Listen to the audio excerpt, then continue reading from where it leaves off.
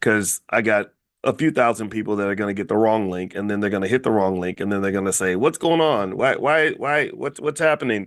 And then they're going to get another text that's going to have the corrected link, and then they're going to come in. Anybody in that group? Anybody get the wrong link? Give me a yes if you got the wrong link and you just got the right one just now. Okay, yeah, yeah, yeah. That's me. That's all me. Yeah, just forgive me for I know not what I do, or what is it? God is not through with me yet, and I'm trying. So I appreciate your patience, and thank you for understanding. All right, so anyway, so yeah, so what was on my mind today from a financial consciousness standpoint? A couple of things. Number one, a lot of you may have. Does anybody own Nvidia stock? How many of you own Nvidia stock? I did a little bit of work on Nvidia stock recently, where I was basically explaining the reason I didn't buy. I'm not buying Nvidia. I haven't been buying it is because there's a lot of concern that the stock could be overpriced and overhyped. There's a lot of uncertainty there. There's a lot of risk that the AI revolution is not going to turn out the way people expect in terms of the economic impact. It doesn't mean AI isn't going to be relevant. AI is going to be very relevant. It doesn't mean AI isn't going to make money. AI is going to make trillions of dollars. But in financial markets, expectations are everything. It's not about how much money you make, it's how much money you were expected to make and if you met those expectations. Do you understand? So, really, I don't know if NVIDIA is going to meet the expectations. So, my son came in here the other day. I call him my son, but really, I'm his bonus dad.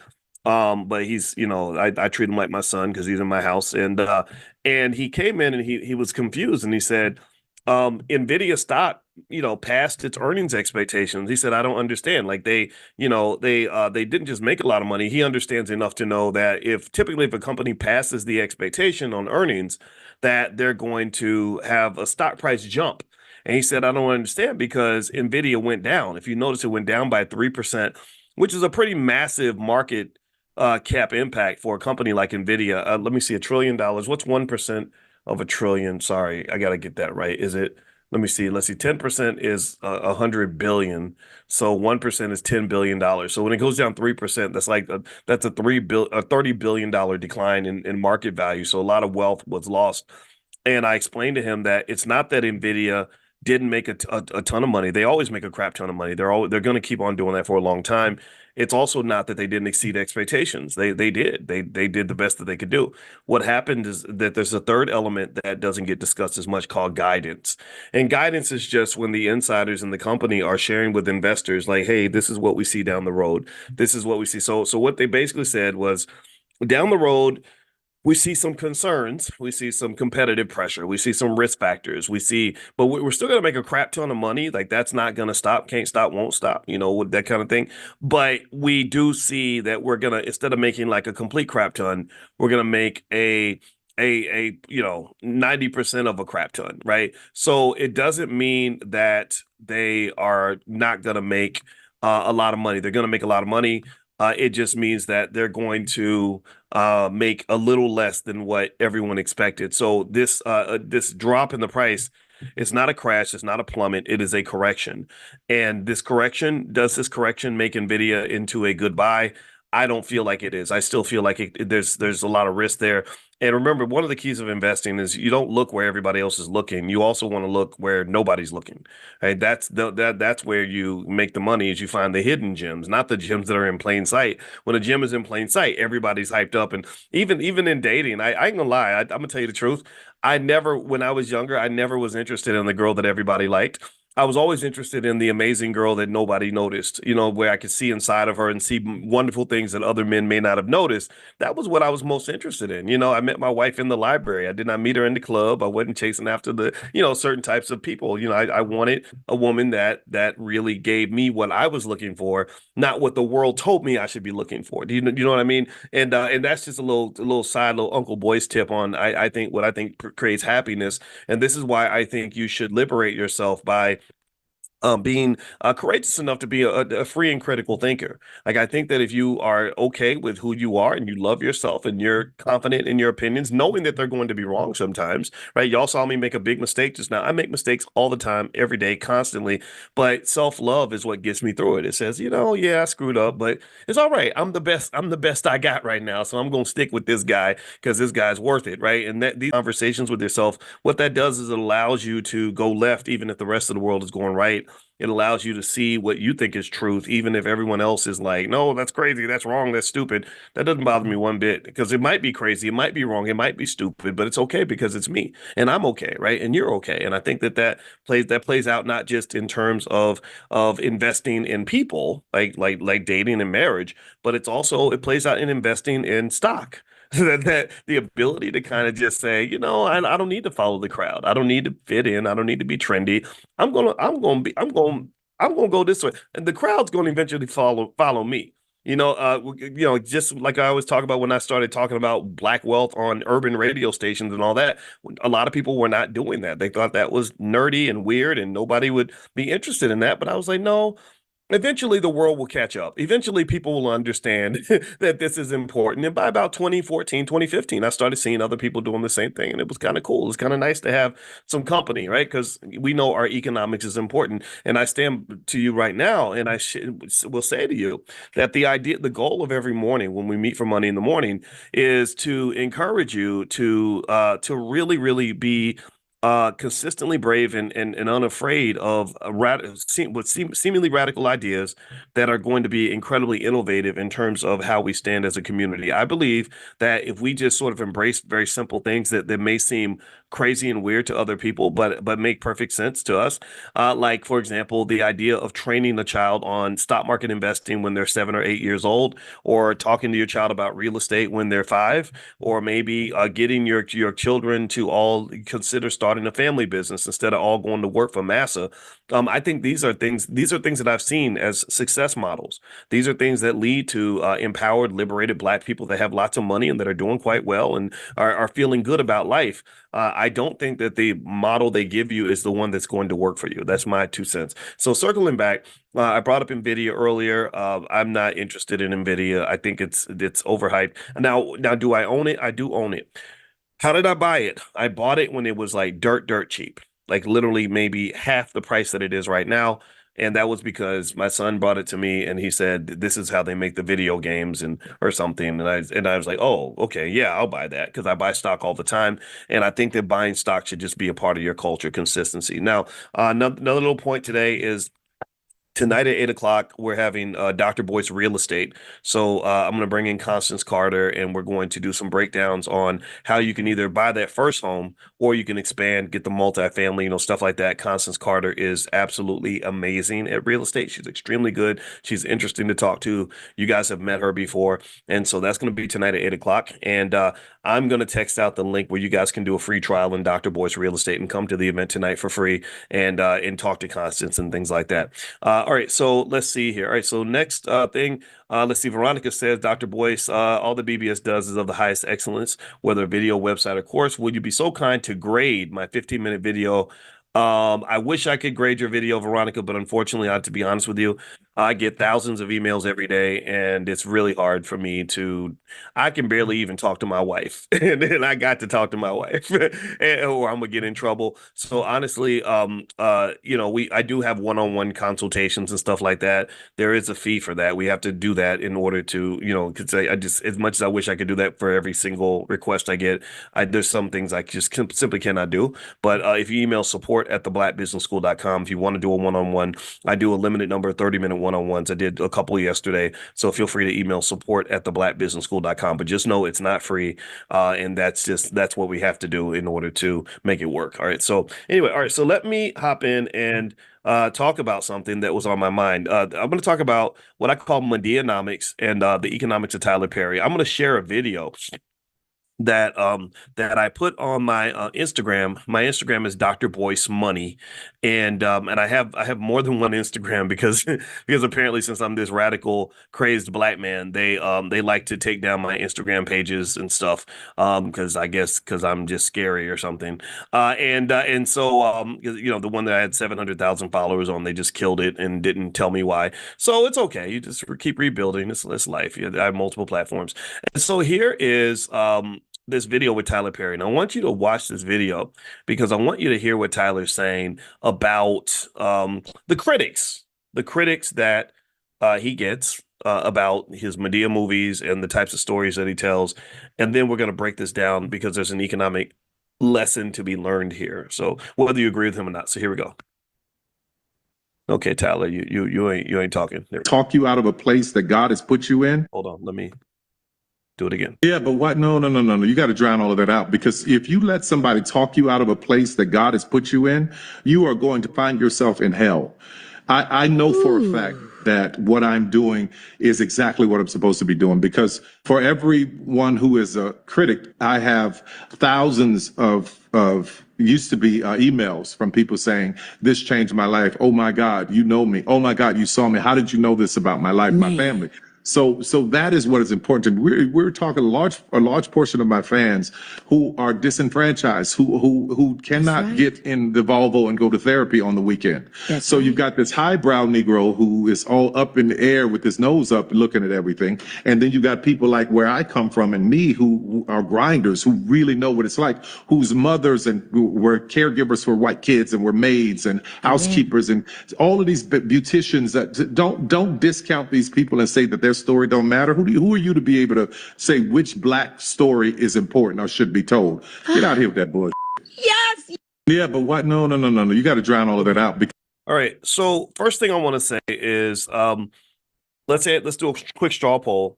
Give me a yes if you like what he said. Give me a no if you have objections. What do you think? Yes or no? Yes or no? Are you with it or not with it? Okay, I see yes. I see some yeses. I see some nos. I see some people saying they're valid points. Okay. First thing I'm gonna say is that I absolutely positively felt like Tyler made some valid points. I think I feel like Tyler Perry inherently, I don't know him that well. I don't know him at all, actually. I've talked to him, but I don't know him. I think he's a good person. I really do. I think that he's a person that's had some tough experiences that shaped him into the man that he is. I think he's an admirable man in terms of aligning with a lot of values that we would agree in this space, like black wealth and stuff like that. So if Tyler ever wanted to come in and talk, I'd happily have him here to hear his point of view. With the time when we talked on the phone, he did call me and we talked. It was interesting because within the first couple of minutes, he spoke about his critics. He talked about Spike Lee, who at that time had been very critical of some of his Medea movies. And I remember him saying something like, what did he say? He said, well, I didn't go to film school like a lot of these other people did. Right. And I remember saying, well, that's probably why your movies do so well, because you know how to cut corners. You're not coming in with a preconceived notion of what it takes to make a movie. You're shaping the model and creating the model based on what makes sense, not based on what you learned at USC film school. Right. And sometimes that's an advantage in the sense that a lot of the models for for developing products or developing a film or anything, they come from rich white people, right? So sometimes those models are models that are hard to apply when you're broke and you're black, or even in business. When I was teaching at Syracuse in the business school, they had a great entrepreneurship program, and I remember people saying, well, it takes 3 to 5 years for a business to become profitable. And I was sitting there thinking, I don't know anybody who can sit around and lose money for 3 or 4 years. And we'd be bankrupt by then, homeless. Do y'all know anybody? Do y'all know a lot of people who can sit around and lose $100,000 a year or $1 million a year for 3 years and then one day maybe become profitable? I was like, no, the model has to be reshaped. We got to develop business models where you can be profitable in 3 to 4 months. Or you're gonna have some problems, right?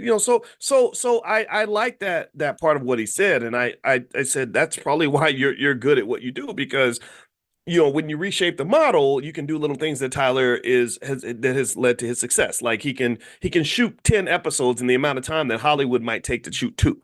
Little things like that.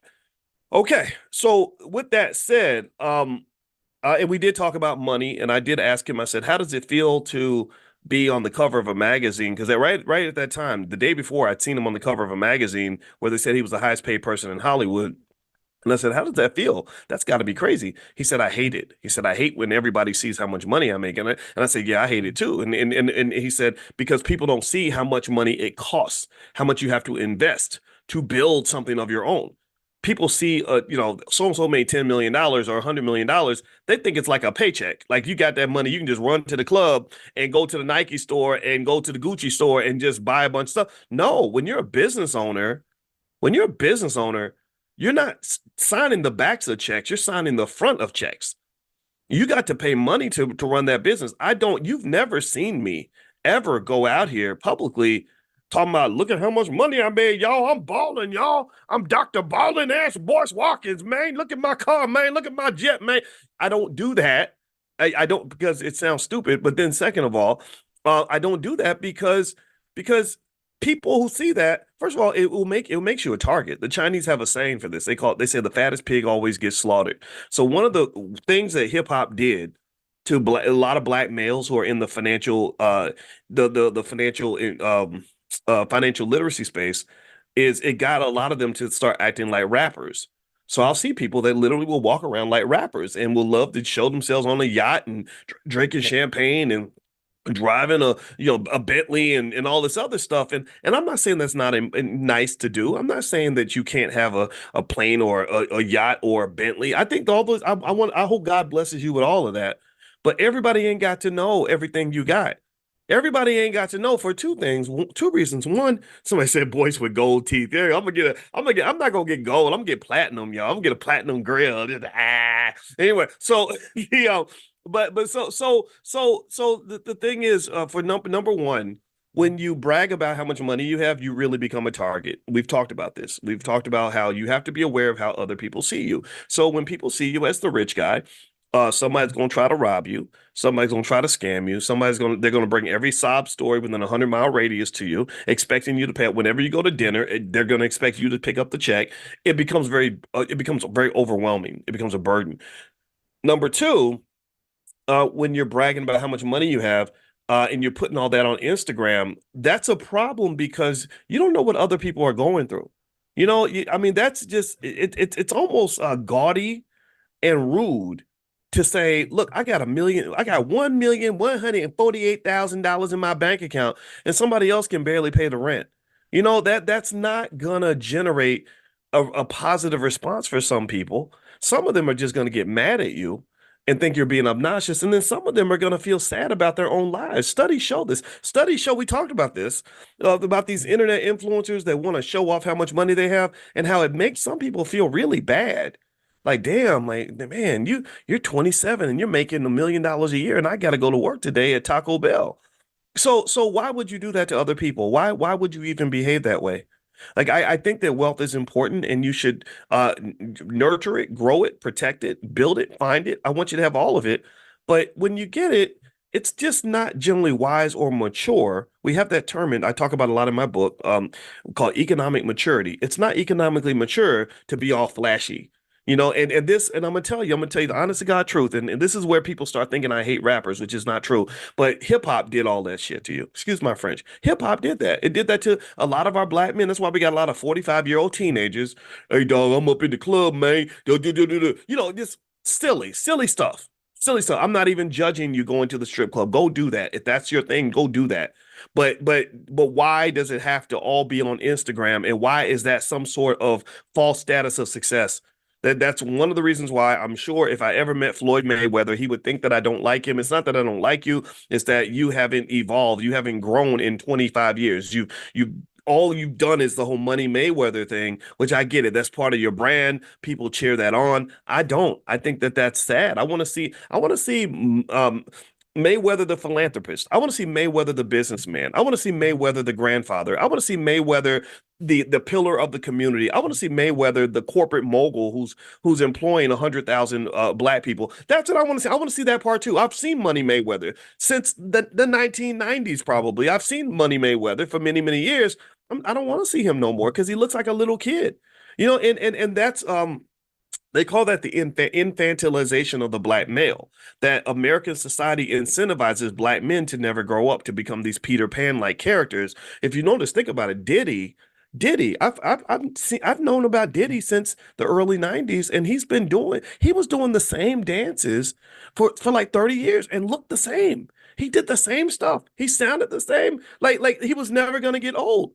And I was like, but I'm getting old. I'm changing. I'm evolving. I'm not who I was in 1997. Why would you want to be who you were in 1997? What pride is there in that? There is none. So anyway, with that being said, I would say that one area that Tyler and I did definitely aligned on and agreed on is that it's not wise to be flashy and loud with your money, right? But eventually with a guy like Tyler, people figure it out. They know he's got money. And then, even myself, like I can't pretend to be broke, right? It's people know, right?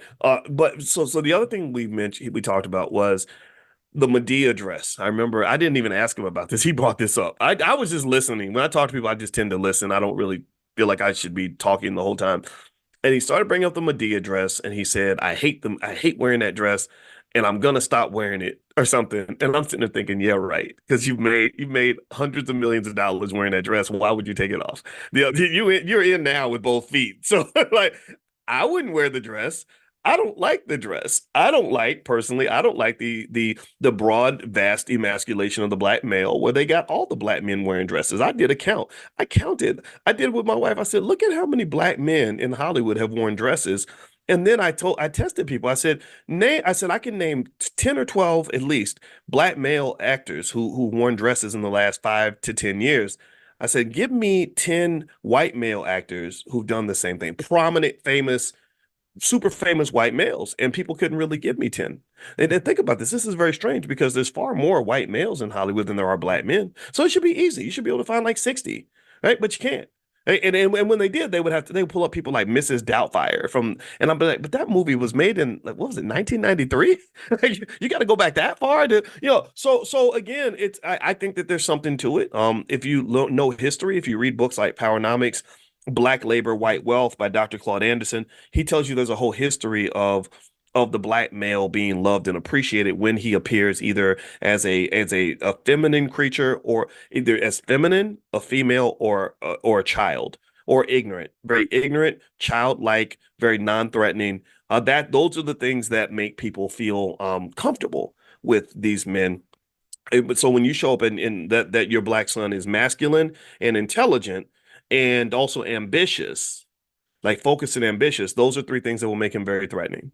That's just a reality. When he shows up with his testicles in check and he's got testosterone in his body and ambition in his eyes and intelligence in his brain, he's going to instantly be defined as being dangerous. I proudly say that that I've been defined as one of the most dangerous black men in America, but that's okay because I love people like Louis Farrakhan, who also is seen as dangerous. Dr. Claude Anderson is seen as dangerous. I don't want to hang out with the safe people. I want to be around the dangerous people because the dangerous people are the ones who have a chance to win. So anyway, with that being said, though, let's talk about Tyler and his video. Okay, so I'm gonna play it one more time because I want us to kind of analyze this from some different perspectives. And again, we'll also do it in a way that's not I don't feel the need to degrade or attack Tyler. I'm not here to do that. I told you the things that I like about what he does and who he is. I think that he understands it. A lot of the things we're talking about building your own, I completely get that. But I wouldn't do it the same way as him. So let me play the clip one more time, and we'll kind of ice out some of the financial lessons in this conversation. There's some little subtleties here that I want to point out to you. So here we go. Because if you let somebody talk you out of a place that God has put you in, you are going to find yourself in hell. I know for a fact that what I'm doing is exactly what I'm supposed to be doing, because for everyone who is a critic, I have thousands of used to be emails from people saying, this changed my life. Oh my God, you know me. Oh my God, you saw me. How did you know this about my life, my family?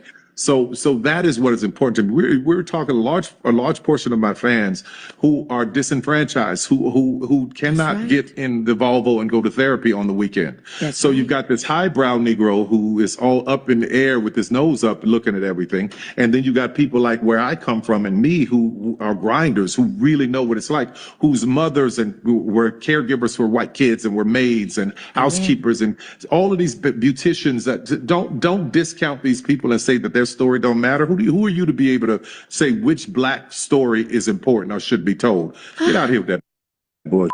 Yeah. Okay, so so first off, I'll say this. I think that Tyler's correct about everybody's story matters, and I don't think anybody. Let's start there. How many of you believe that everybody's story is important? Give me a yes if you agree. How many? In fact, how many of you come from a working class family? How many of you come from a family where you had the maids and the beauticians and the plumbers and the maybe the garbage man or the police officer or the hardworking, construction worker or whatever it was in your family? Give me a yes if you are in that category. Okay. All right. So that I don't think is the issue at all. I think that Tyler, um, I think he's grabbing onto that, and it's what I would refer to as a populist argument that says, I'm here representing working class people and everyday folks, and how can you be mad at me for representing everyday folks? Okay, cool, we get that. Now let me ask you another question. If you have a heterosexual son and your son goes to Hollywood and someone says, it would be really entertaining if your son put on a dress and did a buck dance, in order to make the audience laugh. How many of you what would your answer be? Would your answer be hell yes or hell no? Or neutral? Like I'll leave it up to him. What would you say? Would you say, yeah, that's right. I want him to be the next Tyler Perry. We're gonna call him Medea Jr.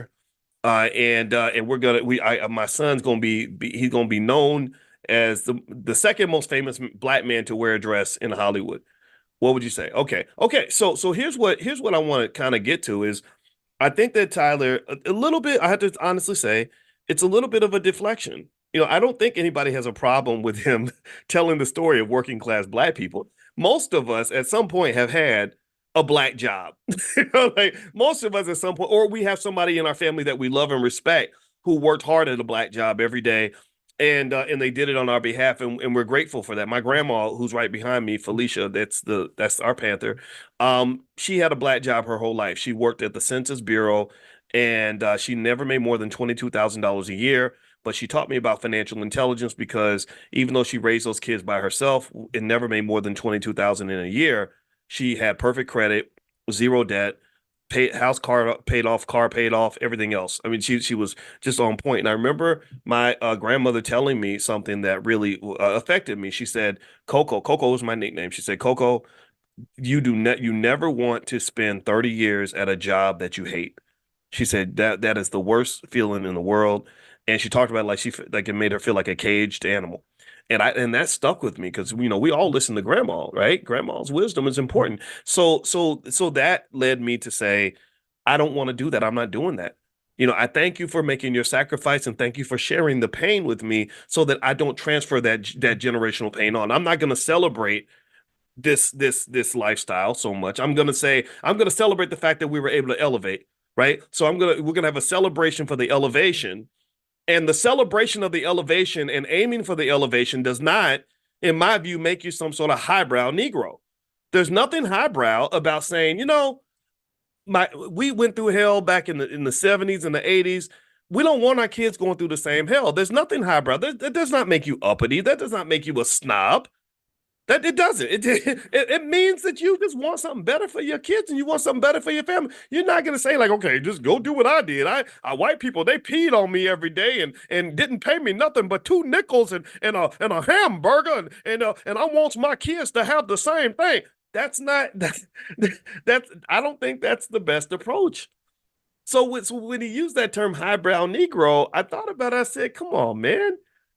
Like people used to say that about the Huxtables when they created the Cosby Show. They're like, oh, these highbrow Negroes, they want black people to become doctors and lawyers and stuff, and we know that's not realistic. I mean, it's not realistic for black people to have a functional family where everybody ain't getting beaten and molested every other day. It's not normal for black people to actually want to like be educated and to celebrate black culture and to, I mean, shout out to the creators of the show and Bill Cosby himself. I know Bill's brand has shifted, right? He's definitely seen in a certain light for sure. But this man, that team, Dr. Alvin Passant, all of them, they saw a vision for a better version of our community. They saw a vision where we could become whatever we wanted to be.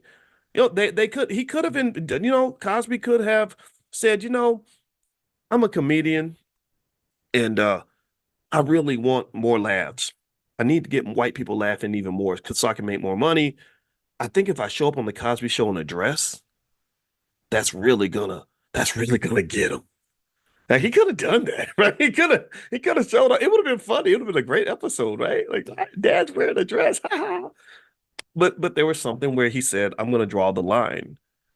There was a point where he, said, I assume, I don't know, maybe he didn't, maybe he never thought about this, but I think that there would have been some people in the room to say, we got to think about imagery here. We have to think about whether or not we're going to submit to and feed into the stereotype, or we're going to have the courage to defy the stereotype. Do you understand?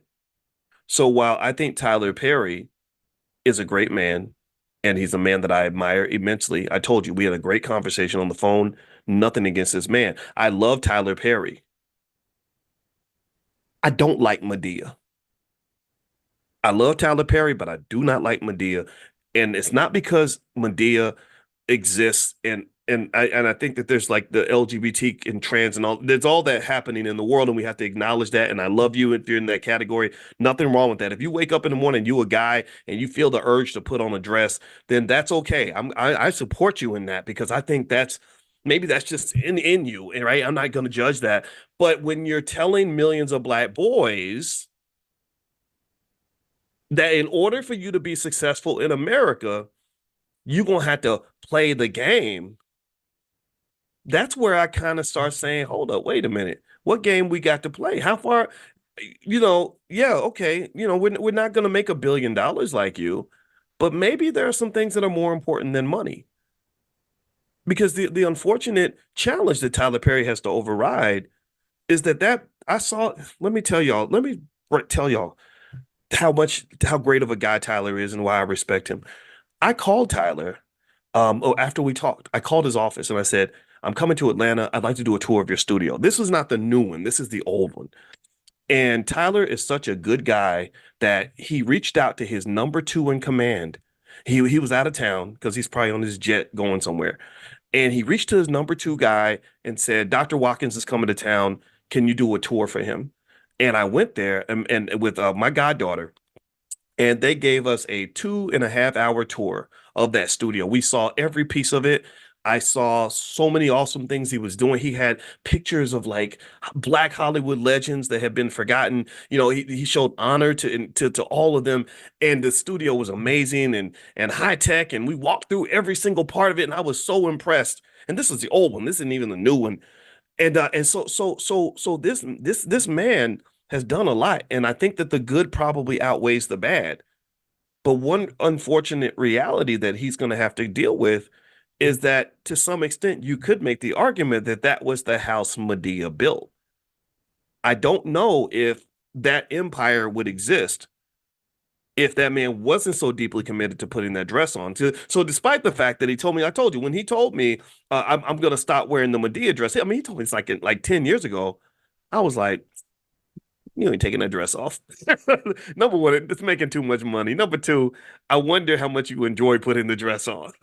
Because let's just be real. We live in the real world, and I'm sitting there thinking, yeah, yeah. I watched the Boondocks, man. I love you. I know Tyler hated that Boondocks episode, but I also, while I have a tremendous amount of respect for Tyler, I think Aaron Magruder is a very insightful person. He's one of the few people I'd love to actually have a conversation with. So if anybody knows Aaron Magruder, like send him our way. I'd love to just talk to him and see what's inside his brain because he's insightful and he's very sharp.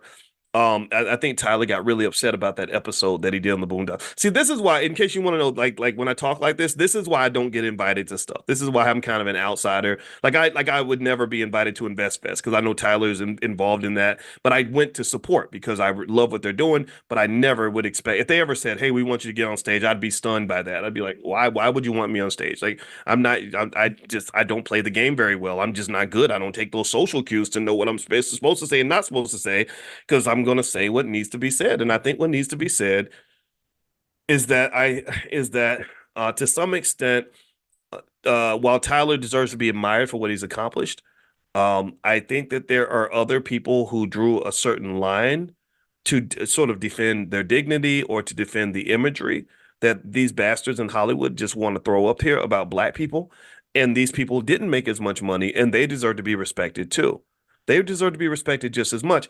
When I saw Kiki Palmer, was that Kiki Palmer that was interviewing him? Let me know if that was. I think it was Kiki. Give me a yes if that's Kiki Palmer. Yeah, so here's the deal. So Kiki Palmer she's Kiki and laughing at everything he says and saying, "Yes, amen, hallelujah. I agree with you and everything else." And I understand why she's doing that. It's because he's Tyler Perry. He can literally say, well, everybody knows my farts don't stink, and everybody knows you should eat chicken bones for breakfast and with battery acid. And she would be like, "That's right, chicken bones and battery acid. Yes, Lord."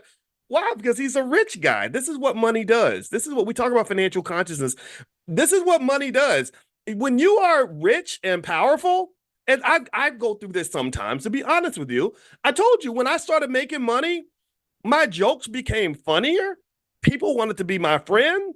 I could say damn near anything and people would agree. And I'd be thinking I know why you agree because you want a job or something, right? You want me to give you some money. So money has a lot of power. Money creates a lot of, as Jamila calls it, fakery. Money creates fakery. So Kiki was being fake. Like Tyler could have easily also said, let's say he was another type of guy and he was just saying, I used to put on that dress, but I'm not putting it on anymore because we cannot have images of our black boys being emasculated on stage and it sets a bad example, blah, blah. She would still be doing an amen clap at the same time. Like whatever came out of Tyler's mouth, she was going to agree with it because she wants to be in the next Tyler Perry movie. That's my perception. That's what I believe.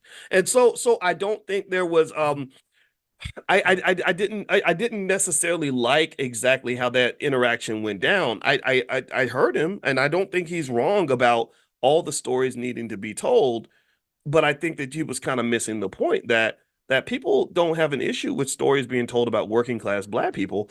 People have a challenge with just seeing this Medea dress popping up every time, and then also Hollywood itself tends to fund. This is money again, financial consciousness. Hollywood tends to fund certain types of images of black people. It's not that those images don't exist, but it's like if you look at Hollywood and the music industry, they tend to put money behind the images of black people that reflect how they see you and also how they want to see you. When people say, is the agenda real? Hell yeah, it's real. There's always an agenda. Money tends to have an agenda. Remember, money is power. Money is influential. That's why Kiki Palmer was kikiing at every joke because money influenced her to laugh at everything Tyler said. If he was some broke dude who wasn't famous, she wouldn't.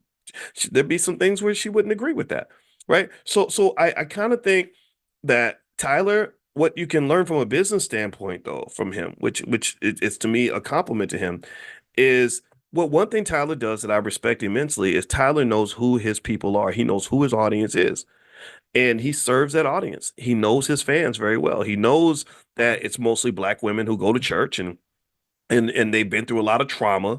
So a lot of his movies are about traumatized black women. And he knows this. And this is a little tip for anybody that starts a business. Don't worry about what the world thinks about your product. Focus on what your customer thinks about your product. Because the world ain't never gonna love everything you do. In fact, I would dare to say that the majority of the world does not like people like me. But I don't care what they think. I care what you think. That's it. I talk to intelligent black people. That means I even a lot of black people, even 70% of all black people don't even get me. And I get it. I understand. That's okay. But I'm not here for you. I'm not here to serve you. I'm here to serve the people that support me. Like it's like when I was little, my daddy used to say, "I don't give a damn what the neighbors think. They ain't paying no bills up in this house." So you pay attention to the people who are supporting you, because if you try to be everything to everybody all the time, you will fail. Bill Cosby actually said that a long time ago. I remember he said, I don't know the secret. He said on Arsenio, he said, I don't know the secret to success, but the secret to failure is trying to please everybody. So if Tyler ever wanted to fail, he would spend his time trying to make everybody happy. He ain't gonna do that. He's always gonna have somebody like me sitting on the sideline saying, "Man, I wouldn't have put on that dress." But if I'm him, I don't listen to me. I don't keep doing what you're doing. And here's the thing. Again, nothing's black and white, right? So I look at Tyler and I say, I don't like this stuff over here. But hey, I like the black wealth stuff you're doing. I like the fact that you are creating opportunities and possibilities for others to some extent. I think just a little side note. I know that there is some criticism of like when he had that picture of himself in his writer's room. Y'all remember that? And he was like, and he was the only person in the room. And I was sitting here thinking, like, how schizophrenic would you have to to write the whole script and play every single black female character in the movie? Like, that's a little weird to me. Like, I'm sorry, that's it's just true. I think that he should. I would love to see, if I was to really see what I wanted to see from Tyler. I would love to see him create more Tyler Perry types. I'd love to see him. I cannot think of one single famous person, at least as far as director, writer, producer, and all that, that came from his camp, where it's clear, like, okay, this person was a protege of Tyler's, and now they're doing great films as well. Or these writers, I hear a lot of writers that talk about going down there to want to be a part of what he's doing and not feeling that they got the opportunities or the compensation they deserve. But then again, I'm very hesitant to really say that, because I think that there's a lot of narratives that can come out of a complex business like that, right? Every story is more complicated than what you might hear in the headlines. But I know some people that are writers in that industry, and they don't feel like they get the same opportunities because they kind of feel like Tyler likes the attention. He likes to kind of, if y'all have noticed this, like you'll see a lot of movies will be like written by Tyler Perry, directed by Tyler Perry, produced by Tyler Perry, and I'll be like, wow, I've seen his name like 8 times in the credits already, and it's just 10 seconds in. So I think that's kind of something that maybe should be addressed. That's a critique, but that's him for him to decide to deal with. Another point, and actually before I make this point, let me remind everybody really quick. On Friday and Saturday is when we'll do the discount on the All Black National Convention passes. There's only going to be 50 available for general admission, 50 available for VIP, and 10 available for President Circle, because we're almost sold out, to be honest with you. But I told you all I wanted to give you an offer you couldn't refuse, because I want you all at the convention. I don't just want random people there. And so if you are interested, I will send out the text with the link where you can get the discount. So make sure you get on the text list. If you're not on the text list for this class, just pull out your phone, text the word morning, MORNING, to the number 87948. Text morning to 87948. Also, if you text morning to the number 87948, I'll also send you a link where, if you want to join tonight for Dr. Boyce Real Estate with Constance Carter, you can join us for that. And also, there is an estate planning class that we just put together for those who want to build legacy and stuff like that. So that's all I'll send that out to you. And of course, because you're a member of Money in the Morning, we always give you a special discount, so you can consider it. The convention is going to be October 25th through the 27th. It's going to be in Lombard, Illinois, which is right outside of Chicago. So you'll be right near Chicago if you wanted to go there, but really you'll be in kind of a very nice suburb of Chicago, and it's not far from the airport. And the Westin Hotel is beautiful and classy, and it's just fun and amazing. And I know you're going to love the convention. It's an awesome experience. All right, so let me make a couple quick points about Tyler, and then we'll kind of finish up with this. Okay, Eunice, I see your question about the A, B, and C. If you have a question about anything with the Black Business School, just email our support team. They're standing by, ready to talk to you. You can email support@theblackbusinessschool.com. So if you're looking for any help with something, or you're looking for something for your family, our support team is very well trained. They're very good people. And so you can email support@theblackbusinessschool.com. They can take good care of you. Let's see, Dr. Boyce, can I send my son because I will be out of town during the convention? Yes, of course, Antoinette. You absolutely can send your son. I encourage anybody who comes to the convention to bring your family, because it does have a family reunion feel. And it's fun. You learn. you connect, and there's the B1 ball where we all get fancy on Saturday night and have fun and cut a rug. And if you're into, you want to do the electric slide and all that. I don't do that because I can't dance, but my wife does. And the Soul Train line, just all that stuff. So all that we do all the fun stuff, but it's not just a convention, just it's not just a big party. It's also a space where there's a lot of learning. There's dozens of breakouts on all kinds of areas, from economics, real estate, crypto, therapy, medical stuff, legal issues, activism, education. There's so much stuff there. It's crazy. There's probably about 60 or 70 experts that we brought in this year for the convention. So allblacknationalconvention.com is the URL you can go to take a look. That's allblacknationalconvention.com. All right. So okay, if you didn't hear from Chanel, that's not because Chanel was ignoring you. So email support@theblackbusinessschool.com and they'll take care of you. I know Chanel works very hard and she's up every day going 12 or 13 hours a day for the school. So she's around. Let's see. Last question. Is this addressed at the Westin? I don't know. I think that's the Westin, Zoe. I don't think there's a lot of Westins in Lombard, Illinois. So I believe that would be the address. Can you speak to Berkshire Hathaway? You know what, Christopher?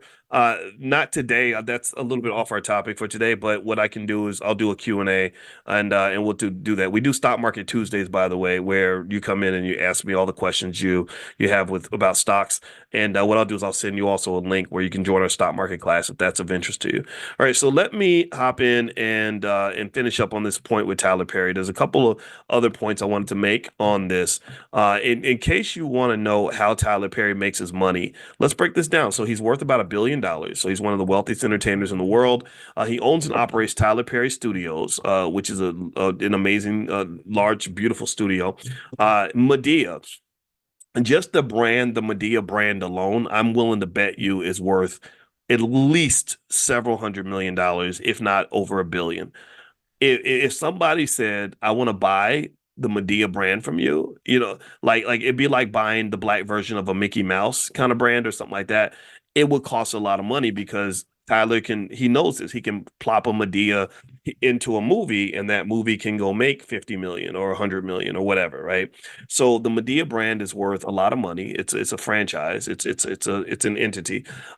He owns a lot of content. Unlike a lot of Hollywood studios, he owns the rights to all of his content. So really, ownership is the key to wealth and the key to power. He has over 1,200 episodes of a lot of his TV shows, over 20 films. He has a lot of stage plays.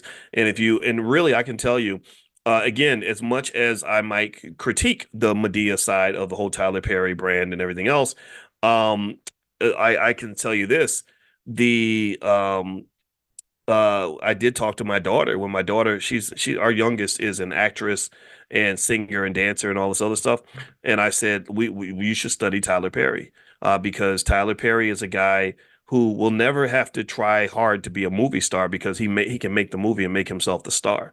So I think that if you're looking to see what you can learn from Tyler, putting aside any differences you may have, he has a really strong model in terms of how he was able to leverage ownership and power into something that's pretty extraordinary.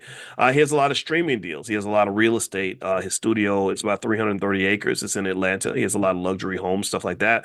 Merchandising and licensing. He makes money through merchandising a lot of his characters. Book sales. He's a best-selling author, and he also does various forms of philanthropy and stuff like that.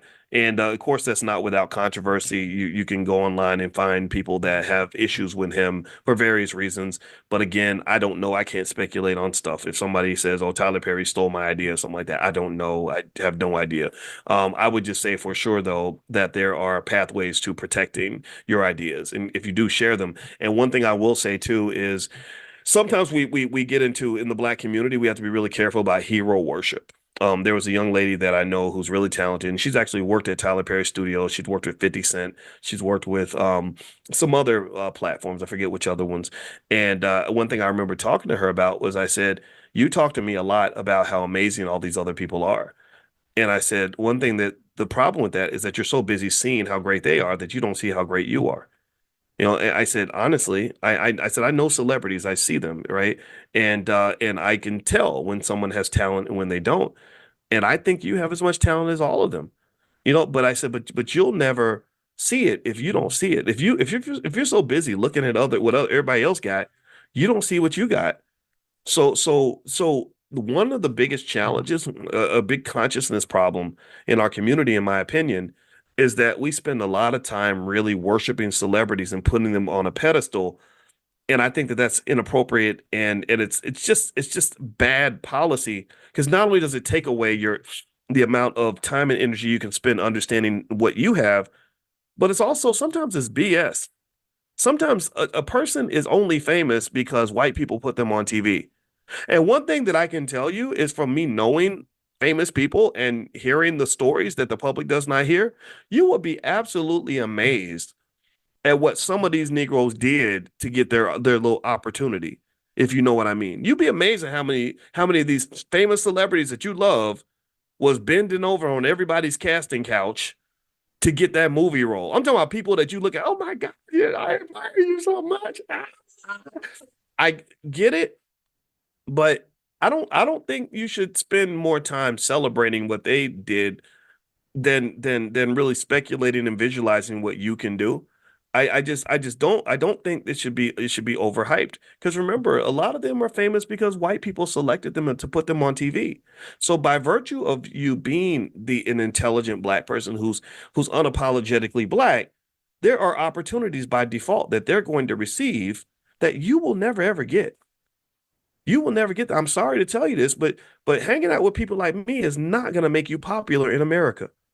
Listening to the philosophies that I share with you and applying them is not going to open doors to corporate America and really make you the most favored Negro. It's not.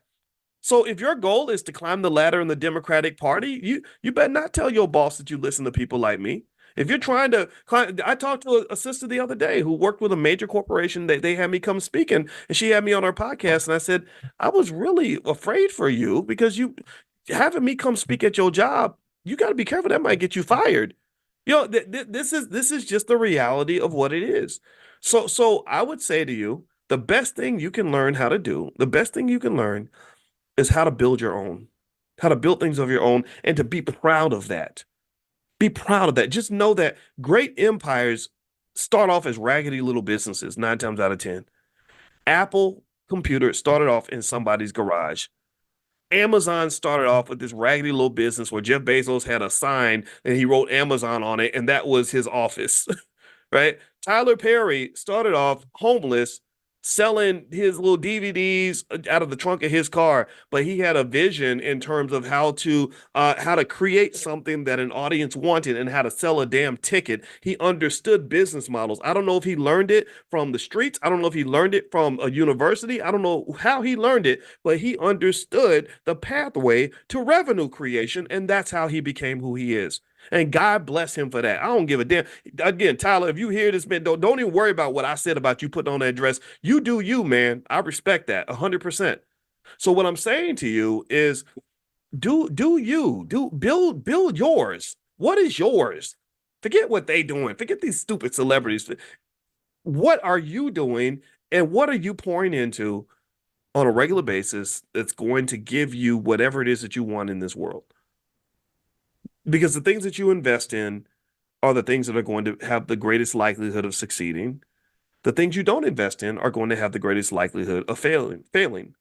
Many segments of the black community fail because we're so busy serving white folks that we don't pour time into ourselves. We don't. It's like having, if you have babies and you don't feed the babies are going to die. So what baby are you feeding? Your dream is that little ugly baby that nobody loves but you. And the question I ask you is, are you feeding the baby on a regular basis? Or are you waiting for someone else to tell you that the baby's pretty, or waiting for somebody else to feed the baby? Ain't nobody else gonna feed that baby. You're gonna have to feed it. And I hate to say it like that, but that's the honest to God truth. That I think independence and building and all that, it can be kind of a lonely endeavor, because you have to be humble enough to spend a lot of time looking kind of raggedy for a while. Like I've looked raggedy for quite a while.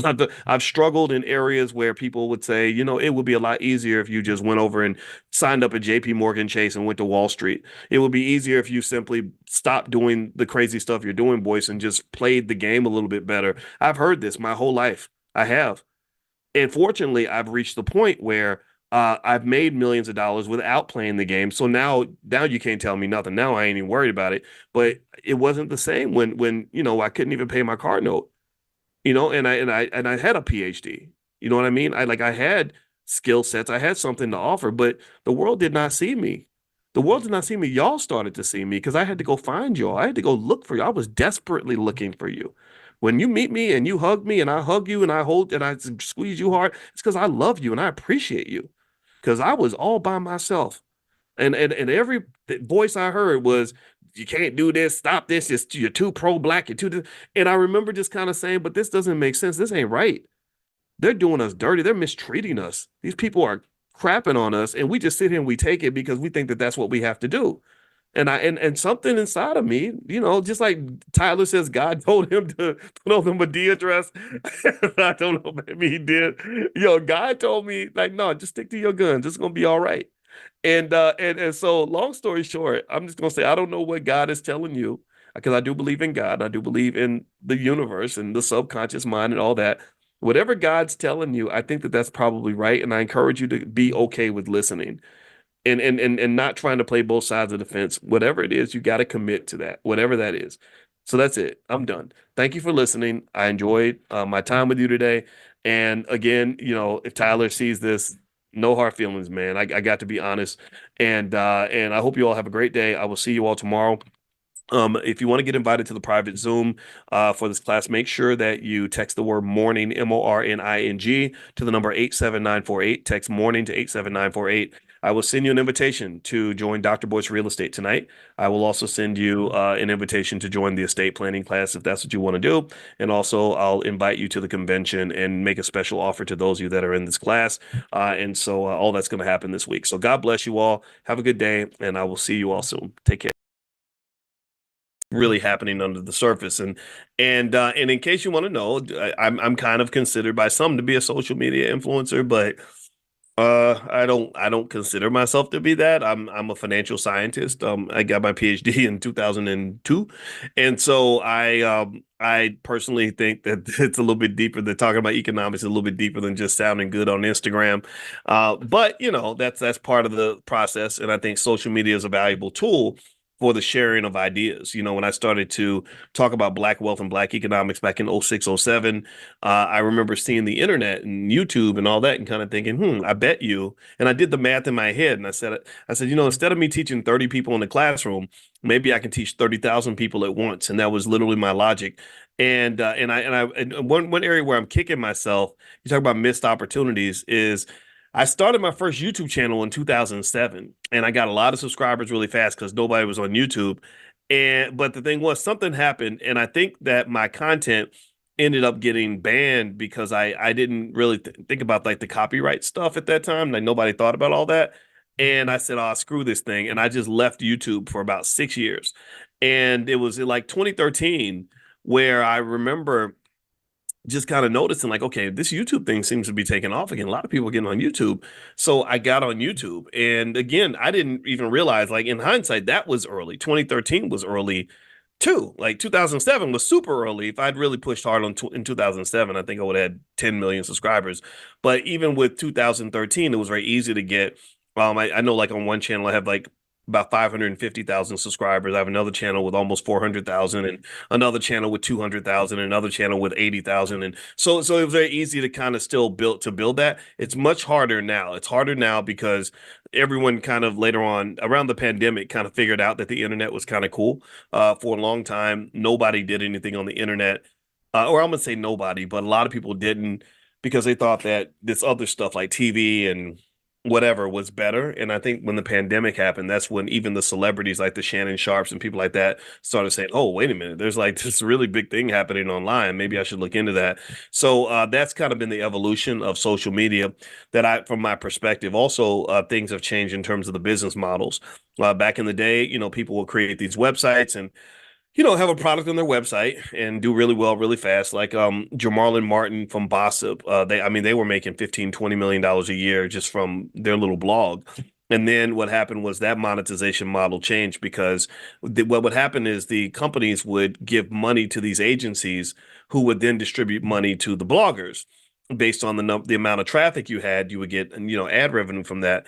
And so the agencies were like, why should we give money to the bloggers when we can just keep all the money ourselves? So what would happen is you would get paid like money per thousand, per thousand visitors. Like maybe it might be $25 per thousand. So if your article has 10,000 views, you make 250 bucks, or if it had, 100,000 views or something, maybe you can make 2,500 bucks. But then it went down from like $25 per thousand to crazy numbers like 25 cents per thousand. So then it became a really difficult, almost unsustainable business model. So one thing about business that this makes me think about is that whatever industry you go into, whatever type of business you start, and how many of you, how many of y'all are business owners? Give me a yes if you either own a business or plan to own one, or you're planning to build something, or you want to do side hustles or something. Everybody, any entrepreneurs in here? Um, or entrepreneurs. Entrepreneurs are people that just kind of want to become entrepreneurs. Just know that whatever you do, it's going to constantly change. And when you see an opportunity, you should probably move on it because the world is going to change on you and that opportunity may disappear. That's really true, especially now, given that AI is just here and it's growing and a lot of people are not paying attention. I was amazed by how many people I know who don't even use things like Chat GPT and stuff like that. I was like, "Ooh, you might want to pay attention, because AI is pretty soon. I think within about 5 years or so, AI is going to be smarter than a PhD scientist. So if you have AI, it's like having 100 PhDs working for your business, and so ultimately just making your move, brainstorming with other smart people like in your family investment clubs, or maybe things you're doing in the Black Business School, or people you meet at the All Black National Convention. Just talking. Like, don't even make it a pressure thing. Like, don't pressure yourself. Just talk. Like, hey, let's just get on a Zoom and just talk about stuff. Right? You will be amazed what comes up just from just talking to people. And I think that that's a better approach than like trying to do everything in a silo and in a vacuum. You're not as smart in a vacuum as you are with other people. And this is not just something that I'm sharing with you for your sake. It's something that I have to remind myself of because I'm naturally an introvert. I'm naturally an introvert, and you know how it is when you're an introvert. I have my most peace. I don't know, maybe I'm on the spectrum or something. I got to check into that. But anyway, it's like you get tunnel vision. You're okay being by yourself. I like peace and quiet because I can focus because it's almost like a type of meditation that helps me think and understand the world better. And that's good for coming up with unique ideas. And that's been helpful, right? So, because sometimes I'll say something and people will be like, I never heard it said like that before. I never thought of it like that. And I'm like, yeah, me either until last week. And because I was thinking about it over and over again, and I realized something that I wouldn't have realized if I hadn't thought about it 47 times, right? And that's also what makes me strange, right? It's also what makes me say things sometimes where people are like, "What in the hell are you talking about? That's crazy, man. What's wrong with you?" Right? It's like, no, no, no. You'll get the same thing. Just go sit and think about it. You haven't processed it, right? So that's good, but the downside of being an introvert, this is for my fellow introverts, is that you miss out on ideas that are outside of your own. It's very hard for you to see the world in any way other than the way you were trained to see it. That's it. If you get caught in that trap of only having one type of vision, that's your vision, and that's the only vision, which is pretty much a big chunk of the world now because everybody's like fighting each other over like Democrat, Republican stuff and all that, then I think that really, really limits your possibilities. And this is a consciousness exercise right now. We're doing a consciousness exercise because consciousness isn't just leveling up, consciousness is broadening out and is going to additional dimensions of existence, right? So if I can only see the world from one perspective, then my consciousness is limited because I cannot imagine what my perspective looks like from to the person over there. I can see what I see. Do you understand? I have a first person visual on everything that I believe, everything that I see, but I can't see what I see from over there. I don't know how I look, to that person over there. All these are types of consciousness because it requires little tools like empathy and our ability to really connect and truly relate and understand other people's perspectives. And people just don't do that anymore. Nobody's really encouraged to do it. Or when you say people should do it, people just get mad and they just want to argue and fight and all that. And I can tell you that this hurts you not just in terms of just what kind of human being you are. It also hurts you when it comes to business. And and again, this is not just me telling you this. This is me reminding myself of this because let me just tell you what happened this weekend when I was in Atlanta. Some of you were around for class this weekend, so you know kind of a little bit of this. But I was in Atlanta. I went to the Black Business Conference with Dr. Ken Harris. I highly recommend it. He's a great guy. Just amazing. Booker T. Washington started that organization, and I can just tell you also, like the individuals in that organization helped me understand Booker T a lot better. If you just write him off as some sort of Uncle Tom, I think you're missing the greatness of this man. I mean, this man really was extraordinary. And to the point where there are people that even speculate that they killed him, that somebody killed him. I don't know if that's true or not, but that's what that's what the story is. And when I was there, I was meeting all these people from different parts of the world. I was meeting, I met a 40-year-old black man who builds houses. You know, I met another brother from he's actually from the Nation of Islam who had built an engineering firm and his kids work for him and he homeschooled his kids. His kids never went to school. Again, I love the Nation of Islam because they have this thing called common sense. Like, why would you let your enemy educate your kids? And they're also action oriented. You know, they're like, no, you're not going to educate my child. And I just respect that, right? I just think it's enormous, and I also respect builders. And he literally was a builder. I think he was able to build houses too. So you have builders, and you're building a business, you're building homes, you're building your children in the right way, and I think that's a recipe for success. His children were very successful as a result of that, and so as I was meeting different people, I just sort of started seeing just so many different perspectives. And then I walked over to InvestFest, which was a different kind of vibe. The Black Business Conference, most people were dressed in business attire. The age range was maybe from the 20s, maybe 25, as high as, 75, probably more so in the 40s, right? But I did meet a young woman named Ketchy. I told you about Ketchy.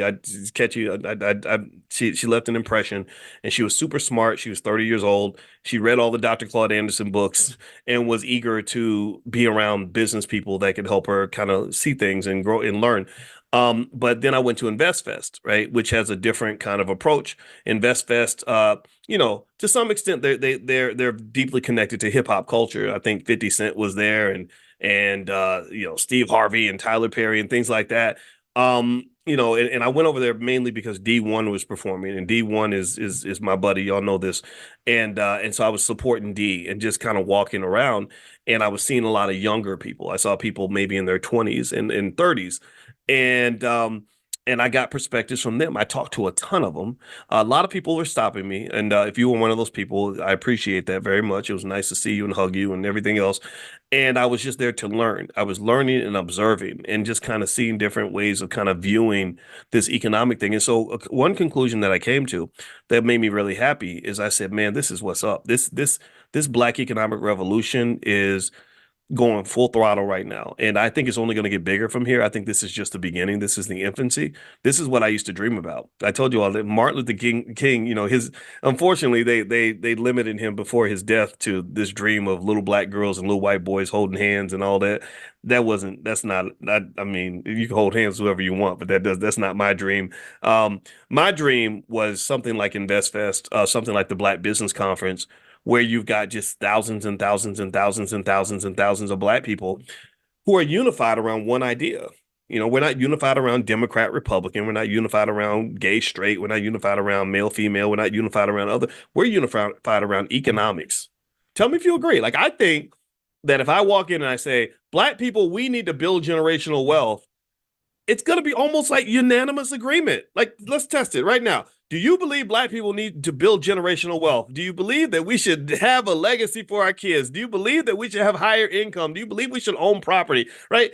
All these things are easy ideas to rally around. And I don't even need to know if you're a Democrat or Republican. I don't care if you're from the North or the South. I don't care if you're tall, short, gay, straight, male, female, young, old. We all like, yeah, let's get black people money, right? And so to me, that's a beautiful idea. That's the opening that can help us run the ball to the end zone without any friction, with minimal friction. There's not a lot of disagreement. So I was at InvestFest and I thought it was so great. I was watching this guy, the master investor. That's what his name is. I don't know his actual name now. I can't remember his name. But I met one of the founders, the Troy guy. He was very nice to me. We shook hands, and he said, "You've been working out." I said, well, when you get past 40, you better work out or you're gonna get fat. So I guess I had to, I got my little muscles and stuff. Because I didn't tell him I'm in the 5 a.m. club like 25% of the time. But anyway, Ian Dunlap, that's his name. Yeah. So he's doing this presentation on day trading, which I have to tell you the truth, here's what the research says about day trading. You got to be careful about it because in day trading, the studies show that about 10% of day traders make money, 90% of day traders lose money.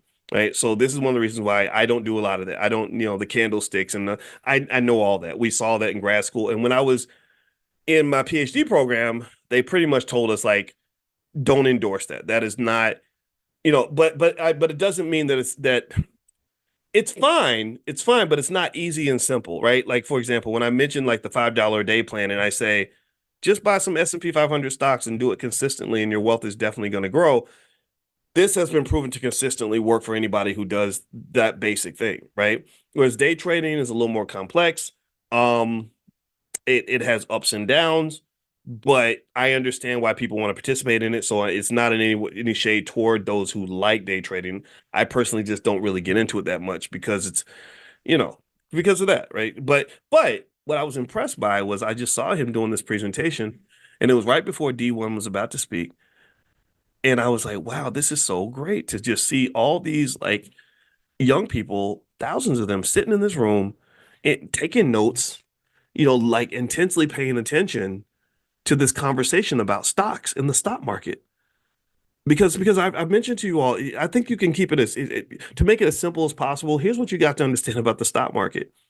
The biggest mistake you can make in the stock market is to not participate at all. That's the biggest mistake you can make. So what you got to understand is that the first step to being a millionaire or being wealthy is acting like wealthy people, doing what wealthy people do.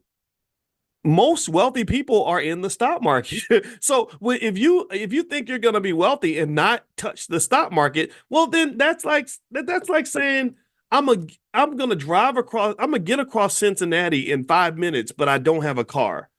Well, if you don't have a car, you better take a Uber or something. If you think that's going to happen on foot, that just physically does not work. So, generally speaking, most regular people, other than maybe celebrities or something, have a very difficult, if not an impossible time to build wealth in an inflationary economy without participating in the stock market. That's where the money resides. So I thought that was really cool. I wrote my dissertation on the stock market. I said, this is what I love. I love like helping young people understand you got to participate. And he said one thing that I just loved and I agreed with was he said he got them all to commit to investing every single month. And I said, good. Good. You form those healthy financial habits. Now, there's still challenges a little bit with hip hop culture. I think there's some areas of hip hop culture we got to fix. And that's another reason why I applauded them for bringing in D1 because he's another guy that sees that and he's working actively to fix that. And he's doing a great job with that.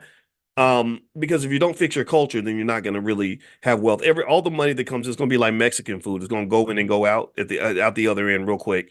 So as you sort of understand what wealthy people do, you also have to embrace the idea of wealth preservation, which unfortunately is a little bit more conservative. It's a little bit more of a conservative idea. It just says, I'm going to conserve my wealth. That's how I'm going to stay wealthy. I'm going to get rich and stay rich. And here's why I want to get into social media influencers a little bit and some of the data, because actually social media influencers are not, they're great at sort of developing influence and maybe getting some income from that, but they're not so great at building wealth and preserving it.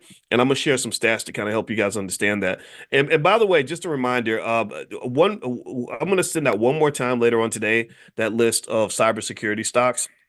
So if you want to get that list, just get on the text list. Text the word morning, MORNING, to 87948. That's morning to 87948. And also, if you want to take a look at that training, how to make money without working, the stock options training, just text the word money to 87948. So you can get on multiple lists if you'd like. It's totally up to you. So text money to 87948 if you'd like to see that.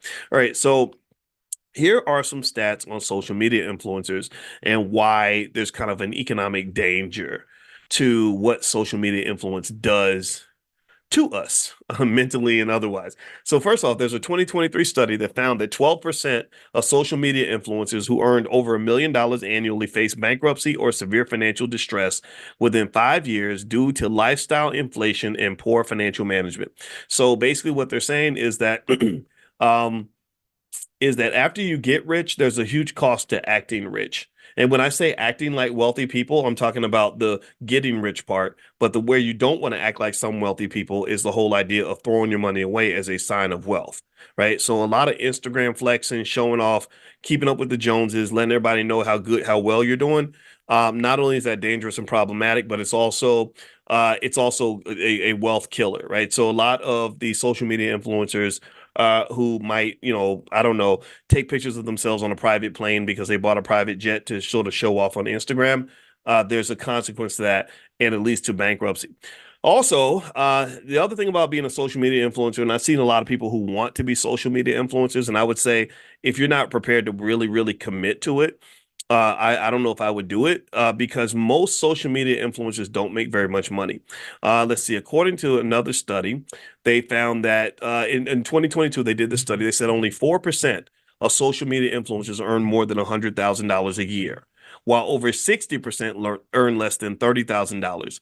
So if you're thinking about trying to be a social media influencer, I would encourage you to really pick your niche very, very carefully and really commit to that. That means making the content consistently and regularly and finding your people as quick as possible and understanding product development and things like that. Because if you don't do it right, you can end up very frustrated and feel like it's not paying off because it doesn't pay off for most people. So you got to be really careful with that. They said a lot of social media influencers end up having tax issues. Also, spending habits. They said that 45% of influencers spend more money than they earn, relying on credit to fund their lifestyles. Did anybody see where there's a story where there were two young ladies who were basically known on Instagram for how much money they had, and they both got arrested for drug possession, like they were because they were literally transporting dope across state lines to fund that social media lifestyle. And this is where it's very dangerous when you have people that are, say, 25, 26 years old that are making money, more money than people twice their age. And they didn't get a trust fund or anything. They somehow magically found a way to make all this money, and unfortunately, sometimes it's because they're doing anything necessary to get that money, and that can have a consequence.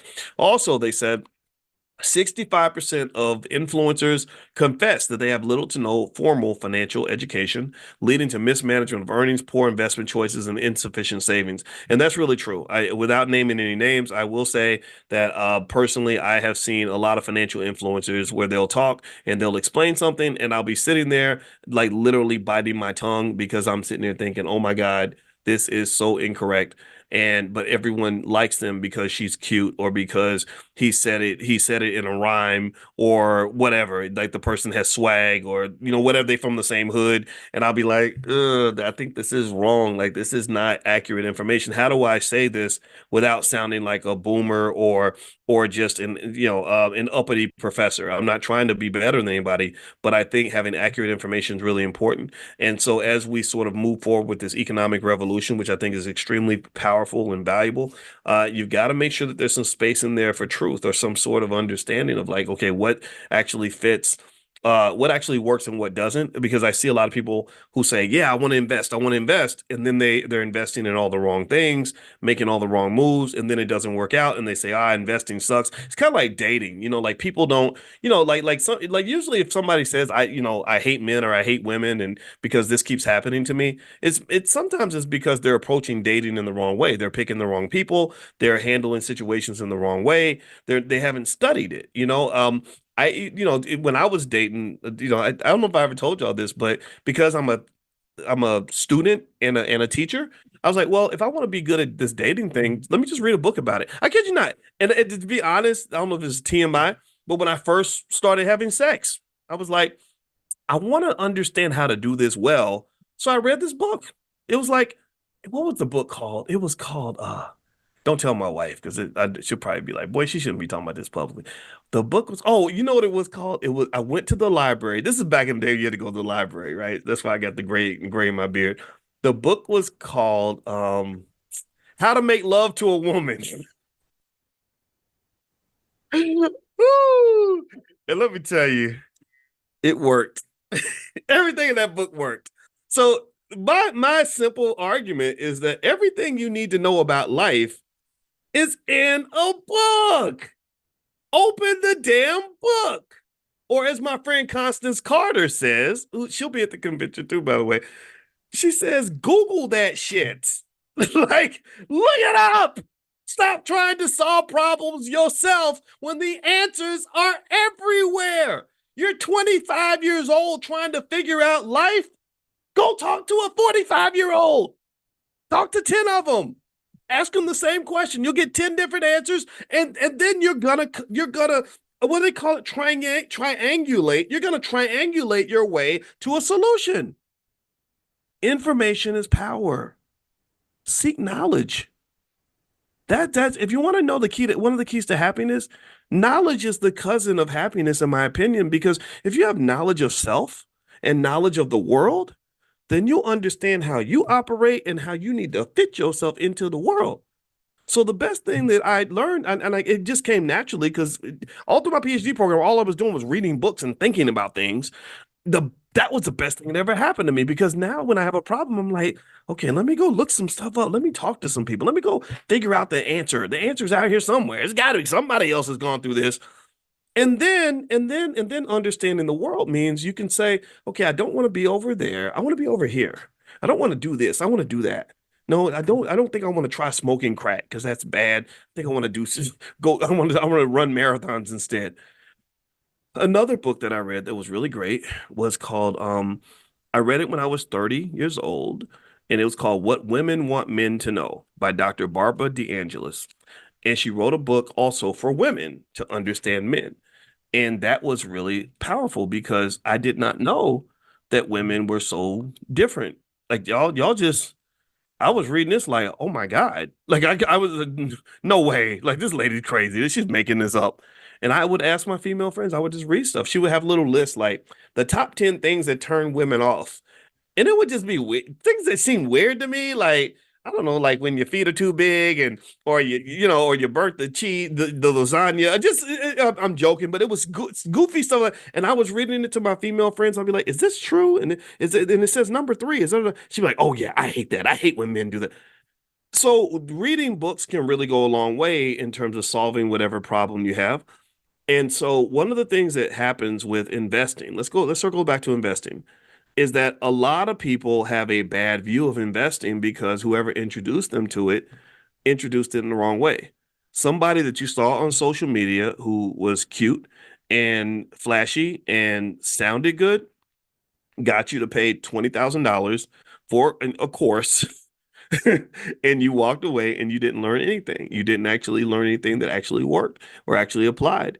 And this is something that I think has to kind of be sort of dealt with, not so much in a way you have to be critical of anybody, but really in a way where I encourage you to really kind of vet things to understand, like, okay, is this really gonna actually work and really apply? Because if you do investing right and you understand what to stay away from, then I think that I know for a fact it is a much better experience than if you do it wrong. And the reason you want to do it right is because if you get traumatized the first time you invest, then you're going to say, oh, all investing is bad. So this is what happens with a lot of people when they say, oh, I don't put money in the stock market or whatever. And you look at their history, chances are they did try it once and they bought some crazy stuff that their cousin told them to get and it didn't work out. Okay. All right. So let me keep reading here about social media influencers.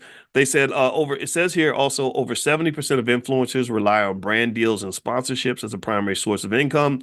And the instability of these deals can lead to a sudden income drop if their partners fall through or if they lose followers. That's true. And I told you all, like with social media, there is that volatility, there is that risk factor. I've had two social media platforms just taken down, and I didn't know why. I had one Facebook page that was really popping. It had 600,000 people on it. This was 8 years ago, 7 years ago, and that was where the rapper Young and Made got discovered. Literally, I'm not kidding. And in fact, another famous singer she told me she kind of got discovered on my page. Her name was Victory Boyd. A lot of y'all know about her because her family they have a group called Infinity Song, and they performed at the convention. Victory's world famous now, and I didn't even know this, but I went to Victory's one of her parties, or they had a part. They have these parties where they'll go to some rich person's house and perform, and all the industry executives will come to see the person perform. So it's like small and intimate, but it's like a whole bunch of people inside a house. And she was at one of these house parties, and she's like, I see Dr. Boyce is here, and he doesn't know this, but we were signed with Rock Nation, and nobody was really giving us any attention. And Dr. Boyce put me on his page, and then we blew up and got 3 million views, and that's when everything took off. And I was like, oh wow, that is so cool. That's awesome, right? So I kind of pat myself on the back a little bit, but still though, I just I don't care. I mean, I was happy to play my part, right? But anyway, so anyway, the point of this story, besides me sounding like I'm some arrogant prick, is is that she is that these pages, this page and then my Instagram page, literally just disappeared out of the blue. And what's good and bad about it was, it's like that saying where you say you prepare for the worst and you hope for the best and prepare for the worst. That's kind of that would have been my strategy. So my strategy from the beginning was, I said, okay, if I got all these followers on these pages, somebody could take this away in any moment. Mark Zuckerberg could decide that, I'm too radical or whatever and just take me down. So you plan for that. So the same mindset you have as an investor where you diversify and you spread your risk out is exactly the same approach I took to building everything with my business. I never said I want to have one Facebook page. A lot of y'all that follow me, I don't have one Facebook page. I got dozens. And I don't even tell anybody all the pages I have because I don't want anybody knowing. You don't want people to know all your business, right? I didn't have one Instagram. I had several. When the big one went down, I just started building on the backup page. I don't have one YouTube channel. I had several YouTube channels. Just like so same thing is true even when you're investing, you diversify. You have to spread your risk out because you don't know where the risk is coming from. And risk is like this boogeyman that lives in the shadows that will sneak up on you and punch you in the face and slice your throat. Like you don't know which direction he's coming from. So risk is not just, the risk that your stock price is going to drop, or the risk that that your investments are not going to make as much money as you want. It could just be, for example, if I have a lot of my money in a crypto exchange and the crypto exchange goes bankrupt because the CEO goes to prison or something, right? So you never put all your eggs in one basket. You have to spread yourself out. So even with social media, when I see people pouring in to one platform and they build this one gigantic platform, I'm always trained to think about the what ifs. Like, well, what if that one platform's gone? Like I remember I met a lady who had 400,000 or 500,000 people on an Instagram page, or on a Facebook page. Maybe it was like actually more like 2 million. And she built everything around this one Facebook page, and she had all these customers and all these employees and everything. And then they didn't take her page down. What they did was they throttled the traffic. Anybody remember that? Where back when you used to post something on Facebook and everybody who followed you would see your post. And then Facebook, but their strategy was, we want to get you to build the following, and then we're gonna sell your audience to somebody else. Right? That's what they did. They started selling it through the ads. And so they would basically tell the person who built the audience, you can't access this audience unless you pay us money. I think it's highly unethical. Mark Cuban called out Facebook for that when they did it. And so basically, when they throttled this lady's audience, she said, I had to fire all my employees. I lost all my customers. Our revenue dropped from 2 million a year to 200,000 or something like that. And it was terrible, right? And so you kind of have to just sort of know. In economics, they call these exogenous or black swan events. Exogenous and black swan events means that sometimes you don't know what's going to show up and sneak around and punch you in the face. You just kind of have to sort of be ready for all of that. And it is horrible. It's absolutely horrible. So anyway, let me keep reading here. They said that a survey also showed in 2023 that 55% of influencers experience significant financial stress, with concerns about inconsistent income, high expenses, and future financial security being the top stressors. Debt accumulation. According to a 2021 study, 40% of influencers have credit card debt exceeding $10,000, often accrued to maintain appearances or fund their content creation activities. Short career span. The average career span of a social media influencer is just 3 to 5 years, due to the constant pressure to stay relevant, leading to burnout and financial instability when income streams dry up. So there we go. So that's the life of a social media influencer. So if you still like that and you're still okay with that and you want to move in that direction, then good luck to you. Also, if you and actually I had talked about possibly doing some sort of a training on it, like some sort of class or something. If you guys are interested in that, then keep bringing it up, and I can put something together. But because like I think if I was just a quote unquote content creator, it would have been very difficult to do what I'm doing. I had to really think as a full businessman, not just like, oh, I'm just going to make a bunch of YouTube videos. I think that's really a hard way to get by, and I kind of feel bad for people that are stuck in that space, and they kind of play with you, right? Like someone will become popular and they'll start making a bunch of money on YouTube, and then suddenly the money will disappear, and then they have to figure something else out. And then also it can create weird incentives, like I'm gonna tell you, I had a love-hate interaction with the late Kevin Samuels because I respected him. He was smart. He was an intelligent guy. I looked at his old content, and he did a whole video about me. He was very supportive. He was very, you know, like he was respectful, but I had to tell the truth that I didn't like the way the algorithm incentivized him to take on a certain type of content that I think was beneath what he could have offered to the world. If you look at Kevin Samuel's content 5 years ago, he was doing really, really powerful, instructive, productive, educational stuff for Black people. But the problem was he struggled. He struggled to get attention. So what happened was he kind of shifted his image. He would wear the black suit, and he had the ticking clock, and the therapist kind of set up and with the lights kind of dim, and for some reason that people really like that. And then he also told that lady she was going to die alone. And that's when he went viral, mega, mega, mega viral. Everybody, there's no such thing as bad publicity, to be honest with you. So everyone was talking about it, and then what I noticed was in a lot of his videos, he started using the words "die alone" in his titles in order to, I guess, rig the algorithm.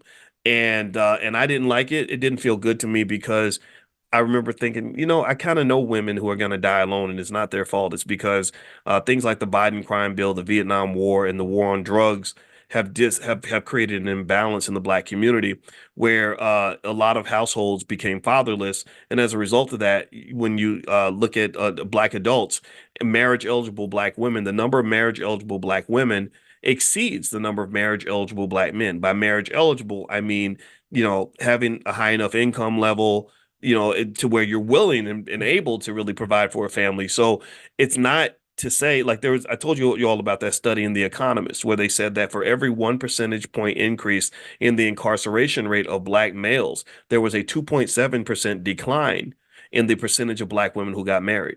Did anybody else know this? How many of y'all knew this? So I'm not here to say that Kevin didn't make some good points. He did, but I think just kind of like oversimplifying a really complex issue kind of bothered me a little bit. And I said that I'm not scared to say what the truth is. I don't care. I got God protecting me, so you can't mess with me. But then the other thing was, through time, the content, it had a kind of a toxic element to it. In fact, one of the last things he said before he died was, if you're over 35 and you're a woman, nobody wants you, right? And I was like, that's just not true. That's so many beautiful women in their 40s and 50s that are having wonderful social lives. Like, what are you talking about? This doesn't make any sense. And and then he died alone. He died with this lady that he'd only known, for a couple of days or something.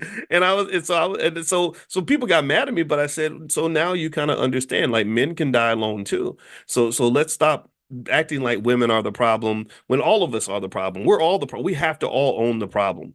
I own part of the problem. You own part of the problem. And I think by carrying that load, it keeps us from getting into the blame game where we're looking for scapegoats, where we end up hating each other because our community has been put into this a shit show of a reality, where you're so busy cage fighting with each other that you don't even look up and see who built the damn cage. I told y'all about this. We talked about this yesterday.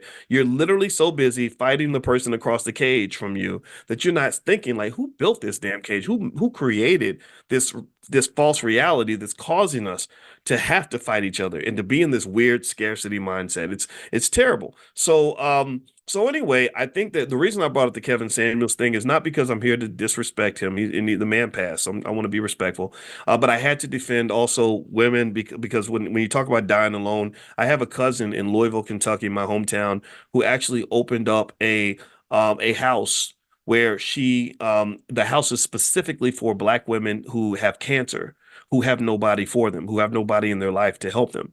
And that, so I'm very sensitive to that kind of thing.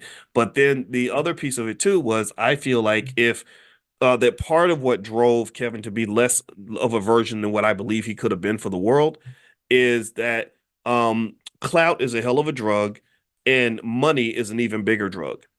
You know, when you have a YouTube channel that's getting millions of views on every video, hundreds of thousands of views, that's an insane amount of money. This man was probably making 100,000 a month or more on that YouTube channel.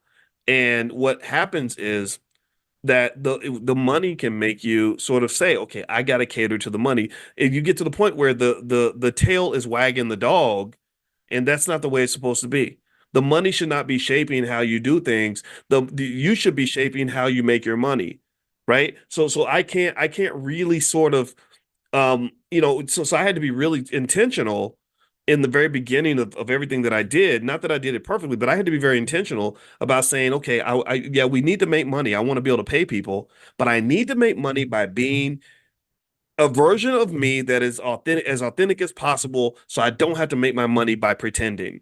I don't have to make my money by lying. So what happens is that I get uninvited to a lot of spaces. I told you all when DL Hughley called me and cussed me out and whatever. Like, so now I go to InvestFest and Steve Harvey's running InvestFest and he's friends with DL. So of course, politically I'm out of the loop. I never expected to be. People were like, well, why aren't you on the stage in InvestFest? I'm like, well, because if I were them, I wouldn't invite me either because now it's political, right? Now I'm the guy who says these things that make people think I hate rappers, which is not true. I have lots of friends that are rappers. I love hip hop, which is why I want to help change it. Right. I love it, which is why I criticize it. Right. I love it because which gives me the right to critique it because I know what good hip hop does and the power of good hip hop, but I also know what bad hip hop does. So I've worked with a lot of the rappers and Russell Simmons and Kanye and all these other people that I've told you about in my conversations with them.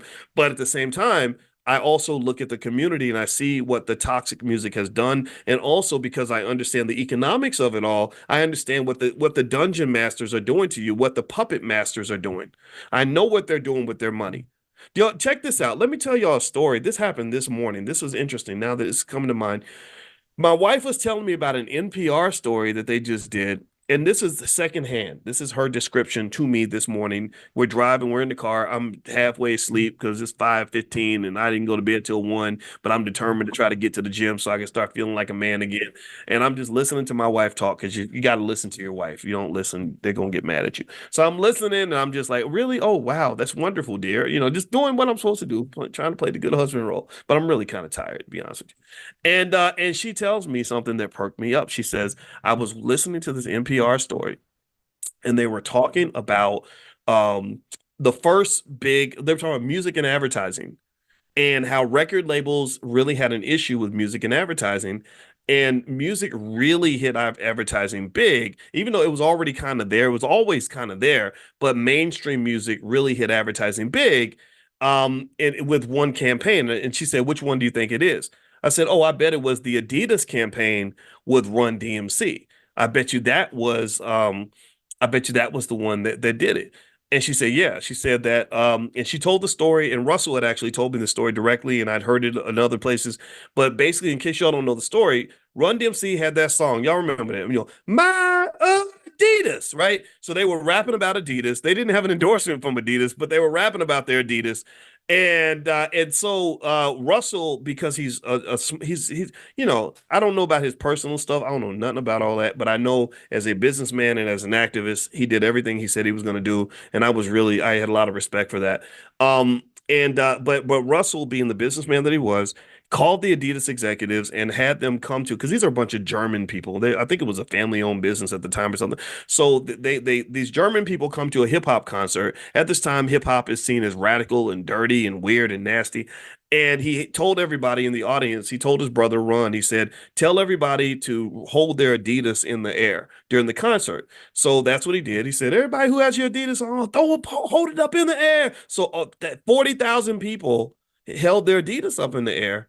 And that was Russell's evidence to Adidas, like, look, hip hop has power. Like they were the original social media influencers. They can make people buy stuff. So that was when Adidas did a deal with them.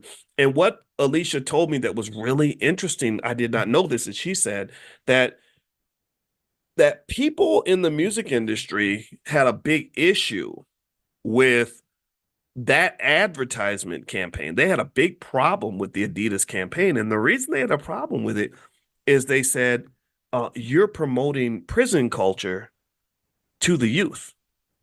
Did y'all know that? They said, you're promoting prison culture.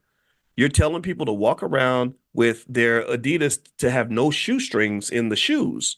And that's what they do in prison, just like sagging pants. This is before sagging and all that, right? But apparently, walking around with shoes with no laces in it was prison culture. And they were like, we don't want to promote prison culture. And I thought that was really interesting. I thought that was really fascinating. Now, obviously, they got past their reservations. They promote prison culture everywhere. But this, to me, is just a fascinating example of how money can create the wrong incentives. This is where this is also where hip hop kind of, I think started that process of kind of going left. I think that as much as we want to, people in my generation want to look at today's music and say, I can't believe they're doing that. A lot of that kind of started in our generation. Even when yesterday I was listening to Luke Sky. Apparently Luke from Two Live Crew is like now he's a political analyst or something. He's like Team Kamala and stuff. Nothing against that, but that's what's happening. So I was listening to a live that he was doing where he was talking to people about the election and everything, and of course they were basically saying anybody who doesn't vote for Kamala is stupid.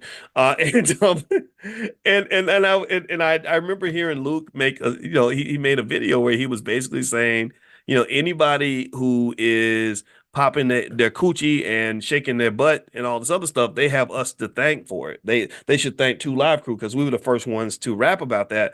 And I remember thinking, I don't think I'm proud of that. Like that to me, that's not the kind of generational legacy that I'd want us to leave. Like we really taught you how to disrespect yourself. We taught you how to have irresponsible sex. We taught you how to degrade your women. We taught you how to just be sloppy, disrespectful men. Like I'm not proud of any of that. I don't want any part of that. And even at that time, I'll tell you the truth. Even at the time when it all came out, I was like, this is terrible music. This is goofy. This is not like is everything about just nasty, weird, irresponsible sex? Like, is nothing sacred? I mean, is there nothing valuable about this experience? Like, is everything got to be reduced to a party and an orgy and going to the club? And so I kind of feel like with hip hop, I actually like the idea that there are people who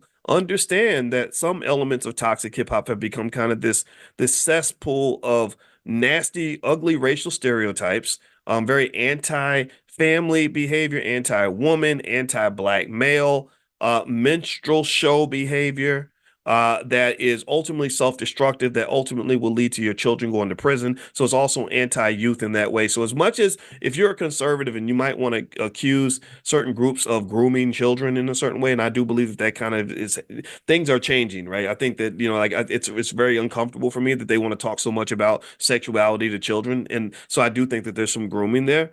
You got to remember, you've let hip hop artists groom your children for prison. You've let hip hop artists groom the worst ones. I'm not talking about the good ones, I'm not the bad ones. You let them groom your child to become a drug addict.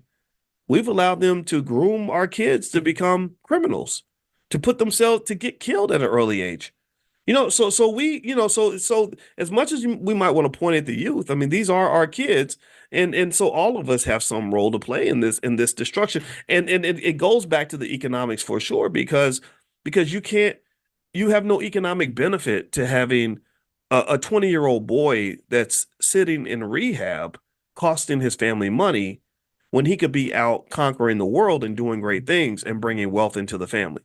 He could be a 20-year-old millionaire, but instead he's a 20-year-old drug addict. Do you understand?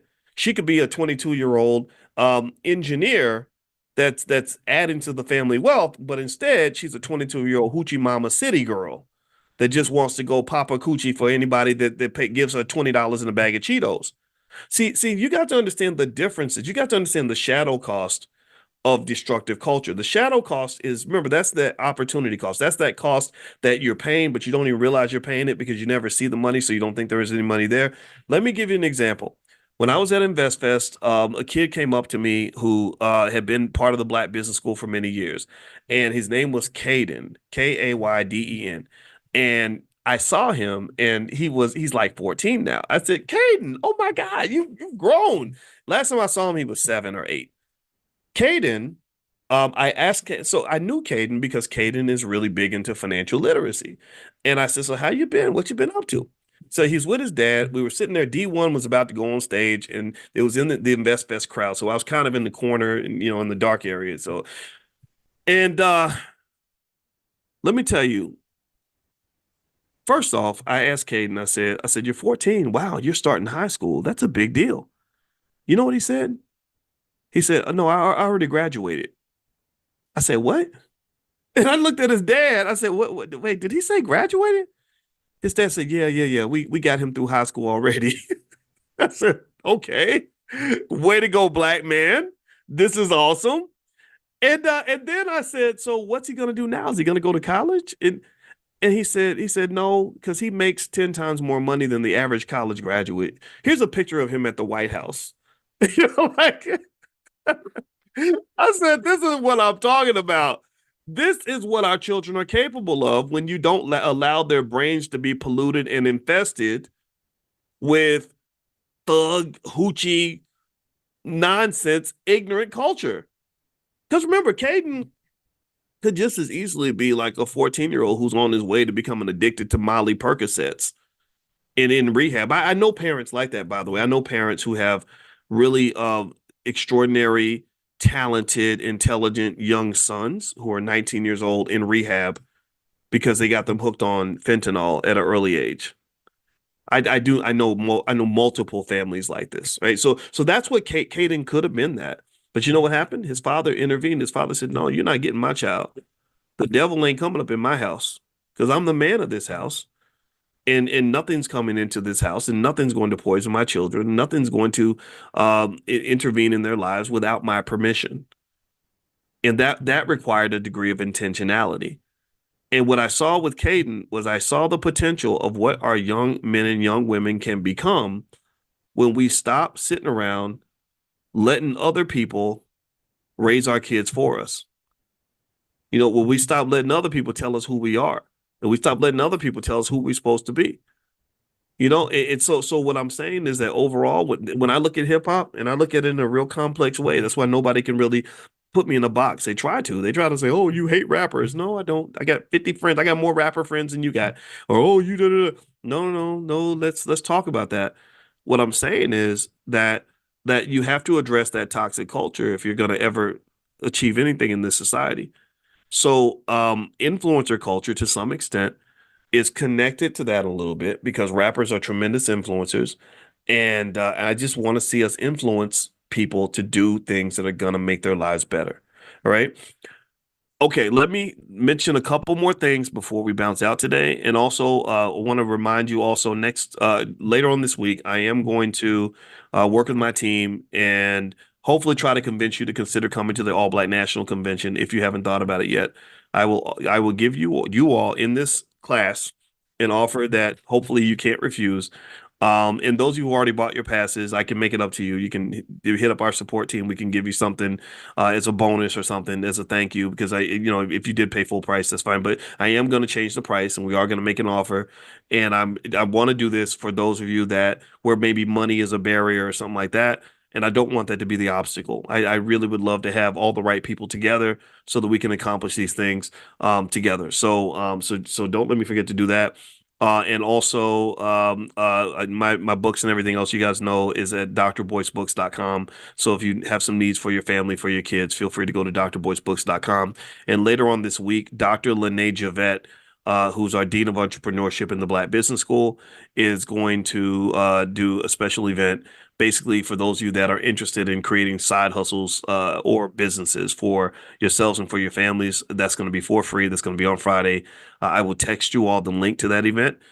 just get on the text list. Make sure you're on the text list. Text the word morning, MORNING, to 87948. So text morning to 87948. I'll send you all this information via text later today and during the week. So kind of look out for that. Be on the lookout for that.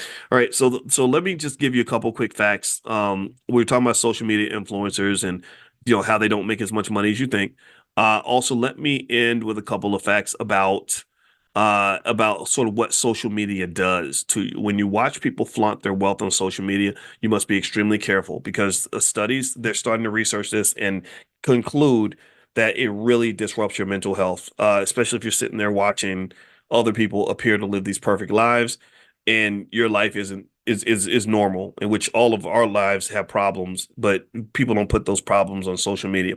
So here, a 2022 study in the Journal of Social and Clinical Psychology found that 62% of social media users reported feeling anxious or depressed after viewing posts showcasing wealth, luxury items, or extravagant lifestyles.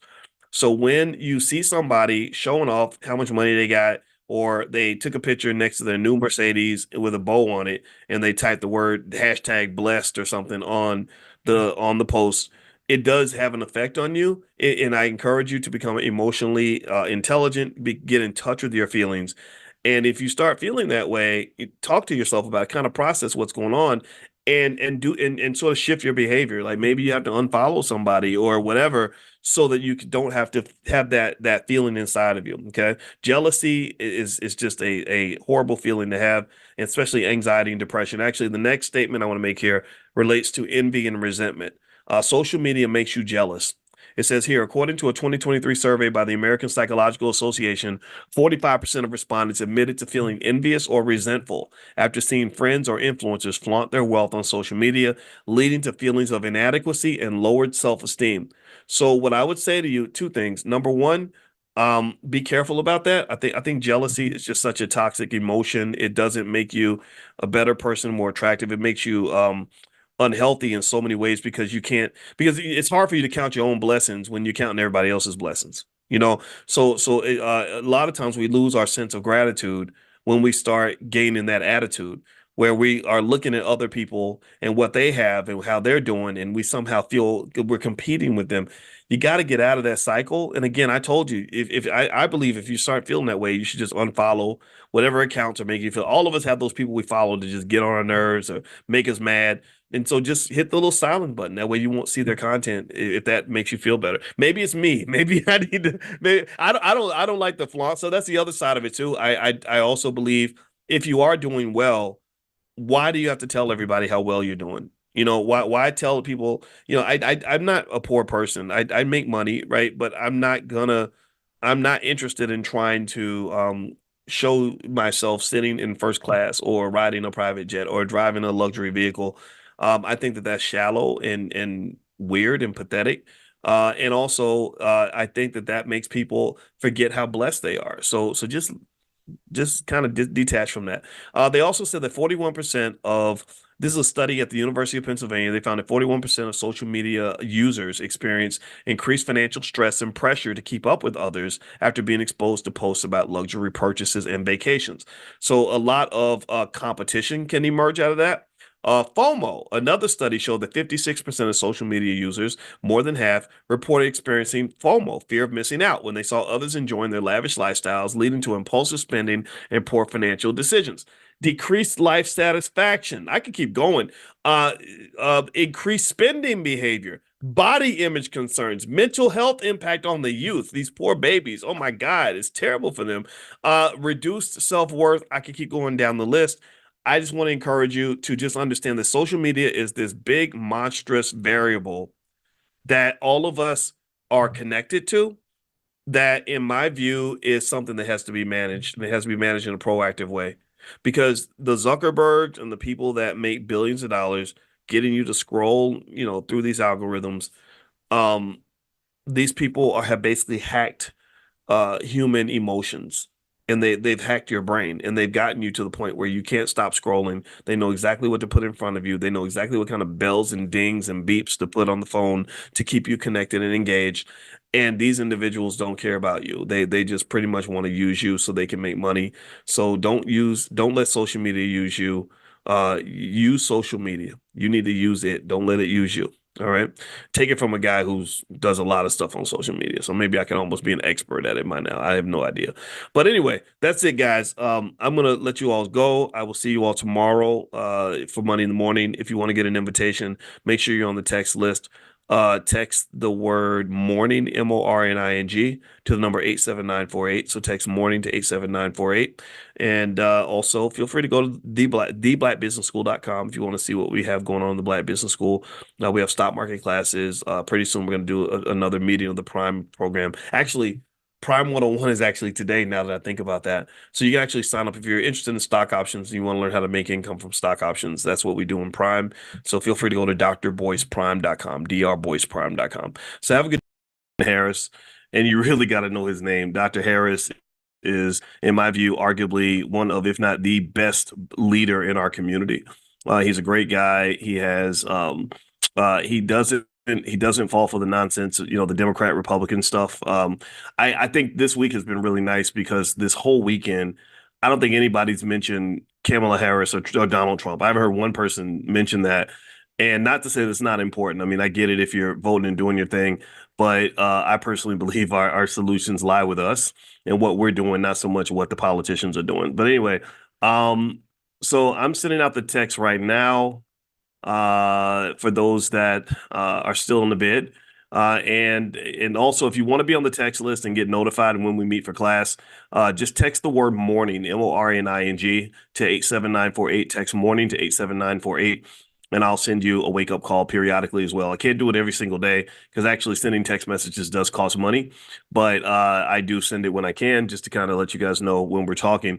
I think today is going to be a kind of a fun topic because I was watching this thing with Cam Newton, the NFL player, and he interviewed with this lady named Dr.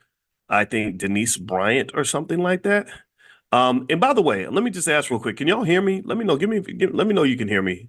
I should have done my sound check. Give me a quick yes to let me know I'm coming through all right. Okay. And also I was rude. I didn't say good morning to you or greet you. I see Mr. Jan Jasmine, Stephen Gordon, Josephine Rainwater, Polly Lyons, Ayanna Hamilton, Sharon Rayford, Daryl M, Ethelene Black. Good to see you. Badia Muhammad, Karen Millhouse, Darlene Bramble, Nelly. I see you.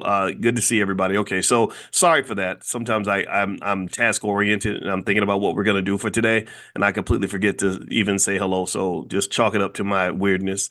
And I think yesterday I was a little emotionally drained. I went to the Black Business Conference, and which was amazing, by the way. Dr. Ken Harris really did something really amazing. He brought together dozens of delegations from African countries to meet 250 Black CEOs. There were dozens of like chambers of commerce and just all these people that are just really committed to Black economics, and they're doing insane amounts of business. Like they're really getting it done. Like this is real stuff. Like they're really going back and forth to Africa and everything else, and this is the type of stuff we should know about because that's going to be one of our keys to power.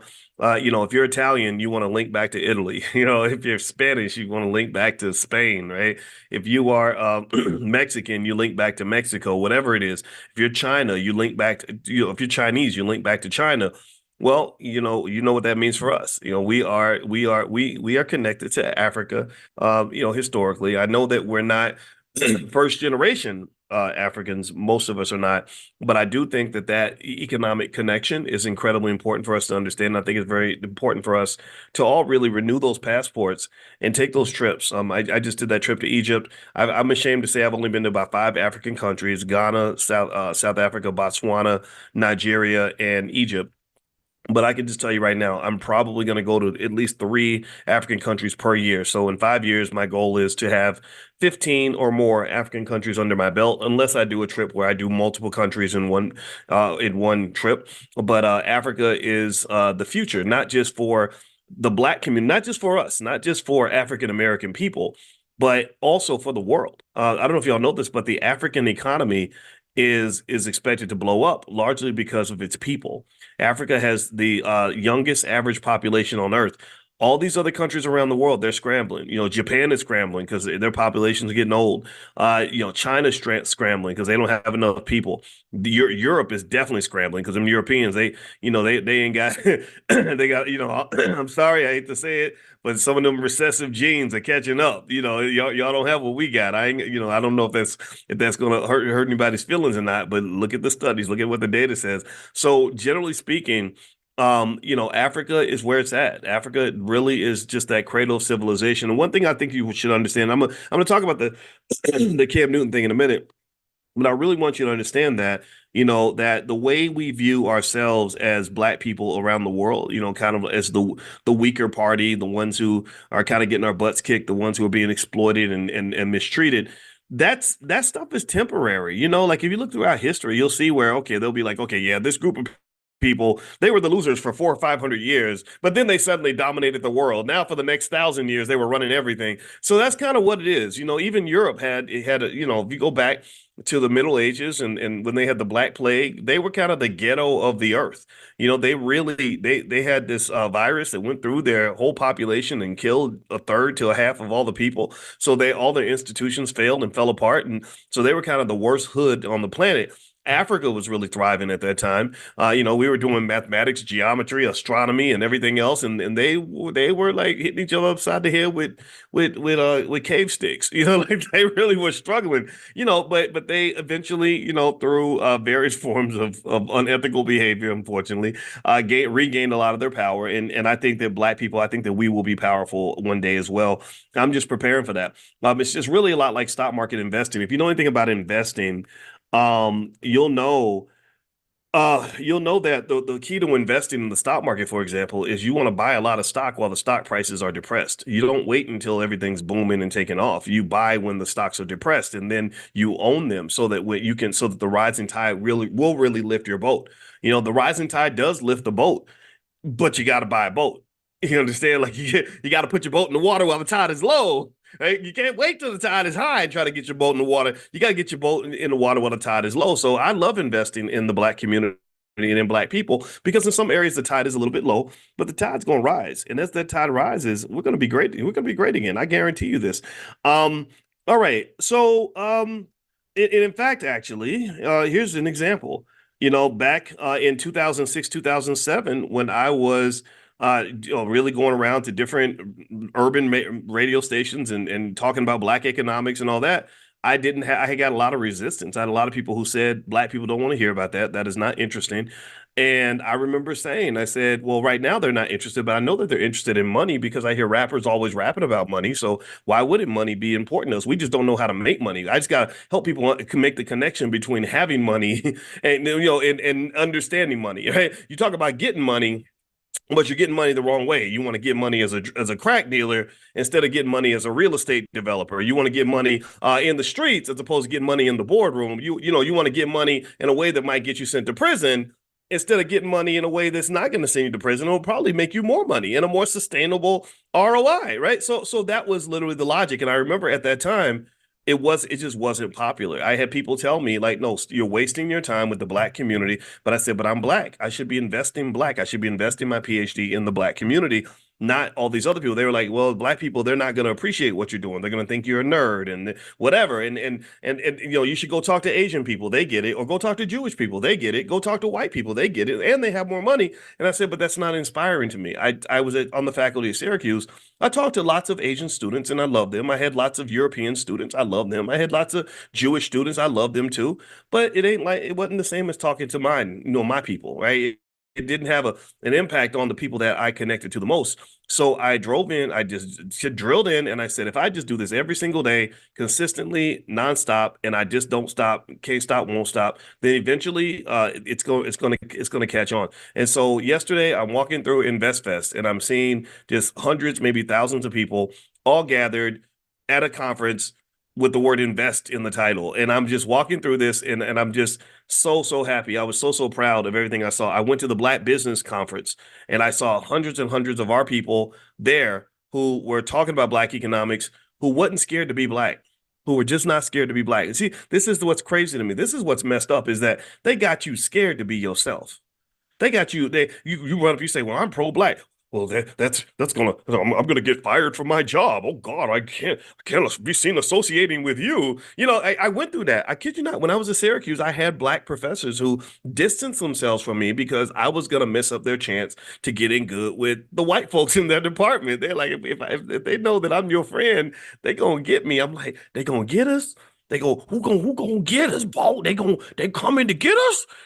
Like I was like little 7-year-old sneaking cookies. Well, we can't let daddy find out. We gonna get a whooping. And I'm like, we're grown-ups. We don't have to whisper about being black, do it. Is that illegal? Is that still are the slave catchers coming? Is that what's gonna happen? Okay, did you tell Kizzy to go make sure she makes some grits in the kitchen so we can get away quick? Because I was nervous, boss. I was nervous. It was really like that.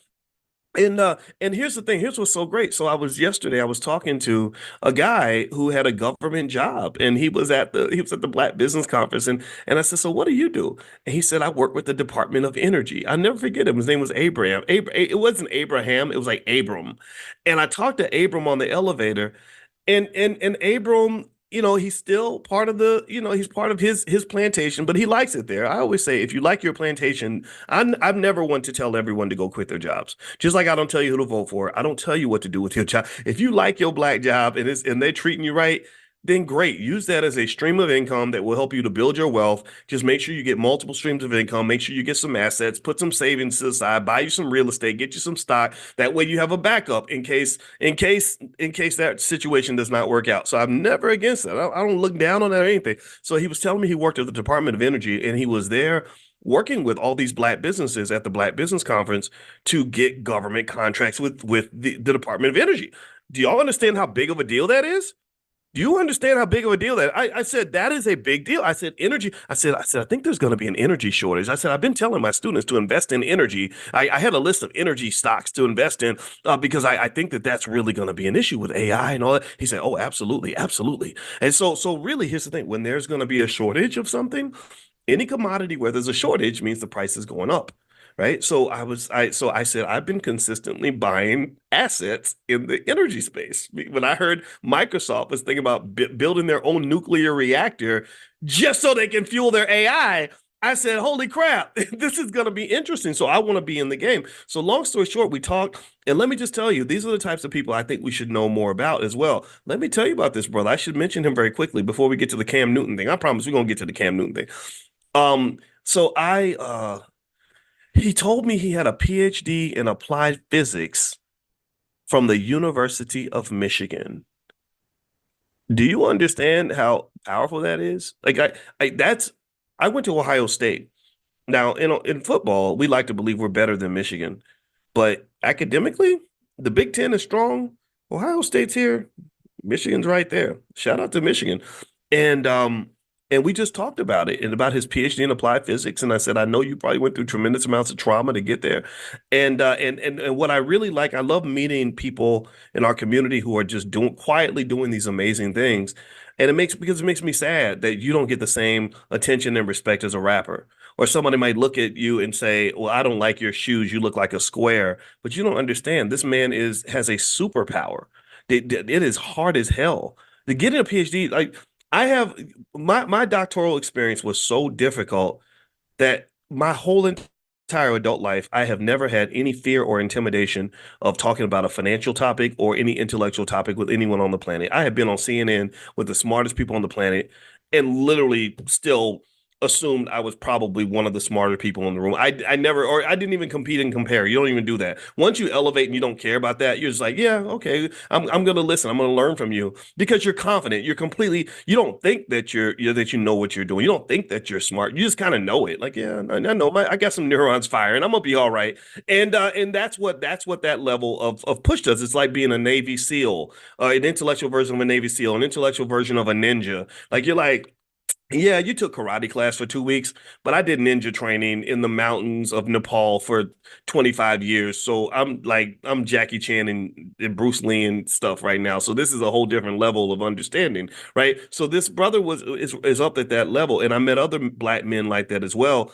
And I saw some of them at InvestFest. They came up to me at InvestFest and they're quietly doing these amazing things. I met people that did $100 million in business with their company last year. And again, these are not people that you see. These are in my view, what I would call the dark matter of the Black community. And I call it the dark matter because has anybody give me a guess if you've ever heard this about physics? Or tell me if you've heard this. They say that 98% of the energy in the universe is completely undetectable by any instruments that we have in existence now. Has anybody ever heard about that? Give me a yes if you ever heard about dark matter and how dark matter works. Like, give me a yes in the chat. Let me see if anybody else knows. Okay, so let me explain it for those who are not familiar with it. Basically, dark matter is something we know it's there. It has it. You see the effects, but you can't. They can't find it. They can't. They try to measure it, and they can't measure it. They can measure things like oxygen, and they can measure gravity and all that, but they can't figure out. They're like, where is this energy? Like, we don't, we should be able to look at the molecule or an atom or just something to tell us where this. They can't find it, but they see the effects of it, like the way the planets move and stuff. Like, however they measure that, right? In a way, it's kind of like, like if you're in a room and somebody farts and you smell it, there's evidence that somebody farted, but you may not know who actually did it, right? And you can't see it, but it's just there. Like, dark matter is kind of like that, right? So to me, the dark matter in the Black community is just these amazing people, millions of us, and I say us because we're never going to get as much attention as the rappers and the goofballs and the guy with 10 babies mamas who shot his daddy in his big toe and did a bunch of years in prison and wants to sell crack again and wants to rap about Molly's and Percocets. We'll never get the same attention as these people because that's how the system's designed. That's how that entertainment, that media engine is designed. It's designed to take the very worst of us and to really elevate that, and then you poison the children because you get the children looking up to the men that should not be looked up to. You get the children looking up to dysfunction, so they desire dysfunction. They want to be broken. They want to be ignorant. They want to be backward, right? So really, I want to just give a shout out to all the dark matter in the community because you're the ones that are really holding our community together. Like, you're the fabric. When I meet you, if I ever meet any of you in person, one thing you'll notice is like my goal is like I want to hear your story. I like to hear your story. If I have time, I'll sit and just listen to your whole story. And I can't tell you how many times I have heard Black men and Black women come up to me, and it'll be some Black man. I was in New Orleans. I was at some conference in New Orleans. Me and my wife were waiting for an Uber, and there was a guy. I meet good people everywhere. So this guy goes, "Hey, Dr. Boyce," and he yells at. He's at a red light. He was in a truck, and he's talking to me. He's like, "Hey, I like your stuff, man." I was like, "Oh, thank you, man. Good to see you." And I had never seen him, but it was like, it's still good to see him. And so we're talking, and he's at this light, and I'm like, okay, the light's about to change, and we're just yelling across the street. I said, I realized, I said, my Uber ain't here yet. I said, can you give me a ride? And he's like, yeah, yeah, hop in. So we hopped in the truck. My wife was with me, and I guess it could have gone wrong, but we hopped in his truck. So we're riding in this guy's truck, and he just randomly, and we're just talking. He randomly says, "Yeah, I quit my job because of you." And I was like, "Really? Wow. Tell me how it went. What happened?" And him and his wife are running this business. He said, "Yeah, we made over $1.2 million last year in revenue." And I said, "Really? Tell me more about your family." He said, "Well, me and my wife have been married for 30 years, and we have three kids. And one just graduated from college, the other one's starting college, and the other one's in high school, and they all work in the family business." And I'm just sitting here thinking, see, this is what I'm talking about. This is the Black American dream. This is the American dream. That is the Black American dream. Just like going to some big white university that puts you $200,000 in debt so you can get a job working for other white people who abuse you for 20 or 30 years and leave you broke. That's not a dream, really. That's not, or not just broke, but broke in. And we're going to talk. Actually, I want to talk about that Cam Newton thing because I think that that's part of it. I'm not here to disrespect Cam Newton, though. I'm not trying to do that. But really, it's like all this other crap. That's not a dream. To me, it's like, man, you have built a great family, and it's a secure family. It's a secure situation. You have lived righteously and strongly in your manhood. You are the king of the castle. Your wife is the queen. Y'all got the children. There's a legacy that's been built. It's going to last long after you're gone.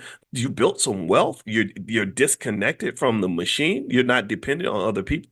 And the thing was, he had a good regular job. I think he was like a federal marshal or something like that.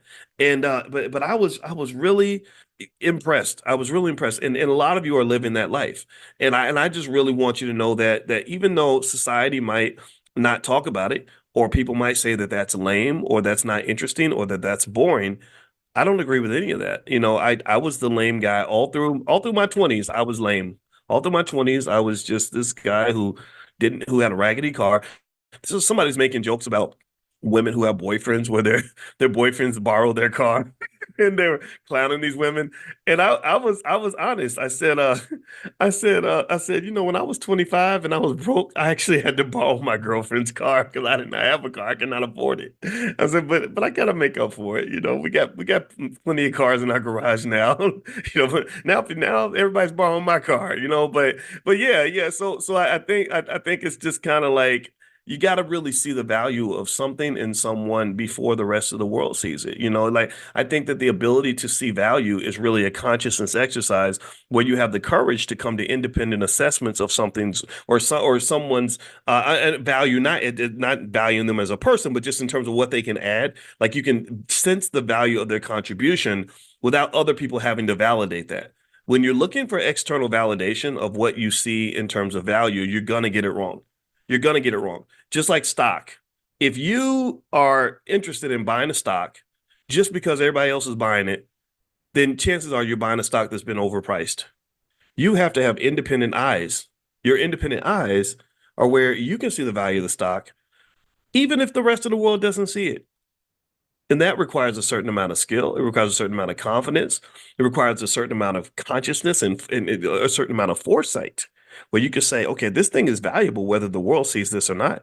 I love doing that. I love looking. I meet people. I met a young lady at the conference. Her name was Ketchy, and I talked to Ketchy for a little while. And she had told me she said I heard you were here, and I came to the conference, to meet you. And she was 30, and we were talking, and I said, yeah, you're talented. I said, I can tell you're diverse, you're smart, you have certain values. I said, I think you could be a star. You could be really good at what you're doing. I just want you to see that because it doesn't matter if I see it. I've seen that's happened all the time where I've seen things with people and they don't see it. If you don't see it, then it's like it's some Stevie Wonder stuff. Like it's not going to happen. You have to be able to see it. But I personally think that the ability of us to see the value in ourselves and each other is essentially important because when you see the things you see value in are the things you invest in. You invest where you see value. You do not put your energy and your time into areas where you don't see value. So the problem that we have, one of the problems we have with our economics is also a self-esteem problem. We do not see the value in ourselves and the value in each other. That's why we want to go across town and spend all the time with white folks. That's what we do. I'm not, if you're white, I don't, I know sometimes I mention white folks and I know that that's taboo. I know we're not allowed to say your name in public without getting publicly beaten, but I'm not scared to say it. And I hope that this does not hurt your feelings because this is not personal. This is just factual. We are too special. We are too significant. We are too capable. We are too great to be investing our best and brightest and our greatest energy and our dark matter into all the stuff that don't matter. We put all of our dark matter into the stuff that don't matter. And I just don't believe that. I think we should put our dark matter into the stuff that does matter. And what matters is you. What matters are your children. What matters is your family. What matters is your infrastructure. What matters is you. You matter. And so anyway, one thing I'm going to do really quickly, if you don't mind, is Amani, who's on our team. She matters. Amani, you matter. Everybody say Amani, you matter. Everybody say hi to Amani. She's important because without my team, I can't do any of this. We are in, I think, week one of the Black Investors Championships, and Amani has just sent me the leaderboard of who's in there. And if you're not familiar, the Black Investors Championships is a competition where hundreds of you have entered this competition. It's a stock market investing competition. It's too late to enter now, but we'll let you know when the next one happens. And at the end, the winner gets the Black Investors Cup, which is a big cup. You got to hold it like this. It's really heavy. So you're going to feel proud of that. And also, you get lifetime access to the Black Business School. And so in week one, the leaderboard has let's see, the number one account. Everybody gets 50,000 to start off with. It looks like DCREN 21. You are the leader right now with $64,345. V Stock 5 has $56,910. So shout out to V Stock 5. And number three is Thousand Proof. That's a cool name. Thousand Proof is $55,610. So congratulations to you right now. But it's week one, so it's the beginning of the race. So we still got a long way to go. 5 more weeks.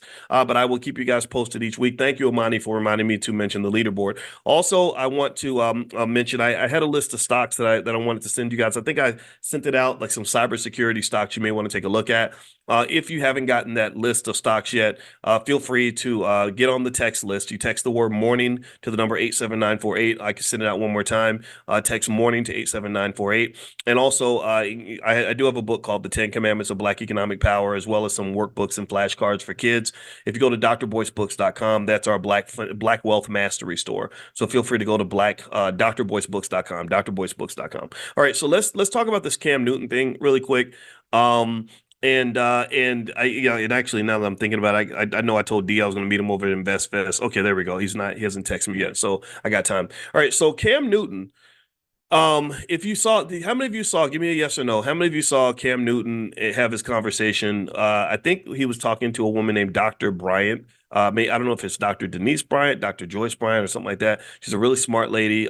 Really presents well on camera. I really liked her commentary, and they were talking about basically Cam wanting to be the new Nick Cannon. Basically, Cam Cam Newton is a football player. In case you don't follow, and now he has a podcast.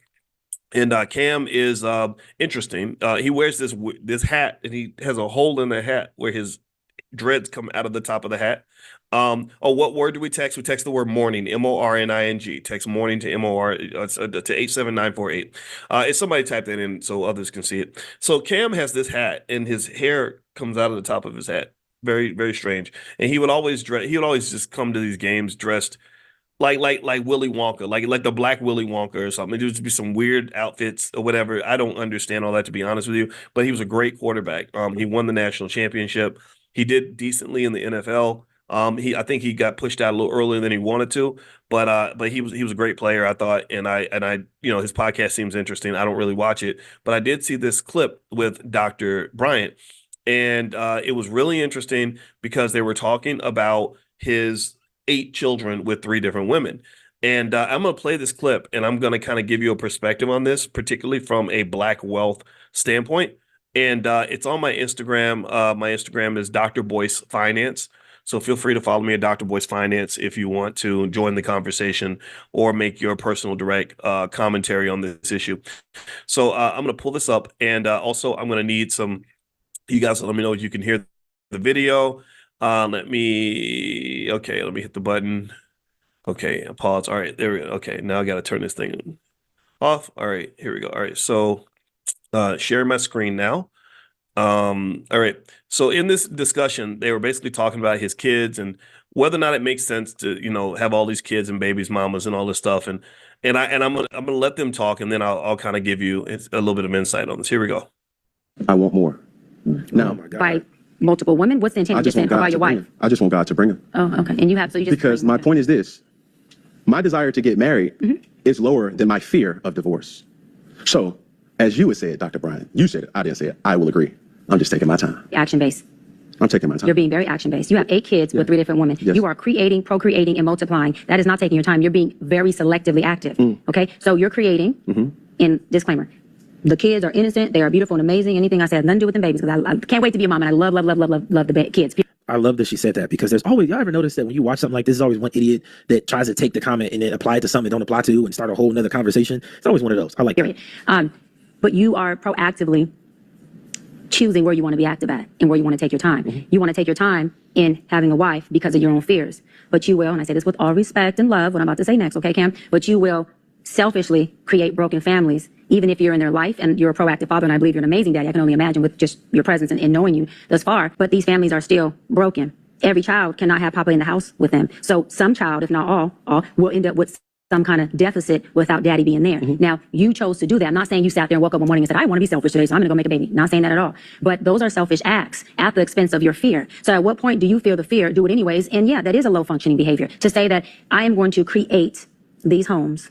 Oh, let me go better. I'm going to build these houses and put kids and these beautiful women and kids in them, but I ain't going to create a home in them. I'm going to wait till That's a good, and I love that analogy. That's to pay my fear, to find a wife where I'm still going to be fearful with, because there's no such thing as not having some type of nerve or some type of feeling behind marrying somebody who you're spending your life with. And then I'm going to build a home with her while all these other beautiful babies have houses. That's completely unfair and it's selfish. Just tell me when I can solve.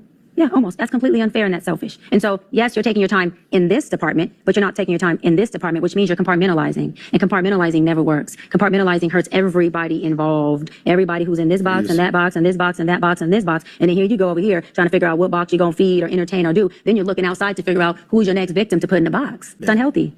And it's a huge dysfunction within our Black community that I truly believe personally, statistically, mental health wise, and community wise, that Black men would stop. Black men with what? Stop doing that they would stop that dysfunctional behavior of compartmentalizing and creating houses, not homes, and then finally a home with a wife. And then you have all these other houses that are homeless, but you over here at some point when you do get a wife, if you do, I'm saying if that's what you want, you will, you get whatever you want. You're trying to create a home.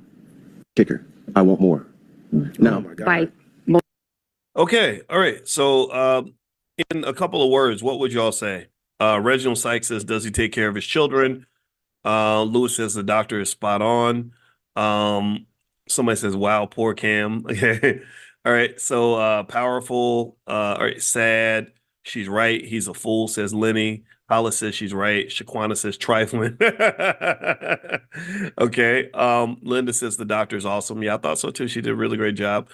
Travis, great perspective. Darnell, inappropriate behavior. Sharon says he's broken. Okay. Pat says about the doctor is correct. Does anybody feel that the doctor was incorrect? Like, does anybody feel like she overstepped or she was being judgmental or inappropriate with what she said? So if you feel that way, say, okay, I don't see any no's or any yeses. Okay, a lot of you like what she said. Okay, yeah, okay. So here's what let's start here, right? We all agree that we care about our kids, and also we all hopefully understand from our financial consciousness training how valuable our children are, personally and even economically. That literally your Black children are a multi-trillion-dollar asset. That's why racist white folks work so hard to get a hold of them. That's why they want them in their public schools, because they make billions from even your children going to failing public schools. They make lots of money from that. When your son grows up and ends up in the penitentiary, they make money from that. If your kids grow up and end up working for a company, chances are they'll be working for white people. That's a multi-trillion-dollar play. When you all grow up and go to college and go, $200,000 in debt to a big white university, there's trillions of dollars being made that way. So you and your children and your family is a multi-trillion-dollar asset that other people feel ownership of. Other people feel entitled to that.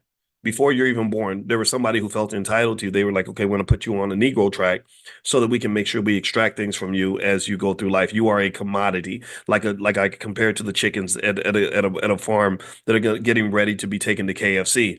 Nobody cares about the chickens. The chickens don't have any rights. The chickens are just there to serve those on the higher aspect of the food chain. So to some extent, you're at the bottom of the economic and social and political food chain. That's why, for example, we saw both the Republican National Conference and the Democratic National Conference happen, and not one word was really mentioned about reparations or significantly repairing the damage that's been done to Black communities. There's no conversation about that. So with that being said, let me talk about just some basic stats on what happens to broken families in America. Okay, and this is all of America. This isn't just Black people. First off, here's the stat: the single parent families, particularly those headed by women, have a poverty rate of 30% compared to 6% for married couple families. So again, most of us are not Cam Newton. I'm sure Cam Newton is paying plenty of child support. I would be surprised if any of the women raising his children are in poverty. But most guys, a lot of us know a Cam Newton who ain't got Cam Newton money. Tell me if you know. Tell me if you know. Give me a yes if you know at least one dude who's trying to be Nick Cannon but they never got a job on one of those goofball TV shows that pays them all that money, right? So you have a lot of broke Nick Cannons out here, a lot of broke Cam Newtons out here, and that leads to a lot of poverty in families. The lowest net worth in America is that of a single black mother with children. That's the lowest net worth in America, and this creates all kinds of other forms of trauma. When you're coming out of the gutter, your kid is struggling, your kid's living in a gang infested neighborhood, they don't have enough to eat. All these things are very traumatic and very disruptive to children, and it really shapes them in a really sometimes in a really painful sort of way. Also, the median income for single mother families is about 31,000 a year, which is significantly lower than the median income of 93,000 for married couple families. So, as I was speaking to a young man the other day at the the Black Business Conference, his name was Nate. He was 32, and he was a former Air Force something. I don't know what his role was, but he was in the Air Force. That was that. And he has a business and a family and everything else. And I was explaining to him about how your family is an asset to you as well. And just like your business is an asset, just like you have to learn to manage your business, you got to learn how to manage your family. Just like you learn to invest in your business, you invest in your family. See, you cannot be a person who thinks about the family as this side thing, because if you if you make the main thing the side thing, then the side thing will destroy the main thing. Do you understand? If you make your family the side thing, that's the side of the main thing. Like, I'm going to just give my family whatever time is left over. Eventually, what the problems in your family, the divorce, the children who hate you, the stress in your house, all the attorneys you have to pay as your family's falling to pieces, that's gonna kind of mess up everything else, right? So ultimately, the family management, if it's done properly, on the flip side of that, can really be an economic booster. Couples that are able to do the therapy, do the work, do the training with each other on how to deal with each other. Like, I feel like I have to do training to learn how to deal with my wife. I had to learn all kinds of tools of therapy. Women, y'all are complicated. That I've never met a math equation that is more complicated than teenage daughters. Like, that's harder than any math. I've seen some really hard math problems, but none as hard as figuring out, say, a teenage girl, the girls in our house, and also understanding my wife, which is a grown up version of that. So that's a challenge for me, and she has to be committed to doing the same challenge in terms of understanding me, because I'm sure I'm not a piece of cake either. I'm a very weird man, right? So ultimately, though, if you can make it work and you have this energy that is in alignment, and you are able to build from each other, then you can actually do things at a level together that you can't do, that's hard to do individually. Food insecurity. Over 30% of single parent households experience food insecurity. Not enough food. And this is white people included. So when you throw in black people, you know that number's going to be double. You know the number's double for us. When white folks get a cold, we get pneumonia. Shout out to Tavis Smiley. He used to say that. Only 10% of two-parent households have food insecurity, whereas 30% of single-parent households. Educational attainment. Children from single-parent households are twice as likely to drop out of high school, which limits their future earning potential. Also, childcare costs. Single parents spend an average of 35% of their income on childcare compared to 10% for married couples. So that 35% is probably much higher if you're black. Now I've given you the statistics on single parent households. Now I want to give the statistics on black single parent households, because we got to look at what happens with us. Okay, so they said 40% of black children living in single parent households are living below the poverty line. That's almost half. The median income for black single mother families is around 28,000 a year, which is much lower than the national median income for families overall, which hovers around 70,000. 28,000 a year. Very hard to live off that, especially with kids. The wealth gap. Check this out. The black single parent households have a median wealth of less than $1,700. Now, that actually is a generous estimate. The estimate I saw was $0. And median is not the average. Median is not the mean. The mean is the average, where you add them all together and you divide by the number of people in the sample. Median is the one that's right in the middle. Like that woman who's right in the middle, just right in the middle of the pack. Her wealth level, according to this study, is 1,700. I've heard the number to be as low as zero, and it's about 10 times that for white single parent households. So white women who are single parents have a median wealth level that's 10 times greater than black women who are single parents. So this is one of the things I'm going to say. is I really have a hard time understanding from a financial standpoint why anyone would want to be a single parent. That's the first thing. And no disrespect to anybody who's made that choice. I know it happens. That's life. Life be life, and we know this. But I don't understand why anybody would choose to be a single parent, and I don't know why anybody would choose to create a single parent. I don't understand that. I think also when I've had disagreements with guys. Sometimes guys on the internet will get mad at me and stuff, and I love them. But I'm not gonna tell you that something that's stupid is not stupid. I'm just gonna say I don't agree. It's crazy. It doesn't make sense. You're not making sense right now, and you hear a lot of guys that will criticize women who are single parents, right? You're a single mom, these single moms, but then they'll defend a man who like Cam who says, "Oh, I'm gonna go make a bunch of single mamas. I'm gonna go create single mamas everywhere. Single mama for you, single mama for you." Like Oprah did. You get a car, you get a car, right? You a baby mama, you a baby mama, you a baby mama, you a baby mama, so it doesn't make sense to me. You can't sort of cheer on that behavior and at the same time be critical when you meet that single mother who's doing her best trying to figure it out. Maybe she wanted to marry Cam. She had Cam's baby. I personally think, but now to be honest with you, that's where sometimes people don't understand me. But I'm kind of like the guy who says, "Well, I don't really know if you really want to have a baby with a Cam Newton anyway. I don't. Maybe you shouldn't even let that man in your bedroom because he's he'd be sleeping with a lot of girls and guys like that. They sometimes they got diseases and stuff. But I don't judge. It's life, whatever. It's human nature. But at the same time, I think that just the lack of consciousness. This is where financial consciousness comes into play. If you remember, let's go back to our fundamental definition of what consciousness is. Consciousness is leveling up. Consciousness is when you can think on higher dimensions. Consciousness is when you can anticipate future moves and cause and effect.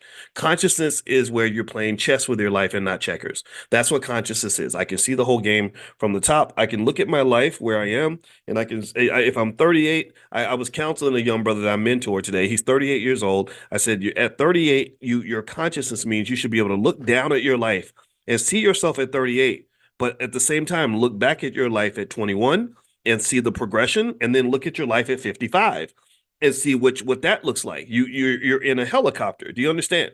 Right? And then you go, that's the third dimension. But then you go to the fourth dimension where you start looking at the time series. That's where you can see the future and the past. And then the fifth dimension is where you look at the possibilities. The fifth dimension is where you say, okay, if I do this, this is going to happen. If I do that, that's going to happen. If I do this, this is going to happen. Cause and effect. Do you understand? And I told you the sixth dimension is where God lives, and I'm not God, so I have a hard time describing that. But the point of the matter is to say that, when you're talking about the sacred and really critical decision to sleep with another person, not make a baby with another person. 'Cause think about it, so many people have babies and they don't plan. They're not like, ooh, I'm gonna go have sex with this person so we can get pregnant. God kind of just sneaks that into the equation, right? Just like statistically speaking, there's going to be some like standard deviations and some errors there where 1,000 people have sex, all of them wore protection, but 50 of them had a baby just because life be life, because you can't outsmart Mother Nature, you can't outsmart God, you can't outsmart the universe, right? So a lot of us play roulette, 5 of us crap out, right? And so basically the sacred act of sleeping with another person is something that should be factored into your consciousness equation. Like, like I'll see men that are trained, and I see this is where I blame hip hop culture, not all of it, but the toxic side of it, the part that's promoted by these racist people who want us to dumb ourselves down. And so many guys I've seen, the decision to sleep with a woman is based on like, if I can sleep with her, can I sleep with her? And I don't hear a lot of people asking like, should I sleep with her? Should I be doing this? Not can I do it? There's a lot of stuff you can do. You can do anything. I can go jump out this window, but the bigger question is, should I be jumping out this window? Do you understand? And sometimes we do stuff because we can do it instead of stopping and asking the conscious question, which is, should we do it? Is this where I'm supposed to be? Is this where my life do I really want my life peppered with babies, mamas, and child support court? All so I can go have a happy orgasm today.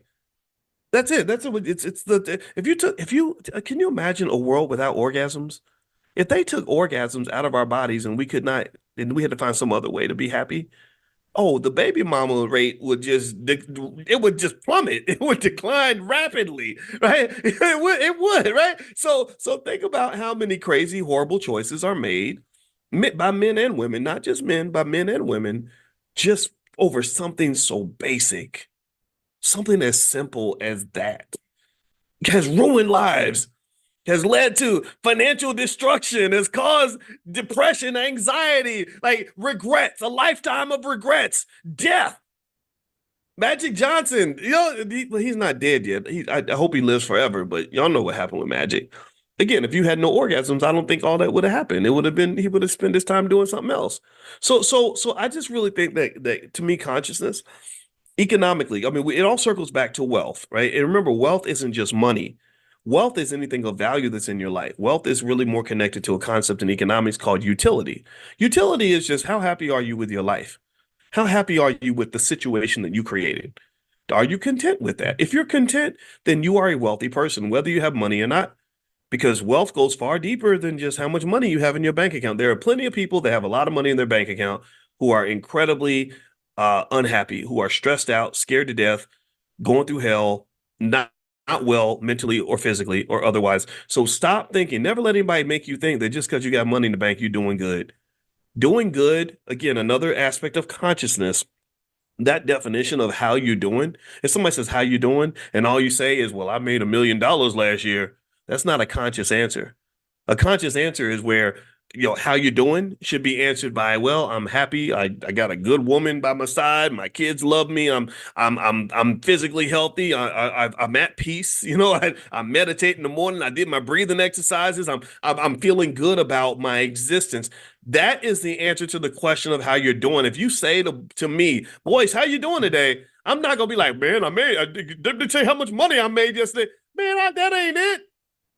I got a complex life. I have to process that. Like, let me think about it. Let me think about how I'm doing. I don't know. I gotta go breathe for a little bit. I gotta go close my eyes for a little while. Do you understand? So ultimately, that to me is kind of what the big question is. It's like, how are you doing? How do you want to be doing? How wealthy do you want to be? And I don't think I'm gonna just tell you, when I look at Cam Newton and the 8 babies, 8 kids with the 3 women, I'm thinking that's going to be really complex for him in terms of whether or not that's a strategy that's going to really impact his wealth in a positive way. Not his financial wealth. I'm talking about his wealth period, but it will impact the financial wealth. So let me keep going. Let me keep going here. All right. So another aspect of this Cam Newton conversation. So just so you know, there are other stats on things like home ownership and educational outcomes. Basically, Black children from single parent homes are about twice as likely to have lower academic performance and have very high school dropout rates, much higher than 2 parent homes. So these are things you probably could have guessed much easily or easier. And what's interesting is that I did see somebody mention a solution. They said, maybe Cam should have all the mothers of his children, and the children all live in the same area, right? Either a compound where everybody has a house, or a neighborhood where everybody has a house, right? In that neighborhood, and that can actually be afforded. Did anybody ever see that show Big Love on HBO? That was a great show where this guy he was a polygamist, and he had 3 houses on the same property, and all his wives lived in the different houses. But what was interesting was that they showed all the different sides of that. Like see, the thing is, like, a young guy is like, "Ooh, this is great. Look at all the sex I get to have." But you get a little bit older and you get tired, and he was worn out. He was absolutely worn out because the financial expectations were just huge. He had to go make an insane amount of money to afford all that. And then also, when you get to the point where you become a grown man and you're not being led by your penis anymore, it's like you have all these other aspects of that in terms of managing lots of different emotions, lots of different situations and all that. So he really sort of became very overwhelmed by that situation, right? So again, I'm not here to say, and I say this without judgment. I'm not saying this is what Cam should do. I'm not saying you should agree with it. I know some people think that these are horrible ideas, but that is something I saw someone say, and I wouldn't, necessarily feel the right to judge if Nick Cannon, who says he says he makes over 50 to $100 million a year. I don't know how much he makes. He can afford to do something like that, and maybe that's something they agree on. I believe relationships are personal anyway. I think that society does not have a right to judge your relationship. And so if you wanted my advice on that, if you forced me to give you advice on relationships, my advice would be don't let the internet tell you if your relationship is good or bad. Because the internet's full of stupid people that don't know anything about having healthy relationships. They just know how to make YouTube videos, and they will give you advice that you will take home and it will get your ass kicked. Like they will literally tell you things that where you be like, yeah, woman, I was in with the manosphere, and they said that you need to stop because I'm a high value man. And next thing you know, you're gonna be sitting there, you gotta have something else to complain about. You're gonna be sitting at home by yourself with your boys drinking a beer, complaining, man, these women, they be doing me dirty, man. They be doing men dirty. Yeah, same thing. Same thing's true with women. I think that there are lots of the thing about relationships, I would say, this is just me being Uncle Boyce for a second. I hope that's okay. Is that there's a lot of most of the answers of what it takes to have a healthy relationship are not always politically correct. I think that politics, when it's mixed into how we interact with each other as men and women, politics kind of screws things up. So, when you're the hardcore feminist who doesn't think men deserve to be respected on any level, and you come in with the mindset of something that you picked up from some radical lady that you saw online, then that man may walk away from you and you may not understand why. I think that personal accountability is really the solution in most situations, right? So that means that if I'm sitting there as a man and I think women do this and women do that, and all my relationships have led to a certain outcome, I cannot have that conversation without considering my role in the process. Even if my even if my role is okay, I need to just really pick different. I need to stay away from people. I tend to trust the big button, a smile, or I tend to chase people that remind me of my mother because my mother mistreated me or whatever. Like, I personally think that that's a personal choice, and I would say make it personal and customize it for yourself, customize it for your partner, and that's how you make things work. Because if you make it work, if you make a relationship work, if you make a family work, it becomes a very powerful thing. I've met people. I met another guy the other day who told me about his family business, and he was actually from the Nation of Islam. The Nation of Islam has some of the most solid human beings I've ever met in my life. That's why I trust them for my security at the convention. My security is Nation of Islam. I love my Nation of Islam friends. I just feel like there's a solidness, there's a common sense, and this is why I encourage the whole Black community to, even if you don't appreciate, if you don't, even if you don't connect to everything that they say, listen and learn. Because I talked to him. I don't remember the brother's name. I feel bad about that, but we talked for a minute. And let me tell you about him. He's part of the dark matter I was telling you about. This brother told me that first of all, I said, "What do you do?" He said, "I build houses." And he was showing me all these houses he builds. I think they were like I could have sworn they were. No, there was another brother building tiny houses. I want to talk to him too. But this guy, he said he builds houses, so he's a builder. We need more builders in our community. We don't have enough builders. We have managers, people that can go manage a business. But I like people that can actually build a business, because we have to build our community. And he told me about his family. He was telling me about he and his wife homeschooled their children, and his children all graduated from college with high honors, with these degrees in these really amazing fields, chemical engineering, and another one had a degree in some other type of engineering, and his children worked with him in this family business, and it was a really awesome, solid situation where his legacy is protected and reserved because he's kept his children close to him. His children are skilled. That's the thing. Your children are your $1 trillion asset. So if you're pouring into that asset and you're investing in that asset, then that creates a more solid infrastructure that allows your legacy to really exist.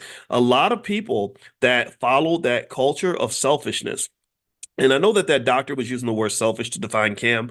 I'm not going to use that term.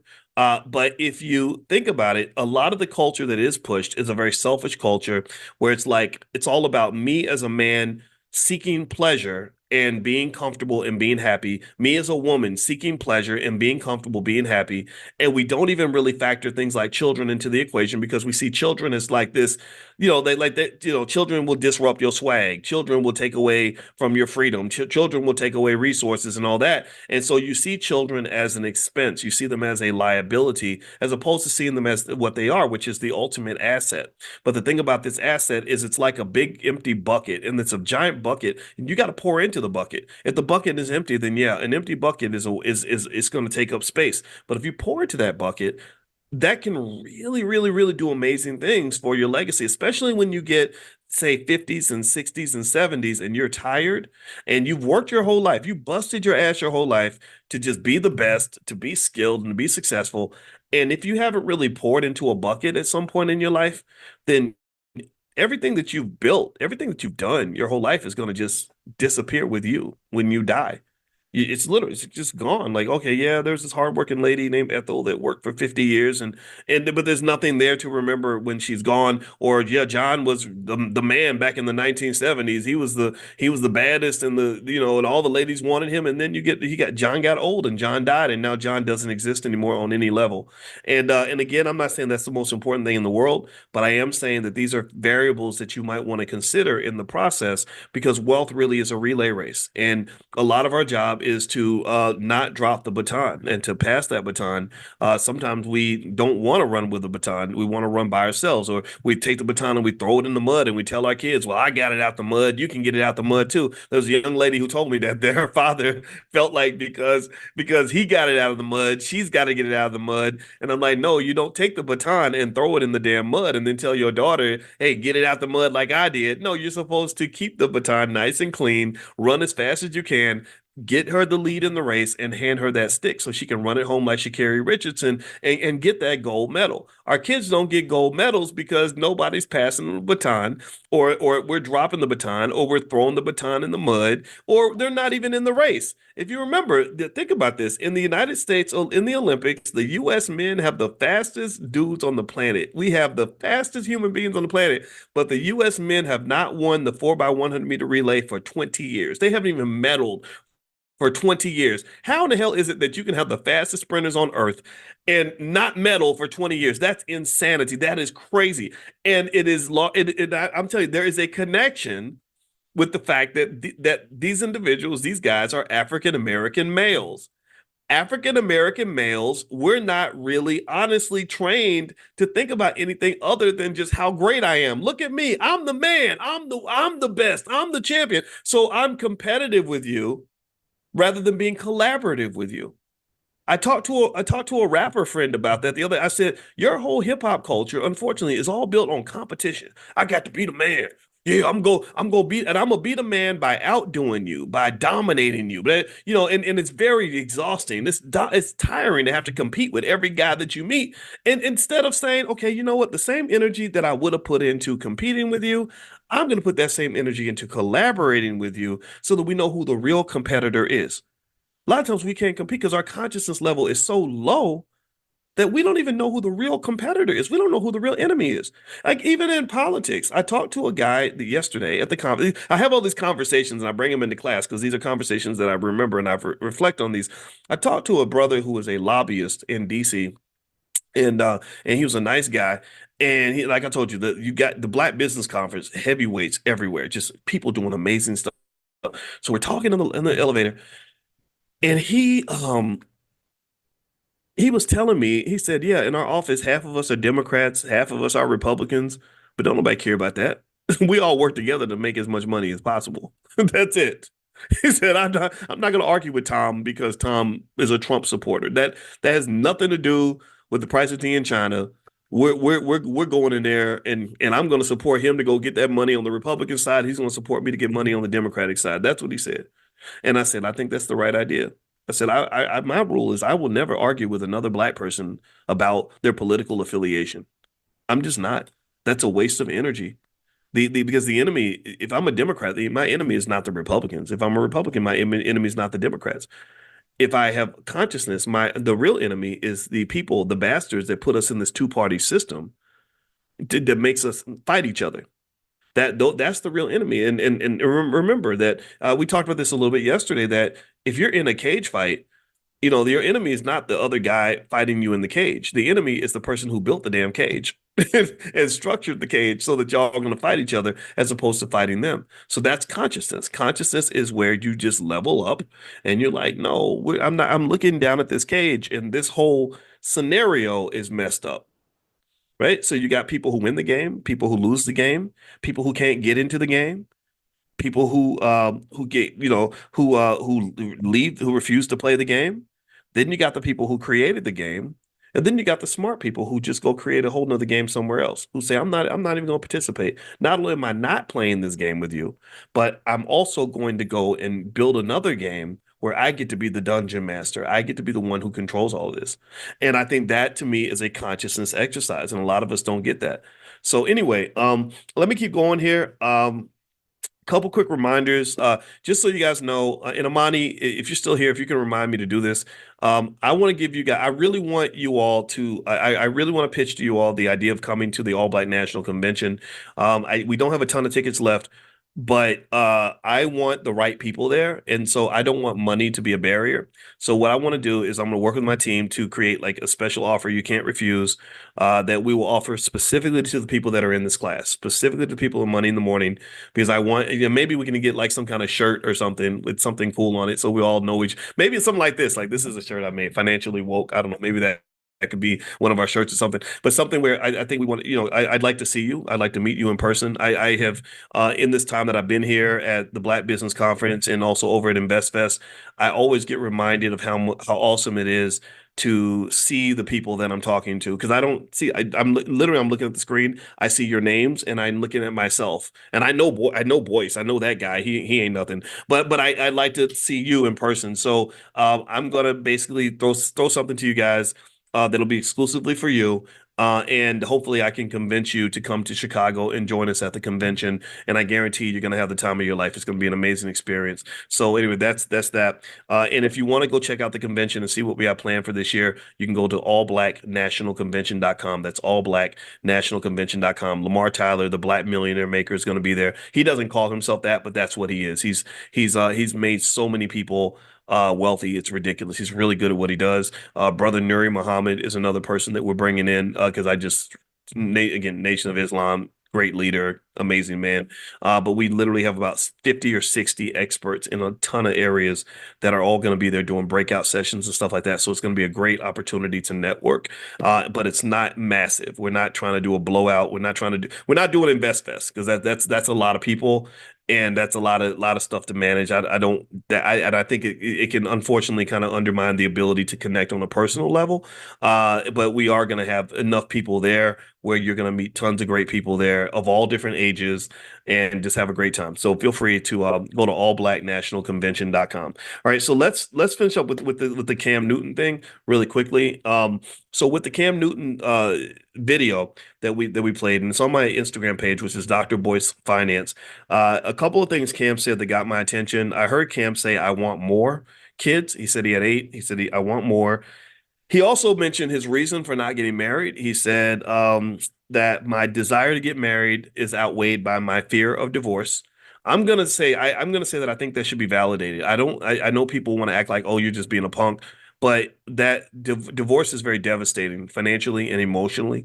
And what don't think happens enough is people really understanding just the pain that comes for everybody. I don't think they with a lot of men. I know a lot of guys that are really in pain from losing their families, not being able to live in the house with their children. And I know we sort of have these narratives. Well, if you wanted to be with your kids, you wouldn't have done this and done that. Whatever. I get it. I hear all that, but I still think that pain has to be acknowledged. And so what's really happening, and no one will talk about this. I don't hear anybody really talking about this.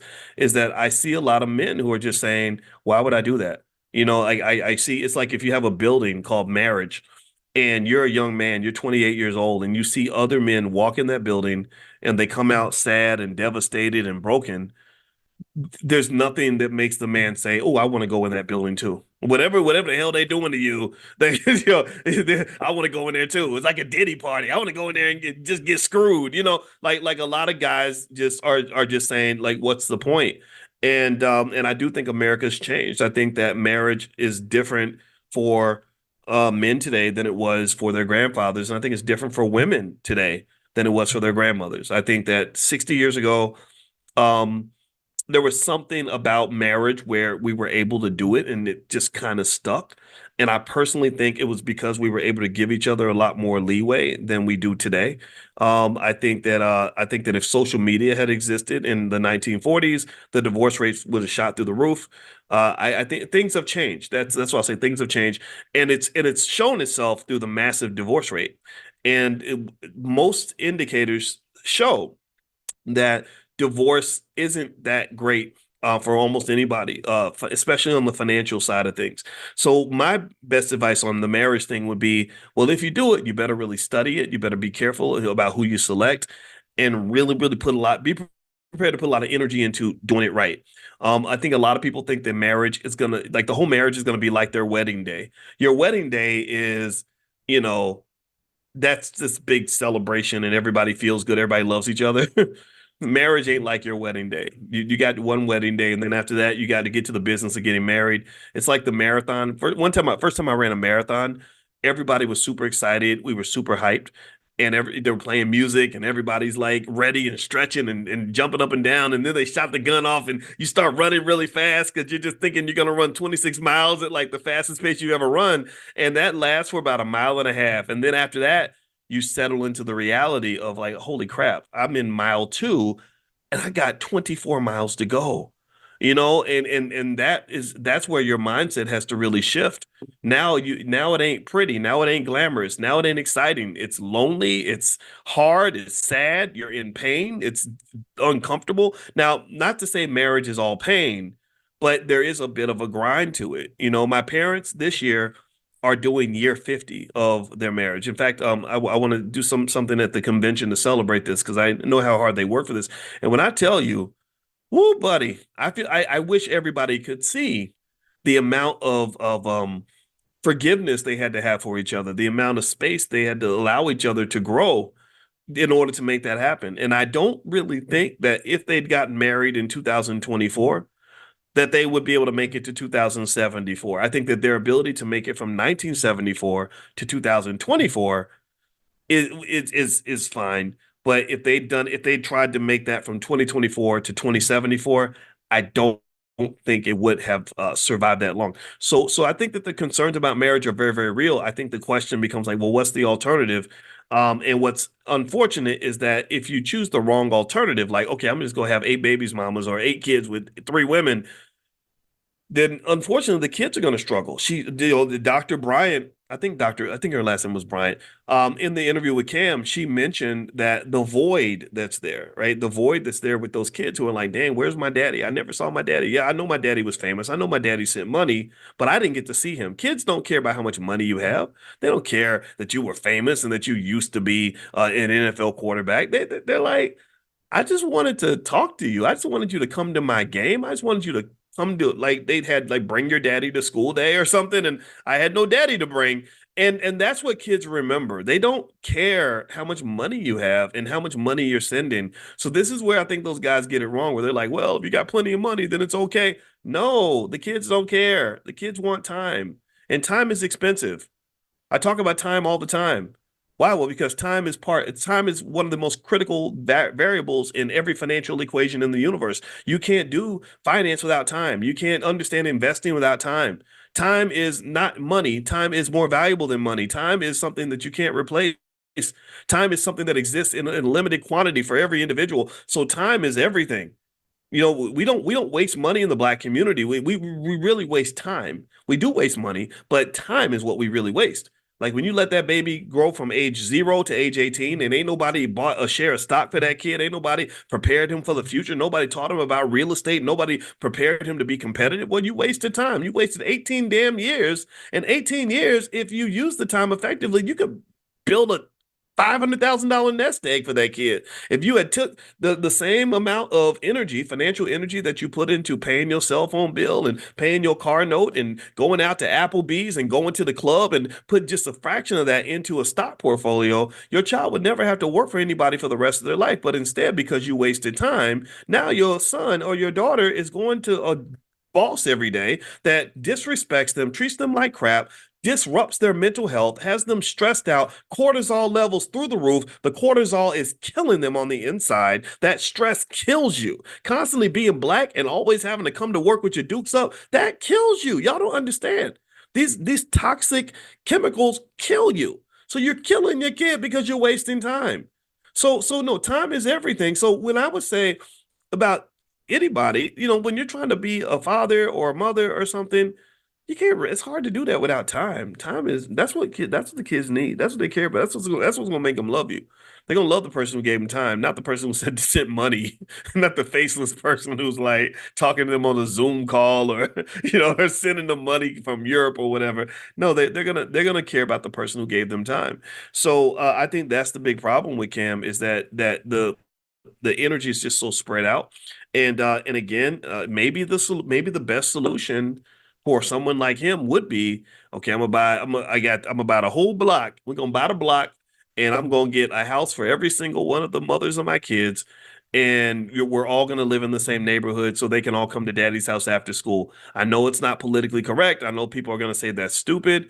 But I will just tell you, if marriage isn't something that can be done, then maybe that is a solution that can be thrown onto the table. I know some people may not like it, and it would definitely be complex. And it also kind of depends on who you're kind of dealing with. If you create a cooperative situation, personalities matter. If you got one or two disruptive personalities, it just blows it all up, right? So the ability to be cooperative and collaborative is a big part of that. But I have seen people have collaborative situations where they form teams and groups and they get it all done. Because at the end of the day, what has to occur is that the children have to be the top priority because the children are your $1 trillion asset. Your children are the only part of you that's going to exist after you're dead and gone. Your children are the ones who are going to become the adults one day. You're going to become the old person who needs their help, and they're the ones that are going to continue the legacy. And really, truth be told, now that I think about it, I'm in a cooperative situation to some extent, not a Cam Newton scenario by any stretch, but you know what? I live in a house with three children that I love very much that are not my biological kids, but they need my guidance and they lean on my guidance, and I connect to them on a very deep level.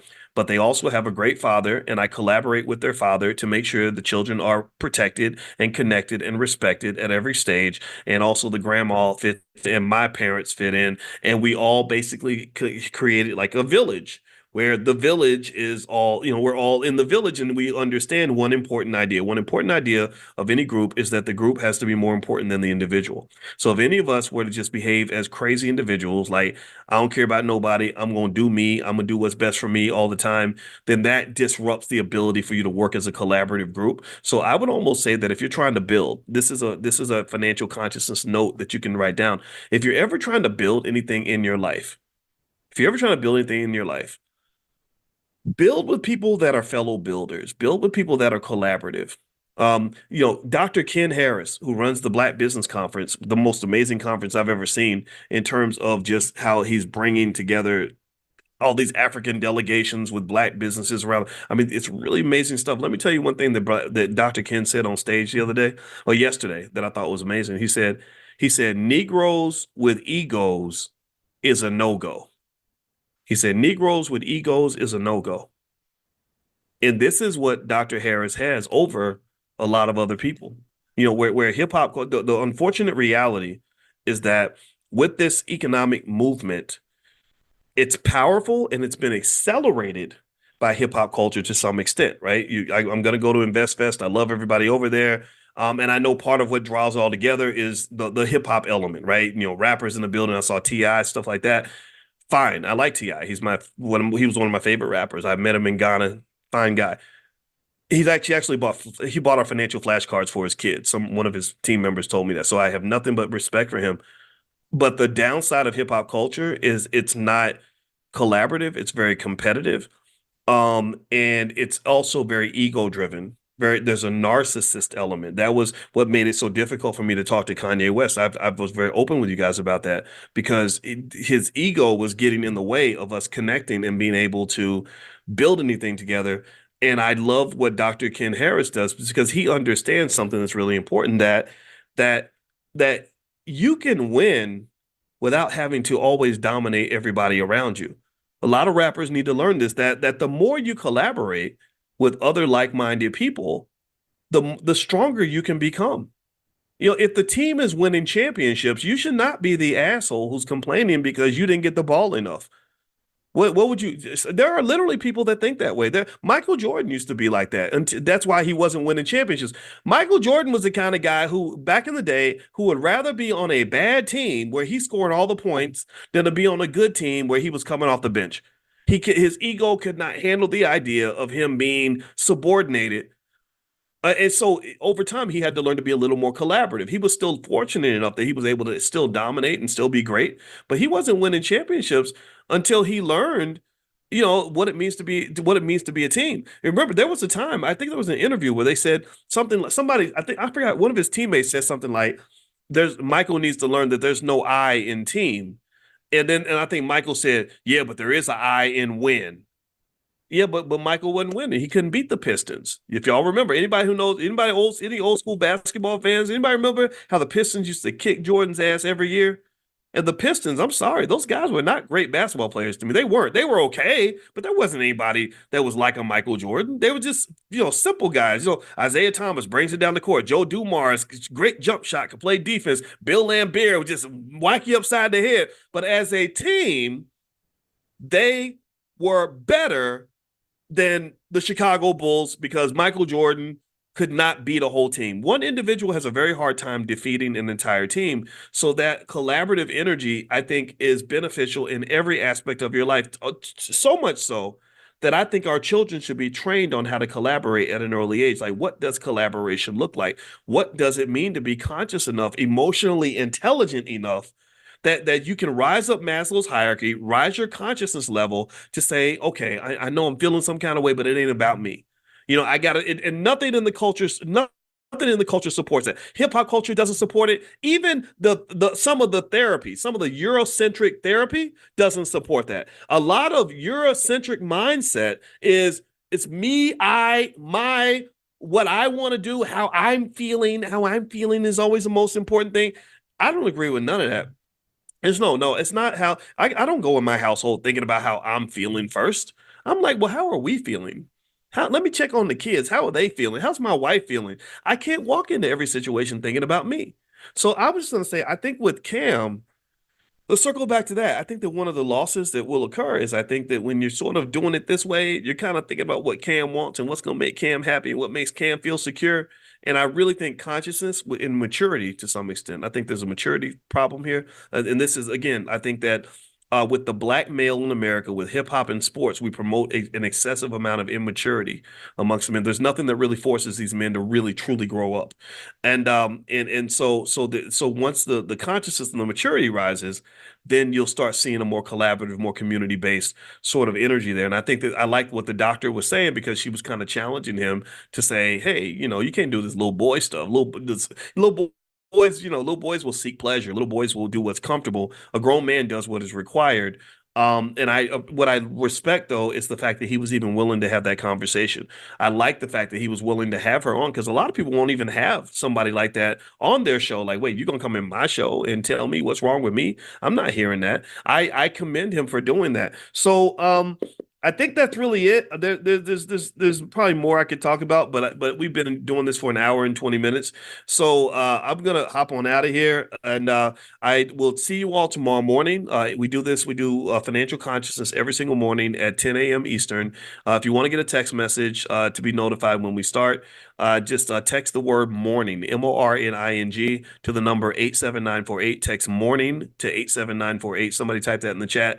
Also, you can get a copy of my book or our financial flashcards and workbooks for kids in our Black Wealth Mastery store at drboycebooks.com. And also on that text list, I will also send you guys one more time. I think I might have sent it out already. I can't remember if I did or not, so I'm going to send it out just in case. I have a list of cybersecurity stocks that I like, and I'll send it out to you guys, and you guys can take a look at that. So feel free to take a. Did I already send it out? Let me know if I sent that out. Give me a yes or no. Did y'all get that? Because I think I sent it, but I don't remember if I did or not. If I did, okay, maybe I'll put something else together then. All right. So anyway, guys, have a great day. God bless you, and I'll see you all tomorrow morning. Decisions growing up, and it led me to where I'm at now. Wow. Okay, so you had a lot of great influences, Yes. that really helped you to get to where you are now, and Yes. that I find that's usually the case. when somebody accomplishes a lot at an early age, it's because somebody kind of gave them a blueprint in advance. Like it's a generational transfer of knowledge and really wealth, because knowledge is a type of wealth, right? Yep. Like I'll tell you an example, man. I when I went down to InvestFest recently, and I there's this other kid that I just sort of been connected to for a while, named Caden, right? So I saw Caden, and he was 14 years old.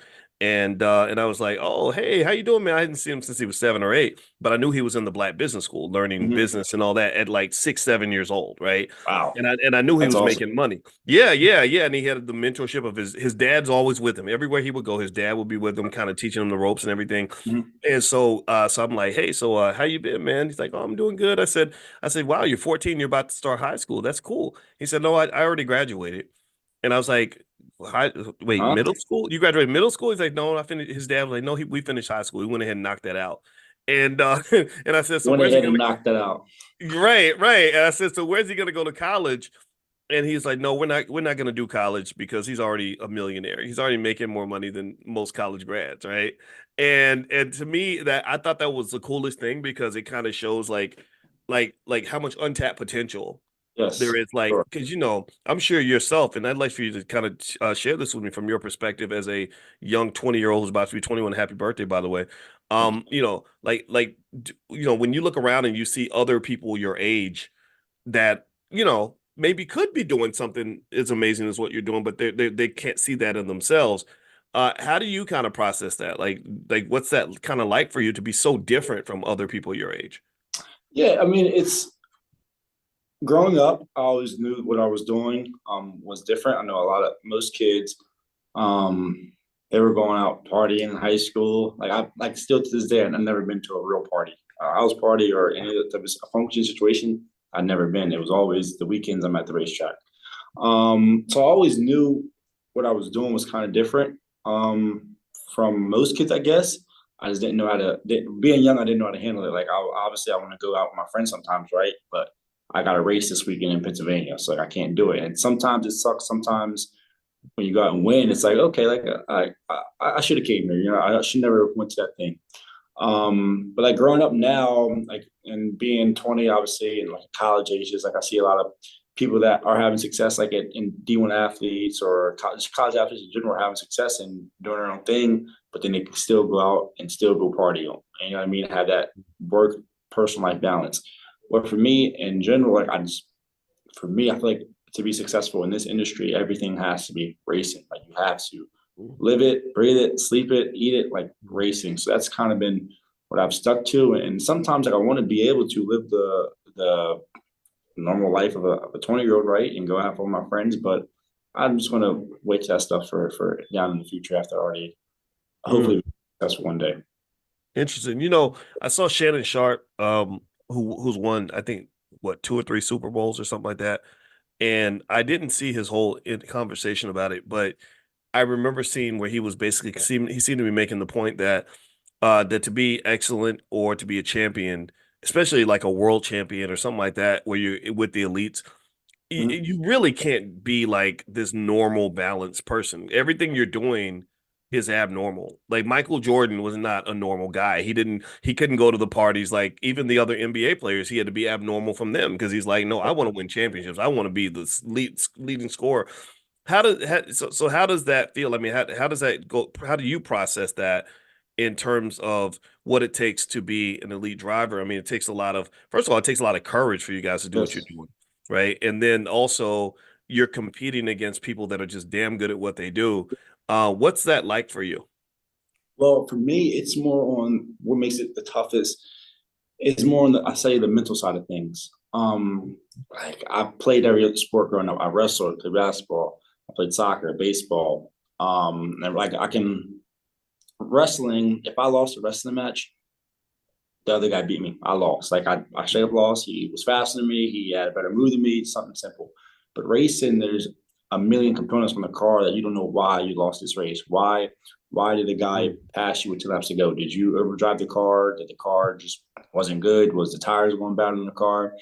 And with that being said, you're racing against 40 other drivers week in and week out, so you're not going to win every race, right? I mean, if you have a 15% winning chances, I mean, you're doing really good as a driver.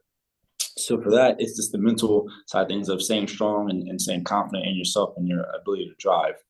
A few years ago, I had to get a sports coach because I just was losing confidence. I wasn't winning as much anymore. Things were just wasn't going right. And but once I got the sports coach and started talking to different people that were higher than me and had more success than me, you could kind of guide me and navigate me. That's when I kind of learned that you're going to have problems week in and week out. But if you stay confident in yourself and keep working, like nobody else is going to put the work in. You have to put the work in. Like that's simple as that. So 8 o'clock in the morning, we're at the gym every day working out. Then I hop in a simulator. I go home, watch racing film. I just raced this past Saturday, and I'll probably watch the race back 5 times already. Just seeing different things I can do better for next time, and that's just what you need to do if you really want to be a high level athlete and be successful in your industry. In your last race, if tell me if I'm wrong, did you get third? Was Finished that it? third. Yep, I started last, and I finished third. Nice.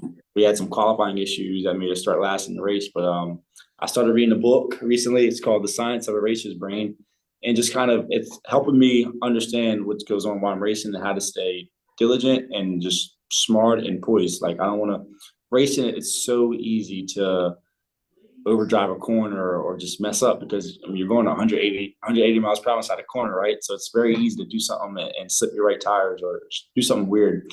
But after reading that book, I'm just kind of learning how to stay composed, calm, breathe, and we did that, and it got me up to third place. Wow. Now you do. Now, first of all, everybody who just came in, I'm talking to LeVar Scott. He's a NASCAR driver. He's also the Black Business School also decided to be one of his sponsors, and so he's going to be at the All Black National Convention, by the way. And you guys can talk to him directly and get to know him. And if you have a company, I know some of y'all are balling, some of y'all got Black-owned businesses and stuff that you're trying to grow. LeVar, I'm sure has space for many more sponsors as Please, well. please. Yeah. The financial side. Let's talk about that actually. Yeah. Racing is expensive, man. That's what blew my mind. When I talked to Michelle and Anthony Martin at the Urban Youth Racing School, they were telling me how much it costs to fund, a NASCAR career. It's kind of Yeah. crazy. I don't know why or what was a turning point from talent to funding, but nowadays funding is everything. Before, like if you just had talent and getting wins, a top team could hire you and want you to drive for them. But now it's whoever can bring the money, right? And it feels so bad to say, but that's just the truth of it.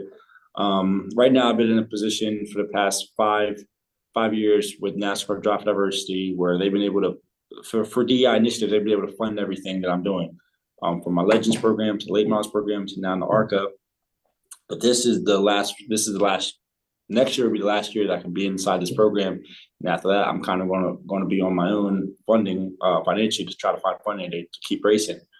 And if I don't do that, it kind of would be the end of it, but I'm hoping that we can kind of get deals done and start finding sponsorship for me. But I don't know why, but this past 10 years, things have changed in the NASCAR industry, and it's all about funding now. Yeah, and I don't know if you've been paying attention to like any of the politics around DEI now. They're starting to give companies a hard time about that. Yep.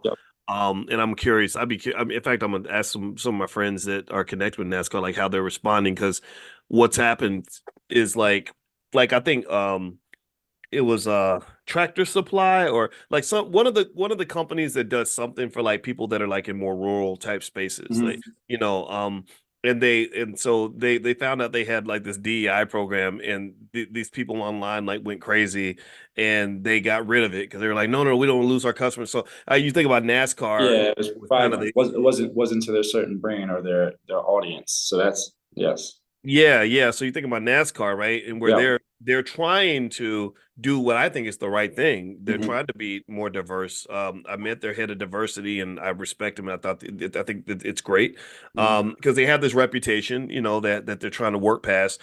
I think it's smart for business reasons to do that, but I'd be curious, if they did get pushback, if that could cause problems, for someone like yourself. And I don't want that to happen, but. I don't know if you want to have more that you want to say to that. I want to throw that in there. It's not even a question. Yeah, there is. I mean, Twitter, like for me personally, there's some people on Twitter who are just, I mean, every day, every time I post something, it's all you're only here because you're black. You're only here because of the program, and that happens 24/7. And it is true in a way because I'm only in this program because of I'm diversity, a minority, but that doesn't take away from the talent that I have or how hard I work to be here and move up in this industry. But people are going to hate. I mean, I can't change anybody's opinion really, so I just read it. I always say, hey, some truth to that, right? So I can't. There's nothing I can say. Thank you, and just keep on going. Man, join the club. Yeah.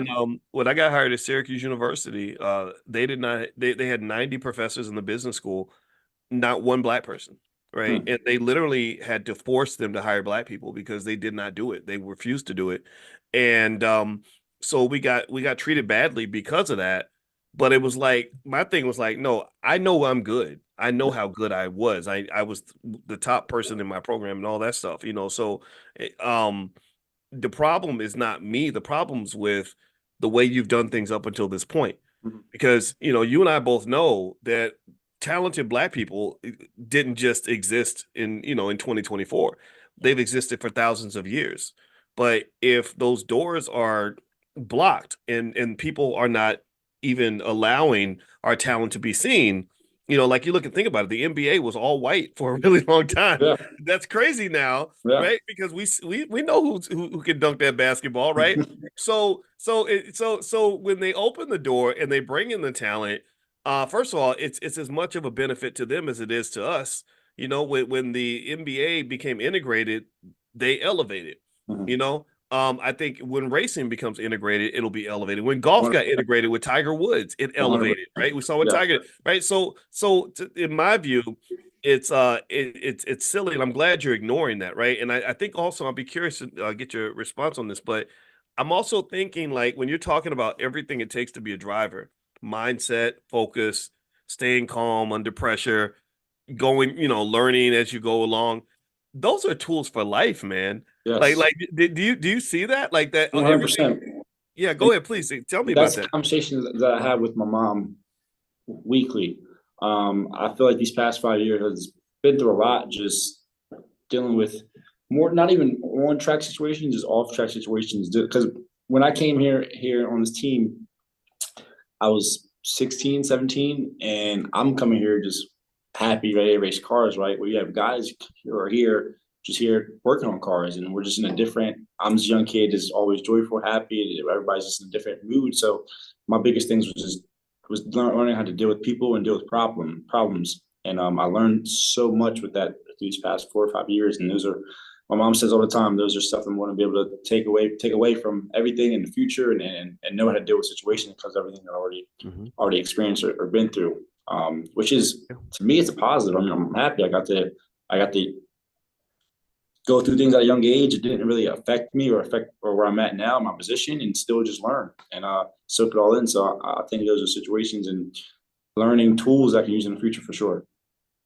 Yeah, yeah. Actually, I'll if you allow me to, I'll be an old man giving advice for about 30 for about 45 seconds. The thing that actually, what the secret to my so-called success was actually where it came from? It actually came from playing sports in high school. Really.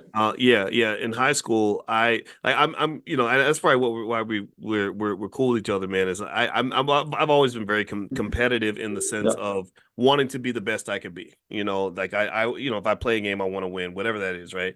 So I picked track and field as my sport in high school, which was the absolute worst sport for me to pick. This is where not Yeah. having your dad really involved with your life can hurt you. But I had a stepfather, but he was busy working. And my Yeah. real dad wasn't around. I heard my real dad was good at baseball. And in hindsight, I'm like, shit, I could have been great at baseball, but couldn't do basketball because I wasn't that tall and our team was really good. Mhm. And then and football, yeah, it could have been okay, but you get all those hits to the head, that ain't good, Yeah, that's right? why I was never allowed to play. Yeah, yeah, yeah. Yeah. Football, that CTE, whatever. So I picked track again. I think baseball would have been great, but I picked track because I was kind of fast. Mhm. But here's the thing: my problem was I could never be as fast as I wanted to be. I did not know at that time that track and field is highly genetic. Like if you Yep. watch the men's final of the Olympic 100-meter dash, you almost always see nothing but black men in that race. Because we got Yes. certain genetics. Yes. You can only go so you can train your butt off, but you can't be everybody can't be Usain Bolt. Everybody can't be Noah Lyles, right? Yep.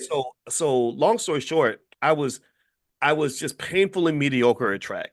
I was good enough to, be in the race, but never good enough to win. Also, I was my dedication to the sport as I became obsessed with just figuring out like how to get faster. I'd read books Mhm. about it, and I did stuff other kids didn't do. Like I would read books, I would practice 3 times a day. I did everything I thought could do, and it Yep. didn't work. And it was the most frustrating shit ever. Like I remember like literally breaking down in tears one time because my body would not give me what I wanted. But Yeah. here's what was interesting about it that was really powerful, man, was when I got to college, because I couldn't run track anymore, it was like, okay, I don't have any outlet for this competitive energy that I had in sports. So Mhm. I took that energy from sports and just applied it to academics for the first time in my life.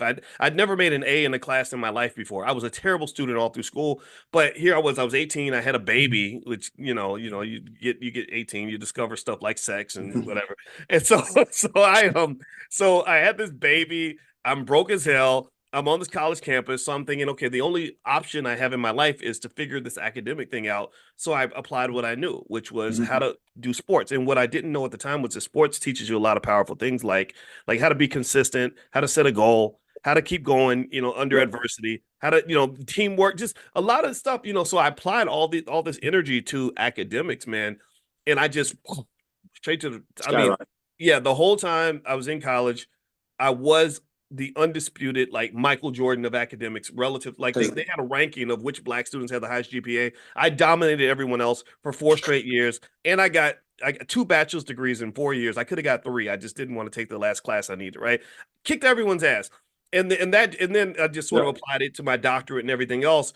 And that energy was always there, right? So I think that for yourself, here's what I'm That's gonna say awesome. to you, man. Yeah, I think, and I've kind of alluded to this when you and I talk privately, is that when I hear you talk about how much work you have to put in, how much pressure there is, and you respond to the Yes. pressure.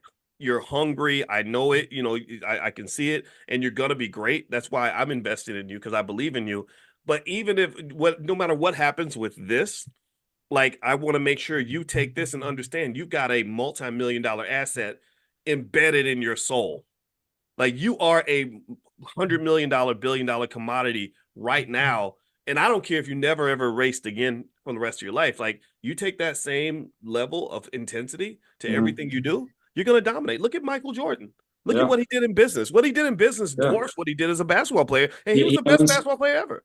he You see owns a what I race mean? team now. Yeah. Yeah, man. Yeah. So okay. So now thank you for allowing me to No, that share that that. was good because now things like you said, you took that like a lot of I don't want to say a lot of the track and field stuff, yes, genetic, you still gotta work hard. But now when you took it to academics, like that's things that are really in your control. It's if you work hard, you're gonna get these good grades and smart. And you did that and look where it took you. So that definitely is saying something. Yeah, yeah. Like I felt like when I was competing in track, I had a Yeah. ceiling and I couldn't break through the Yeah. damn ceiling. But once you took the ceiling off, it's like opening up a bottle of Coke where you've been shaking it, and the Yep. Coke can't get out. Then boom. Yep. So let me go back and ask you about this, man. So Michelle and Anthony Martin with the Urban Youth Racing School when they were telling me about you. And by the way, this is LeVar Scott, who's a NASCAR driver. In case y'all just came in, and he's blessing us today with his time. And also, by the way, I'm going to keep this relatively short because he got stuff to do. They were telling me about things I did not know in Black history, like the Golden Glory sweepstakes, when Mhm. our people used to have our own racing leagues and fans and fill up stadiums and Yep. and thousands of businesses connected to that. How much have you learned about that, and just some of the great people that came before you, and how does that sort of play into the significance of your role as a black driver? Yeah, a lot. That was kind of the basis of what you just said or what I know about the how we had our own racing league, and it was all of us, and it was pretty cool. And Wendell Scott, who was the first one African American to win a NASCAR race, that's what really pushed me over the edge to learn more about it and be an advocate for it. When I was growing up, Wendell Scott was the only guy I ever did all my reports on. Like I went to school dressed up as Wendell Scott before it, like in my suit and everything. It was like, yeah, that stuff. It was awesome to see that, and because no, he was the only one at that time doing something big. For me personally, like that is why I'm here. That's one of my biggest roles, is to try to bring youth, African Americans inside the sport and show them how awesome the sport can be. I mean, I can't tell you how often I travel to go to Boys and Girls Clubs or go to NASCAR foundations and talk to the kids. I had to go to one in the next few weeks actually. It's very, very, very important for me because growing up, Kyle Larson, who is my guy, races now. If he would have came to my school and said something to me personally, I don't know what I'd have done. So, and I'm not Kyle Larson yet. So if I can be that guy and talk to the youth and talk to the kids somehow, I want to be the first person to do that. And I try to do it as often as I can. Okay, so you carry that proudly, like, because you got some people that are like, yeah, I'm black, but that's not important. Whereas you Yeah. you You you got to know know who you it's, are. it's it's extremely important, and some people don't know that, and you got to show them. I remember I was in Chicago about a few months ago, and I did like 3 days of touring and just talking to kids, just talking to them, and wanted to be a part of it. And that stuff it really does mean a lot to me because if that would happen to me, I think obviously having my family and having them as my support to the racing. But if it wasn't for them or seeing people that I wanted to be like one day or achieve the success that they have, I wouldn't have been doing anything I'm doing now. Wow, man, I absolutely love that. I mean, I think, and in case y'all want to know why the Black Business School wanted to support LeVar, and it's LeVar with a V. So when y'all go look him up, make sure. Some people, I saw someone type Lamar. I'll make sure we got to say his name right. Say his name. Um, if you want to know why we wanted to be a part of what you were doing and support you, is because I saw you at it wasn't Talladega, Daytona. Daytona, yes. Daytona 500. Yeah. And so I was watching your race, and it was before, I guess, where the bigger names were racing the next Yep. day, and Yep. and your car was out front for a really long time. And I was like, wow, that guy out front, he's really smoking. And then I remember Michelle Martin from the Urban Youth Racing School said, yeah, that's a black guy. And I was like, really? Cool. I'm gonna cheer for the black guy. That's just what I Yeah. do. And you did really well. I don't remember what place. What place did you get? Fourth, sadly. Yeah, yeah, yeah. But And so she introduced me to you, and we were sitting there talking. And whenever I meet somebody that is an athlete or even like a rapper or anybody, I'm always doing like an energy check just to see like what mhm. kind of dude am I talking to? Some people just are terrible, just bad people. Yeah. And I remember I talked to you and I was really impressed. I want y'all to know like he's cool, he was smart, humble, just a nice guy. And I relate to that. And we were just talking for a while, and I was really impressed. And then over time we sort of became friends, and it was nice to be able to get involved. And I remember the first thing I was saying is like, I can't write those multi-million-dollar checks for a NASCAR team, but what can I do to help? Yeah. So we've been trying to do what we can, and I want to invite anybody to find LeVar on Instagram.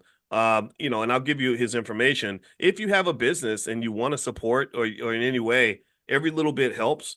Yeah. And so Seriously. and right, and I want to put my money where my mouth is, and so I've jumped out there first. And if you have it in your heart or have the ability to help this brother kind of get to that next level, I encourage you to do that. So that was my journey to kind of get to know how great you are. So I want to just, I guess, ask you a question now in terms of where you are right now, what your goals are, where you see things going in the future for yourself. Yep. So right now, I have 5 more races left this season on my NASCAR schedule. We're second in points out of like 20 something. So we had a pretty good year. Nice. These past 5, 6 races, I finished second, third, fifth, second, third, and then third this past weekend again. So it's been we're on a good stretch of racing. And then next year, I think I'm gonna go back again and run the same schedule I'm on this year, which is the ARCA National year with Rev Racing. But then I want to try to get some sponsorship and do some truck stuff and Xfinity stuff and move up pretty soon. So when I hear you say second and third and stuff like that, that's really impressive, right? And Yeah, you had a great year.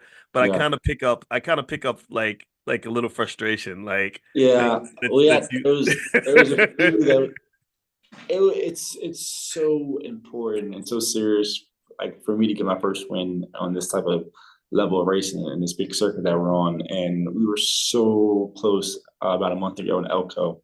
I mean, the distance was that far away from my front splitter to his front splitter, and I just every time I think Oh, about it, it hurts. It hurts because that'd have been a life changing moment for me and for a lot of people, and it's just I let it. oh. Yeah, I remember you telling me you want to do the donuts in the middle after Exactly. I want the to experience those moments, and just, it was that close, and it hurt. It hurt. I've always been curious about this because I met a few other, through Michelle and Anthony Martin with the Urban Youth Racing School. I met a few of the drivers, like I think Ross Chastain and Kyle Larson and a couple others, and I always wondered. First of all, I want everybody to know these drivers are good. I have to say that. We did that. They had the Grand Prix in Philly, and we were racing in go-karts, but some of the racers were like real racers. And I'm literally sitting there thinking, "Oh, I've been driving 30 years. How hard can it be?" When I tell you all, there's a difference. I've never seen people able to take a corner that fast. Like I would try to keep up with them, and I would spin off and fly into the tires. These guys are good. That's the first thing I want to say. But I'd be curious to know. I want to ask you this, man. Like it seems like right at the end of the race, like that last lap or two, it gets real intense. Like it seems like tell me if I'm wrong. I notice a lot of. It seems like there's a lot of crashes at the end when It's everyone's like trying to jockey for position. What's that like for you? I would say the last 15 to 20 laps is the about the craziest feeling because these races are so long, right? You have about like 150 lap race or 200 lap race. Most of the race, you kind of just are saving your tires until the end. You want to make sure you have a good set of tires, so when it's time to push, that you have some grip. So your last 20 laps or 15 laps, people start really pushing. So that's when you see aggressive moves being made. People trying to go from fifth to first. So just a lot of cautions, a lot of wrecks, and then obviously the last two laps when people are close, it's going to get pretty hectic. Like 2 weeks ago in Richmond, Virginia, the Cup race, last lap to go, the guy in second hit the guy in first just to get the win. Like it gets. You're Oh, right. I saw that. Yes, I saw that because the guy was pissed, right? yes, very mad, very Yeah, mad. yes. Yeah, Yeah, I I mean, remember that. people when it gets to 15, 10 laps to go, they don't mess around. Wow. Wow. So what goes through your head? Like how are you feeling like, in that moment? Um, Like, okay, so you're neck and composed, neck with sorry, go composed, ahead. just calm, composed. I mean, I used to get really worked up, and like I said before, it's really easy to make mistakes when you're not just thinking clearly or breathing. But lately, I don't know what's changed with me. I don't know if it's just the studying I'm trying to do, but like lately, I just no matter what situation I'm in, I really have been really just calm lately. Like even a situation where I finished second, I was just same, just chilling. Like after the race, it hurt, but while it was going on, I was breathing the same, thinking the same, just making sure I was making right decisions. So I think for me personally, the last 10 laps, I'm just still the same, just getting the job done. You work with a therapist to help you with that, or you get that on Sports your own? sports site. Yep. Really And interesting. then I have a karting trainer who's been around racing for 40 years, and he's giving me some tips. And my sports psych is telling me how important breathing is. So now I do a lot of breathing practices just to make sure that stays really good. Man, Yeah. this I mean that's got to translate into real life, right? You run Yeah, it into a does. stressful It situation. does. Like it really does. I feel like I got. I'll be honest and transparent here. If I have a situation with a girl I was talking to, something happened that was just out of my control. It's like, okay, I just breathe about it and just go about my day. You know what I mean? Like it. I think every situation's been just breathe, think, don't react. Just do what you got to do. Think about it, then react. Don't react first. Just think first. Now, y'all that are listening, by the way, this is LeVar Scott. He's a NASCAR driver. He's our homeboy. He's coming to the convention, by the way. Mhm. So that may be another reason for you guys to come out. You can meet him and stuff. But do y'all understand like when we talk, just so you know, in this class, we talk a lot about therapy and how therapy teaches you little things like breathing and not reacting right away. And I really think that the more intense situations you run into, the more that kind of pays off because it keeps you from reacting in a way that you're gonna regret later on. Mhm. And that's not just true if you're a NASCAR driver, it's true if you're a wife or a husband, and something happens, and you just mentioned a situation with a Yep. girl, right? Yeah. I think that's a valuable tool to have at the age of 20. I didn't have it when I was 20. How about y'all? How many of y'all knew how to keep your cool in a relationship when you were 20 years old? So I know some of y'all was out here cutting people's tires, busting windows, cussing people out, right? And so some of y'all have been doing that to you, in your 50s and 40s, right? So I think but I love that, man. I think that is so cool because I think about even when I went down to Atlanta, Mhm. and I told you I went to the I went to a business conference and I went to Invest Fest, and it was like everything was all love, everything was all good, but unfortunately, when you're public, not everybody loves you, right? And sometimes people, and there was a situation where a person got really irate with me and crazy and everything else, and I was inside, I was like boiling mad. But again, that experience, just you keep your composure. Like, look, Mhm. I'm not responding to that. But inside, it's like, okay, boys, we're gonna count to 10, we're gonna breathe, we're gonna use all these Yep. therapy techniques because we're not gonna go out here and do something that we're gonna regret later on. So Yep. I personally think that's a skill that just applies for everything. It's gonna help you when you have kids. You're gonna have kids one day, I assume, right? Yes. Yes. There we I want. go. I want. Right, I want right. to have two. One boy, one girl. That's my Yeah. my Okay. dream. Things always change. Yeah, yeah. Like kids will piss you off, And as a parent, you can't go off. Like we have two teenage girls in the house, and some days it's like, oh, I love you. Next day it's like, I hate you. You're terrible. And you just have to stay like this, right? Yep. So that's man, powerful skills, brother. I respect that. So what I'm gonna do is I'm gonna let you get back to your day because I know how busy you are. I know how hard you work and what kind of regimen you keep, and I'm not gonna keep you from that. No. Can you give everyone, and first of all, I want before I ask LeVar to give his information where you all can reach out to him, follow him on Instagram for sure. Can y'all give me a quick yes? We're action-oriented people here. And can you give me a yes that you're gonna go seek out LeVar, follow him on social media, follow him on the gram or Twitter or something? Like, can y'all give me a I'm yes? reading. Because I've been reading all this stuff now. I love seeing everybody comment. You guys are awesome.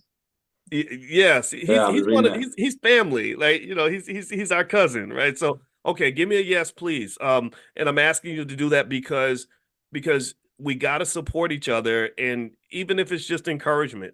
Now, again, we know that there's the financial side of it. So if you're able to help with that, that's cool. But if you can't, that's fine. Just cheer the brother on. Go in there, and make some comments. Hit the fire emoji when he makes a post. Little things like that, I think, are important. So LeVar, go ahead, please. Share your information, brother. Yeah. So my Instagram is Levar dot Scott 34. Facebook's Levar Scott. Twitter's Levar Scott. A website levarscott.com, and you can see everything on there. And it's been like a super big pleasure talking to you guys and answering questions and talking to Dr. Boyce. I actually love doing this stuff. So thank you guys for listening to me and having fun. And if we can make a plan to help each other one day in the future, I'd love to be part of it.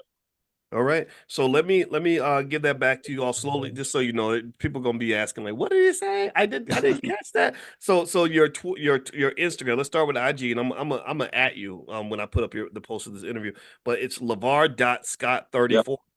Yep. Okay. So everybody got that? Type it in the chat. LeVar, LAVAR, LeVar.Scott34. Mhm. Because we gonna actively, so we're gonna be And, very if conscious. anybody wants to make like donations too to support my local racing, I have a Cash App too. If anybody wants that, Share your Cash App. I'll type it in the chat. What's your Cash App? I gotta find it. Okay, take your time and find the Cash App. I'm gonna give the other information. I'm gonna type his Cash App in here because y'all know driving takes cash. And so LeVar.Scott34, that's his Instagram. Twitter is at LeVar Scott, Yep. LAVARSCOTT. And then his website is levarscott.com. And you got Yep. the Cash App? Yep. It's money sign Levar 1934. Okay. LeVar 19. Now, why 1934? 19 was for some reason my favorite number growing up. I don't know why. I just once I saw number 19, it was it. And then 34 was Wendell Scott's number. Okay, okay. So I don't know So why, but I always keep a piece of Windows Scott with me somehow, whether it's one of my race car numbers or just a number on my phone. It's always Windows Scott. LeVar, I love that. somebody said something. It's LeVar, Lavar. Yeah, LAV is in Victor, AR. So you said so your Cash App is $ LeVar 1934. Did I say that Yes. right? Okay, cool. All right, so I'm gonna put this in here if anybody feels compelled to send something over in the Cash App. Also, once again, Instagram is LeVar.Scott, LAVAR.Scott34, at LeVar Scott, LAVAR SCOTT. LeVarScott.com. I saw somebody put at 19 Keys, reaching out to him. Yeah, I know 19 Keys. I don't have his phone number, but I have met him. And I think anybody, I'd love to see LeVar at Invest Fest or something, on stage. I think that you got to mobilize behind the people that we want to see do great things. Like y'all, y'all can sit all day and complain about what's going wrong with some of the youth, right? Like, I can tell you, brother, I know.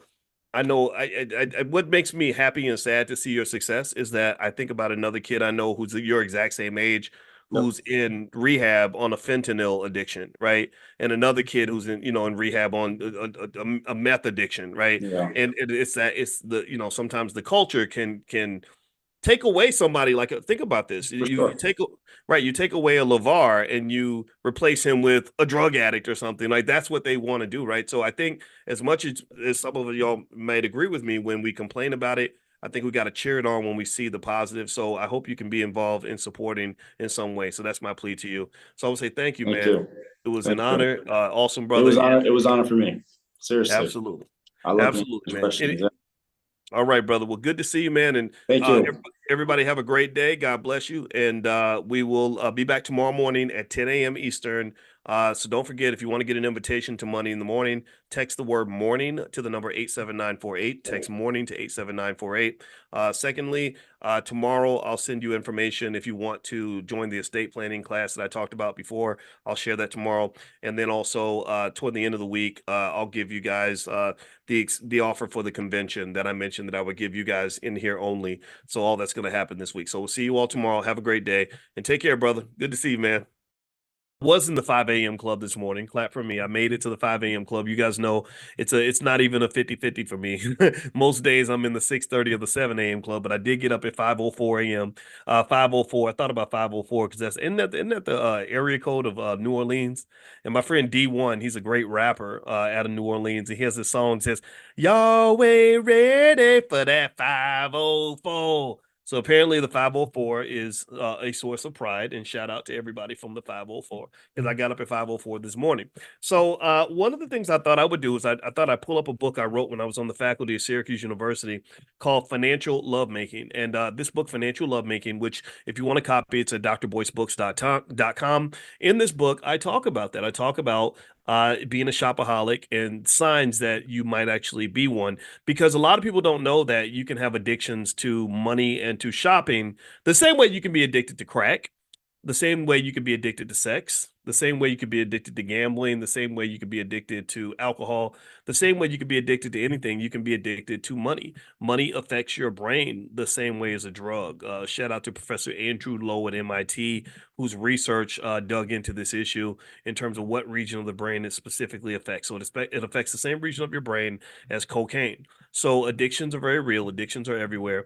And so shopping addiction is a very real thing, and also gambling addiction. That's another type of addiction in terms of financial psychology that you want to be really careful about. You want to warn your sons in particular because now they've legalized sports gambling, and which I think is just terrible. I wish they hadn't done that because now they're really encouraging young guys to dig into gambling. And I say young guys because they don't really aim for young women as much because young women are not as susceptible to sports betting.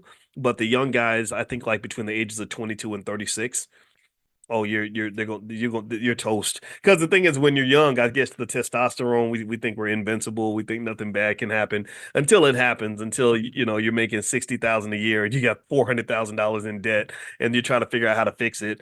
And that's a hard thing to fix. It's much easier to prevent a financial problem than it is to fix one. So write that down in your head. I mean, it's much easier to prevent a problem than it is to fix it. So just remember that, an ounce of prevention is worth a pound of cure. So anyway, so what I thought I would do is dig into some of these signs. Like how do you know if you're a shopaholic? In fact, give me a guess if you feel like you've ever seen anybody who was a shopaholic or spendaholic. Give me a guess if maybe it was you, maybe it was you. Give me a guess if you've ever seen anything where you say, gosh, that almost seems like an addiction. That doesn't seem healthy. Something's wrong with that. Give me a guess if you've ever seen anybody in that category. Um, and so yeah, I think it's pretty common, right? It's kind of a big deal. In fact, in America, we have a big problem with spending. They love consumer spending. They love watching consumers spend because consumer spending actually drives the economy. That's how rich people stay rich. That's how the economy keeps roaring. Is they pretty much just have Americans addicted to consuming things from an early age. So anyway, so let me pull this up. All right, so let me see here. All right, so one other thing, let me see. I'm trying to think what else is going on. I know also Cody Ransom is teaching a Black Wall Street class. If you want to join that class on the true history of Black Wall Street, you can go to b1wallstreet.com, be the number one wallstreet.com. Feel free to take a look at that. I'm a believer that we shouldn't have slavery or anything like slavery or taught to us by slave masters. I don't think slave masters are the best people to teach slavery to people who used to be enslaved. And so so it's not just true for slavery. It's true for anything related to Black history. I think Black history and really anything about that comes down to like how to be Black, what Black people are supposed to do. I just don't think that it's healthy for us to have other people teaching us that. I think we should be teaching that to ourselves. So we actually have our own educational institution. We've been doing this for many years, and we teach kids about wealth. We have the Black Millionaires of Tomorrow program, where our kids, we have 9-year-olds who know wealth better than most adults. It's not very hard to do because if you focus on some basic ideas at an early age, you'd be amazed at what a difference that makes in the life of the child. And also, I want you to remember that the idea of being financially sound is not just about having money. It's about giving you protection in the areas that money cannot buy. It's all the stuff that doesn't have to do with money. Money is kind of a protector that can either inhibit your ability to enjoy your life or it can accelerate your ability to enjoy your life. Let me know if you get what I'm saying here. Money doesn't really buy happiness, but it's very hard to find happiness without money. Let me say that again. Money doesn't buy happiness. Money can't, there's no store you can go to and buy happiness unless it's like a crack house. Maybe you can buy temporary happiness in a crack house. But for the most part, that you can't buy happiness, at least long-term happiness with money. But what money can do is it can take away your ability to pursue happiness if you don't have what you need. Do you understand? So this is what it's all about. It's about when I really consistently talk to you about us building that capital base for the children, you're really keeping the children out of slavery. You're really protecting them from slavery because when the kids get to be 25 and they don't have any money, the only option they have is they have to go and get a job, and chances are when they get a job they have to work for someone who doesn't look like them, and then they get mistreated and abused and disrespected, and then they come home and they're crying every day and they're really sad and their lives suck. Well, why do most people's lives suck? Well, a lot of it has to do with the job that they do. It's the people they work with. That's the biggest stressor. And I think what happens is that they get us distracted. They'll tell us about some person every time there's an election. They'll pick one person who got shot by a cop, and then they'll tell everybody, if you go out your door, a cop's going to shoot you.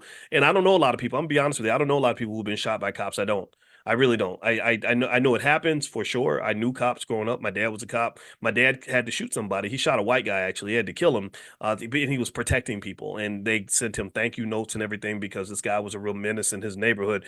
But I don't know many people who got shot by cops. But what I do know, here's what I do know. I know a lot of brothers who've been shot by other Black men. I do know that. That's just my experience. I also know a lot of Black people who hate their jobs. I know a lot of Black folks every day. In fact, raise your hand if you've ever been on a job where you were disrespected. Let me know. Give me a guess if you've ever been in a situation that was just painful and stressful and irritating and made you mad and made you want to jump across your desk and beat the hell out of your boss and made you not want to come to work no more, or made you just downright sad. I know that a lot. I've seen that a lot, right? So in my view, if you're talking about really solving problems, um, my thought is like, why not solve problems by starting where the biggest problem exists? To me, that's very logical. It's very logical to say, if I'm going to solve a problem, I'm going to focus on what your biggest issue is, and I'm going to help you solve that. I'm going to help you fix that, right? So I would just tell you that I don't think being shot by a cop is the biggest problem that most black people have. I'm not saying it's not important. I've talked to you. I've worked on criminal justice initiatives. I told you about what Russell Simmons and I did, where we pushed the Obama administration to change their incarceration policies. I believe in that 100%. I've talked to you extensively about things like the Biden crime bill and how many people went to prison and nobody, a lot of those people are still locked up. How it disrupted and destroyed the black family and therefore taking away trillions of dollars in wealth from the black community because it's almost impossible to build wealth without family. Every study shows this. I'm in complete alignment with you, right? So I'm not going to sit around and pretend like a police shooting is a good thing or that these are not issues. But what I am saying is that I think that if you're talking about fixing your life, that's it. Ayanna Van Zant style. If you're talking about quality of life, that's it. That's what I'm thinking. I'm looking at your life and I'm saying each day, what are you doing every day, and how do you feel about that? And if you don't like that part of your life, then I say fix it. So when I think about quality of life, I think the best way to give your child a better quality of life is to put them in a position where they don't have to go beg for a job from their oppressor. I think that would be a type of liberation and freedom that would make them very proud. It would make them very strong. It would make them very it would give them access to a lot of happiness and freedom and all these other things that we talk about that sometimes we don't know anything about. I mean, you can't, sometimes we fight for freedom in a cage. Like we fight for freedom by demanding a nicer cage. Give me a better black job. I need you to give me more black jobs. I don't want to, I don't even want to, I don't want a black job. I mean, maybe like if I was in the NBA or something that I might take that black job, but I don't want a black job. I want a black owned business because when you have a black owned business, you get to decide what jobs are going to be the black jobs, which jobs are going to be the white jobs, who's going to get the most opportunity. You don't become a person seeking an opportunity. You transition into a person who creates an opportunity. Do you understand? Like we shouldn't be teaching our kids to go get a job. We should be teaching our kids how to create a job. That's what financial consciousness is all about.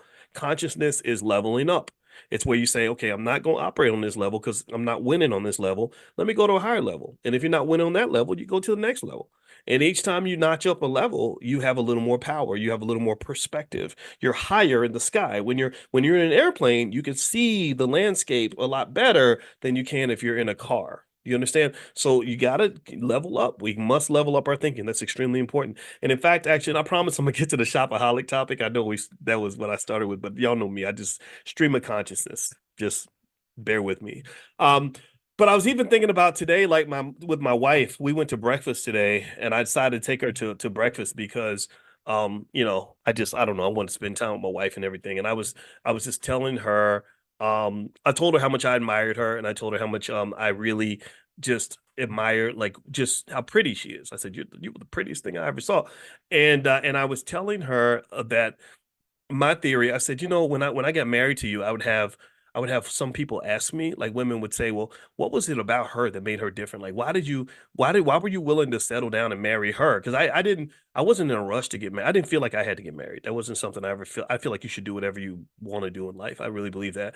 But I wanted to marry her. And they were like, so what was the difference? And I said, I think it was that number one, I thought she was amazing, most beautiful thing ever. And also the other thing too is like I don't understand when guys get intimidated when women are doing well and they're really smart and are successful. That accelerates you. That should help you. You should see that as an asset, not as a liability. She's not your competitor. She's your spouse. She's your partner, right? So that was one part of it. But then I said, one of the biggest things that made me really love you is the fact that you really love me.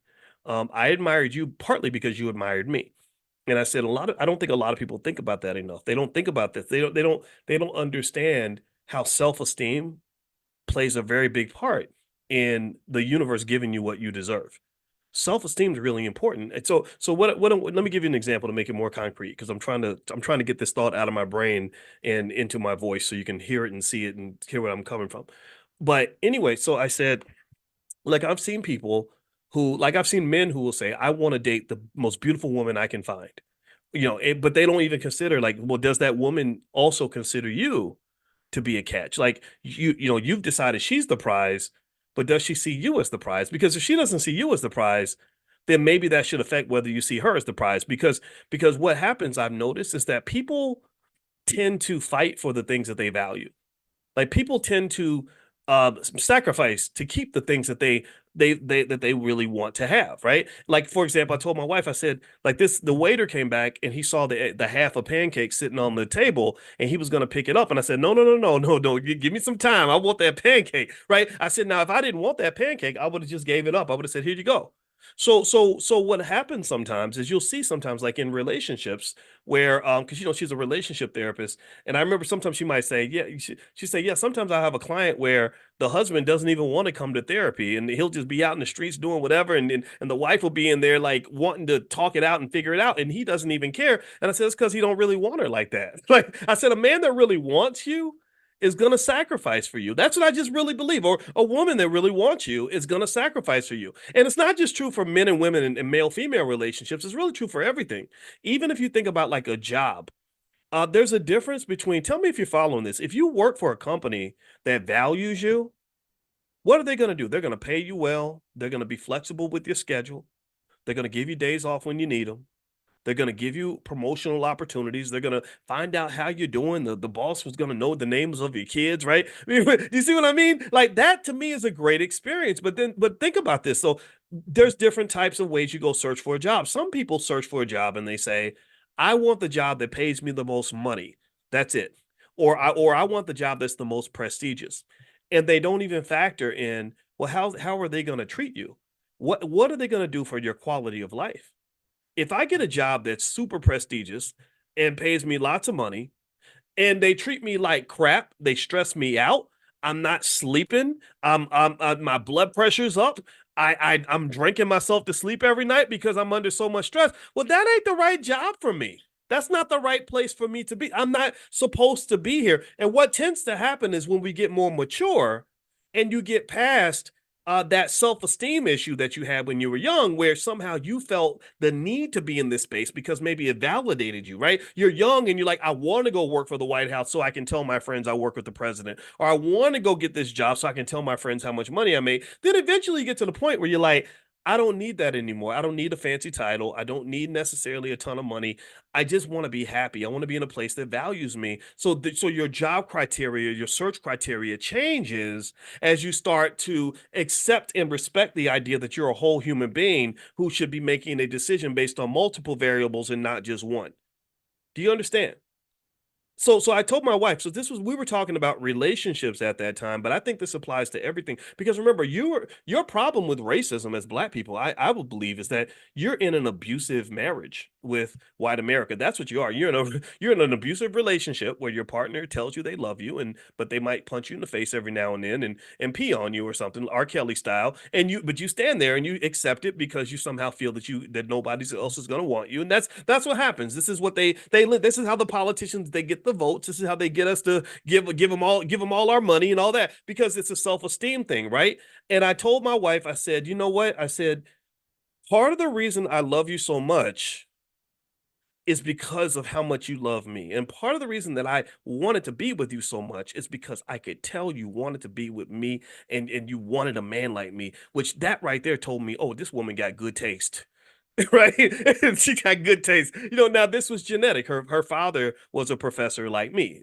So she has this thing. We tend to marry our parents. There's books, there's whole psychology theories about that. This is where the whole broken families problem really emerges, right? When you look at the fact that 76% of all black children don't have a father in the home, and a lot of young children don't have a good relationship with their father, this really shows itself in dating choices and why certain guys might end up as the fathers of your kids and all that. It all requires therapy. It's a deep conversation, but still, though, I told that's what I explained to her. I said, I think that we underestimate the importance of self-esteem and self-respect when forming relationships, whether they are economic relationships, whether they are romantic relationships, professional relationships, any kind of relationship. I believe that you should never in your life spend time or energy on anyone or anything that does not want to give similar energy back to you. I don't believe that we should be giving all of our money away to people who would never, ever do the same thing for us. I don't believe that the people that teach our children are qualified to do so. I don't believe that. I believe we're qualified to do that. I don't believe that a healthy relationship is ever one where You want them up at level 9 and they only want you at level 1.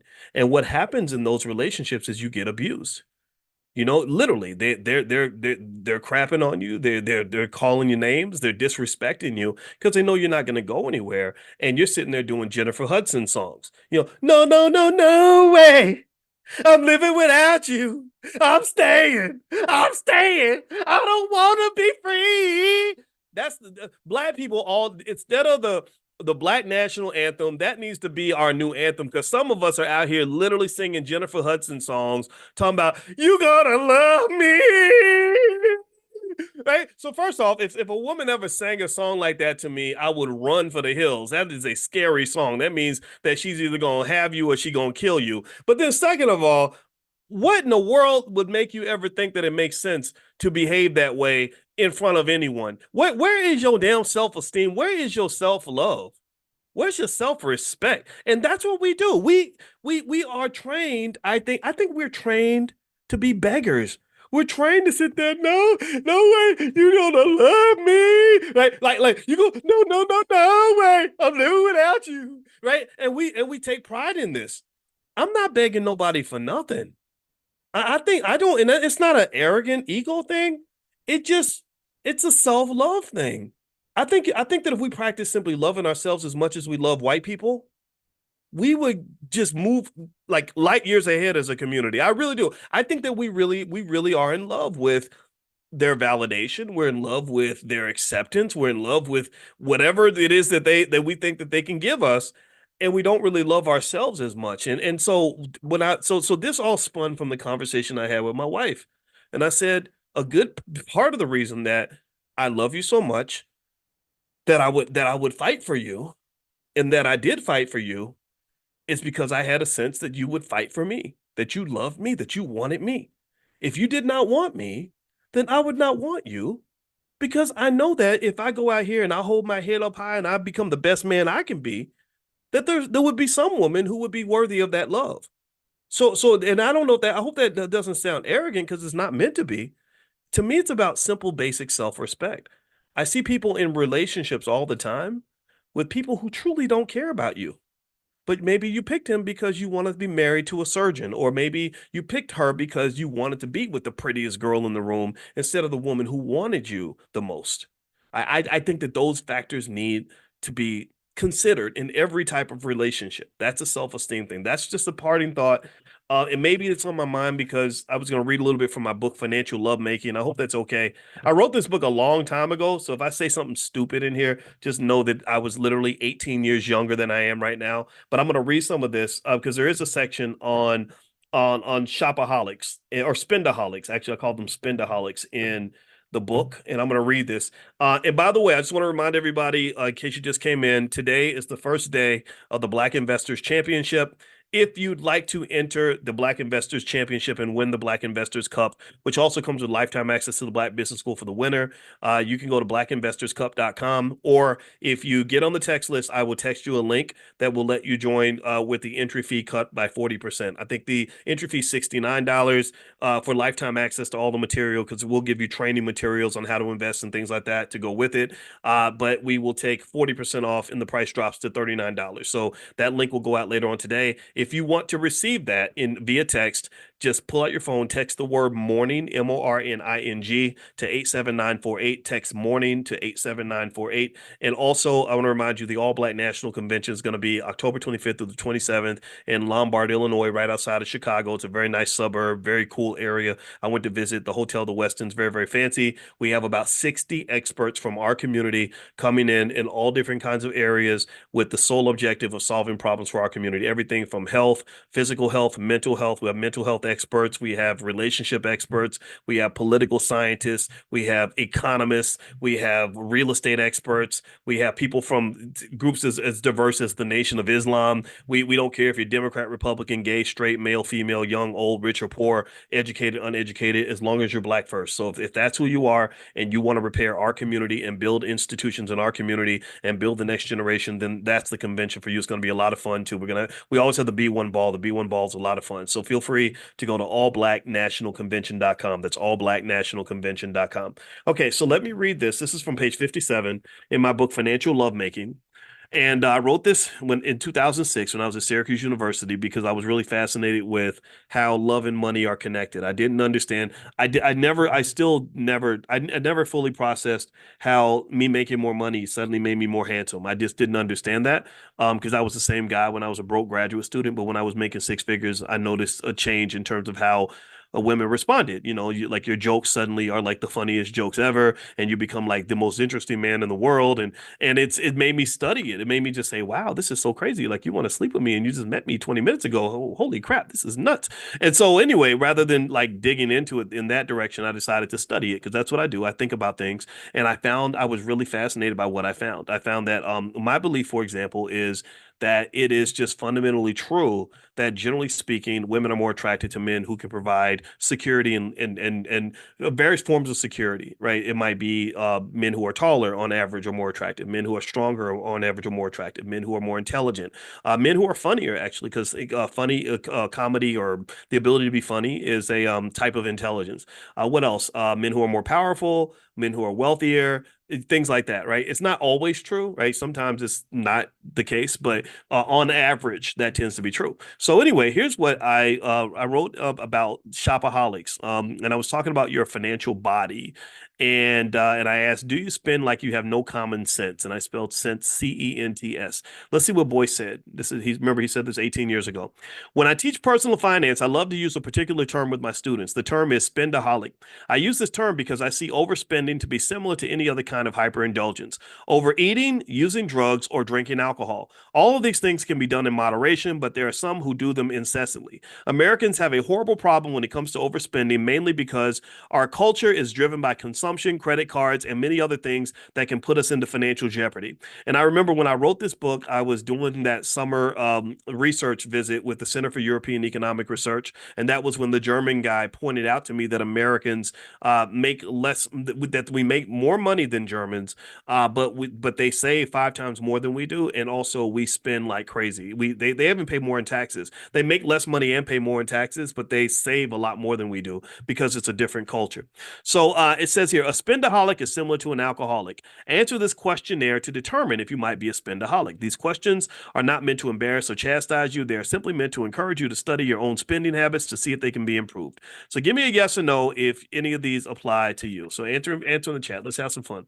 One, if you have money in your pocket, do you spend till every penny is gone? They call that oversatiation. Does anybody do that? I used to do that a lot. That was my big problem. If money would burn a hole in my pocket, I ain't gonna lie. It still does actually. And I'll tell you how I dealt with that. Two, do you like to shop or spend when you feel bored or emotionally down? That's what they call emotional spending. Three, do you find yourself broke before every paycheck and not sure where all your money went? In parentheses, I call that money binging. Four, do you ever go shopping and eventually spend money without having anything in mind that you want to purchase? That's compulsive spending, where you just go shopping and you don't know what you want. You just know you want to eventually buy something. I do that. I do that. I'll walk in and I'll just be thinking, like my wife would be like, "What are you looking for?" I'll be like, "I don't know. I'm just looking for something to jump out at me." Five, if you lost your job today, would you be able to survive on your savings for more than 2 months? If you were to significantly reduce your spending today, would this be any different? Careless spending. Okay, if you were to significantly reduce your spending today, would this be any different? Oh, so if you were to cut your spending, would you be able to survive longer than 2 months? Okay. Six, do you use credit cards for things other than big ticket items? If so, do you take longer than 1 month to repay the balance? And here I have petty spending. That's the definition of petty spending. Do you use credit cards for just a lot of stuff or just for big ticket items? Seven, if you run out of cash at the mall, what do? A, go right to the ATM. B, find another source of payment. Or C, stop shopping and go home. And in parentheses, I have negative self-enablement. I have not used that term since I wrote this book, but that's pretty good. I like this. See, I don't know. Well, you could write a book like in 2006 and read the same book in 2024. And I kid you not, it's like somebody else wrote the book. So I'm literally reading this, trying to figure out what Boyce said, just like you are, because I haven't read this book for years. 8, do you find that you frequently feel worse after you spent a lot of money and have nothing left as if you've done something wrong? Do you have spender's guilt? One sign of being a spendaholic or shopaholic is that you feel guilty when you're done. just like anything else. Like if you're an alcoholic or drug addict or a sex addict or something, you do stuff and then later on you're like, damn, I shouldn't have done that. Nine, if you could go back in time for 1 year, would you change the amount of money that you spent? Would you do that if you could go back? I would. I'm raising my hand. I'm definitely in that category. To this day, I'm in that category. I ain't gonna lie. It doesn't go away because you never stop being you. Just like they say for drug addicts, like you're never like completely recovered. It's day by day, step by step, and just finding ways to take who you are and channel it in a way that's going to be healthier for you. Right. And that's just what it is. Number 10, are you quick to buy things for other people, such as meals, clothing, etc.? And here I call that life of the party spending. Are you the person who always picks up the check? Always buy stuff for other people, like kind of to big ball a little bit or whatever. I know a lot of us that maybe you went to school and you make more money than other people. You might feel the need to become extra generous. I still do that. I feel embarrassed to go places and ask other people to pay the tab. It's just not. It feels very awkward for me. And to some extent, I'm blessed, so it's okay. But I had to kind of work on that because sometimes you don't want to pay the tab. Sometimes you don't need to keep paying the tab. And yeah, Muna, that's that MC Hammer effect. Because MC Hammer, that's how he lost all of his money. Is he lost a lot of his money for the same reason a lot of athletes and entertainers lose their money is that he was so generous. He took care of everybody. And they asked him, they said, "So what'd you do with all that money?" He said, well, I had 100 employees. So and he's playing with his beard and he's like, "What do you think I did? You think I fed them hamburgers?" Or he said, like, "Do you think I paid them with hamburgers?" Or something like that, right? And the thing is that I don't knock the generosity at all. I think that Hammer, um, I think the generosity is fine. But like if I was to go back in time and I was an advisor to Hammer, what I would say to him is that you have to develop an infrastructure that feeds itself. Like you can't do a charity based model of paying people. Like because if you do, you're going to be trying to dance until you're 70 years old because you got to do a whole lot of dancing to pay 100 people, for the rest of their lives. Because once people start to get money from you, they're dependent on that MC Hammer paycheck. They're dependent on that MC Hammer lifestyle. And when you take that away from them, that's going to be financially traumatic for them. And traumatized people tend to have a trauma response. So that person who was your homeboy, your best friend, you put $1 million in his pocket over a 1 or 2 year period. Suddenly you take all that away from him. Sure, his better self might say, "Well, it's okay, man. You did a lot for me and I appreciate it." A lot of people don't do that. Most people are like, "You SOB, you son of a blankety blanket," especially if you're not suffering too. Now, if you're broke and he's broke, then that might be okay. But if he's broke and you're not, like you're still torn and you're still making money because you just decided to kind of cut some cords, oh, you're going to become public enemy number one. Jamarlin Martin, who started Bossip, he and I had a really good time. We went fishing on a fishing trip, and I like this guy a lot. And I got a chance to talk to him in maybe about 2018 about just all the years where he was building Bossip. And I mean and if you know Bossip, do y'all know Bossip? Is Bossip still a big blog? I don't know if it's even out there. I haven't seen it, I haven't gone to the site or not. But it was back kind of like in the golden era of blogs where this blog was getting millions of views. Kim Kardashian got her start on Bossip. Like she used to call them every day. He was telling me about how Kim would call and ask them to cover to cover whatever scandal she was involved with, because that's all she cared about. She didn't care about whether it was good publicity or bad publicity. She just wanted the publicity. And you see, she converted that into a billion-dollar empire. But anyway, one of the things I remember him talking about was that when the company was on its way up and he was very, very generous to a lot of people, that was all fine. But then when they had to do cutbacks, it became really tough for him because a lot of those very same people he'd helped the most were the ones who were angriest at him. And it wasn't that they hated him. It was that more so that when people lose something that they're dependent on, it's a trauma. It's a trauma for them. It's a financial trauma. My wife did a whole workbook on financial trauma. If you want to go take a look, it's at drboycebooks.com. And when people are traumatized, sometimes they're not going to sit back and be calm and cool and collected. They're going to freak out. Right. So long story short, I think with MC Hammer, that's the risk you have, is that you're being very generous and you're doling out money. And what you're doing is you're doling out dope. You're giving everybody some dope because the dope is soothing, they're soothing their lives and making things better and giving them a feeling of euphoria, like, "Oh my God, thank you, I love you, I appreciate you so much." So now you got 100 people that are dependent on you financially. So you got 100 dope addicts, basically, except the dope is just the money. Right. And it's not because they're bad people. It's just that they need that money that you're sending them every week. And it's not an amount that's going to make them just, super happy. It's just enough for them to feel normal. So when you take that away, it's just like taking money away or taking drugs away from an addict who need to get, a shot of heroin every morning or a bottle of liquor every morning or whatever. And so that reaction is literally a withdrawal. So you take the way a dope fiend's dope, he's going to get mad at you. He's going to kick you in your ass. He's not thinking properly because he's feeling off balance in that moment. And I really think that that's what MC Hammer was running into. So what I would say to Hammer is, number one, I would just, first of all, I tell him, look, let's not hire anybody for a while. Let's just kind of think about this thing and figure out how we can develop something that's more stable. But then when you hire people, maybe hire them temporarily so that you can manage expectations, so they don't think that you're supposed to take care of them for the rest of their life. And then the third thing I would say is, let's develop some infrastructure. Let's make some investments with this. We got the cash flowing right now. Let's take this money, this cash flow is coming from one source of capital. And the capital is what they call human capital. And it's coming from the fact that there is a really popular man named MC Hammer who gets on stage and dances around the world, and people pay millions of dollars to see him dance.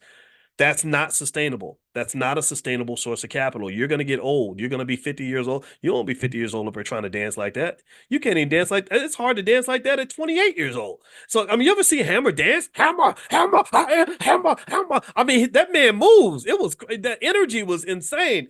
And so what the goal would be is, okay, we're going to really, really milk this era. We're going to milk the next 5, 6, 7, 10 years or whatever, as long as you're big.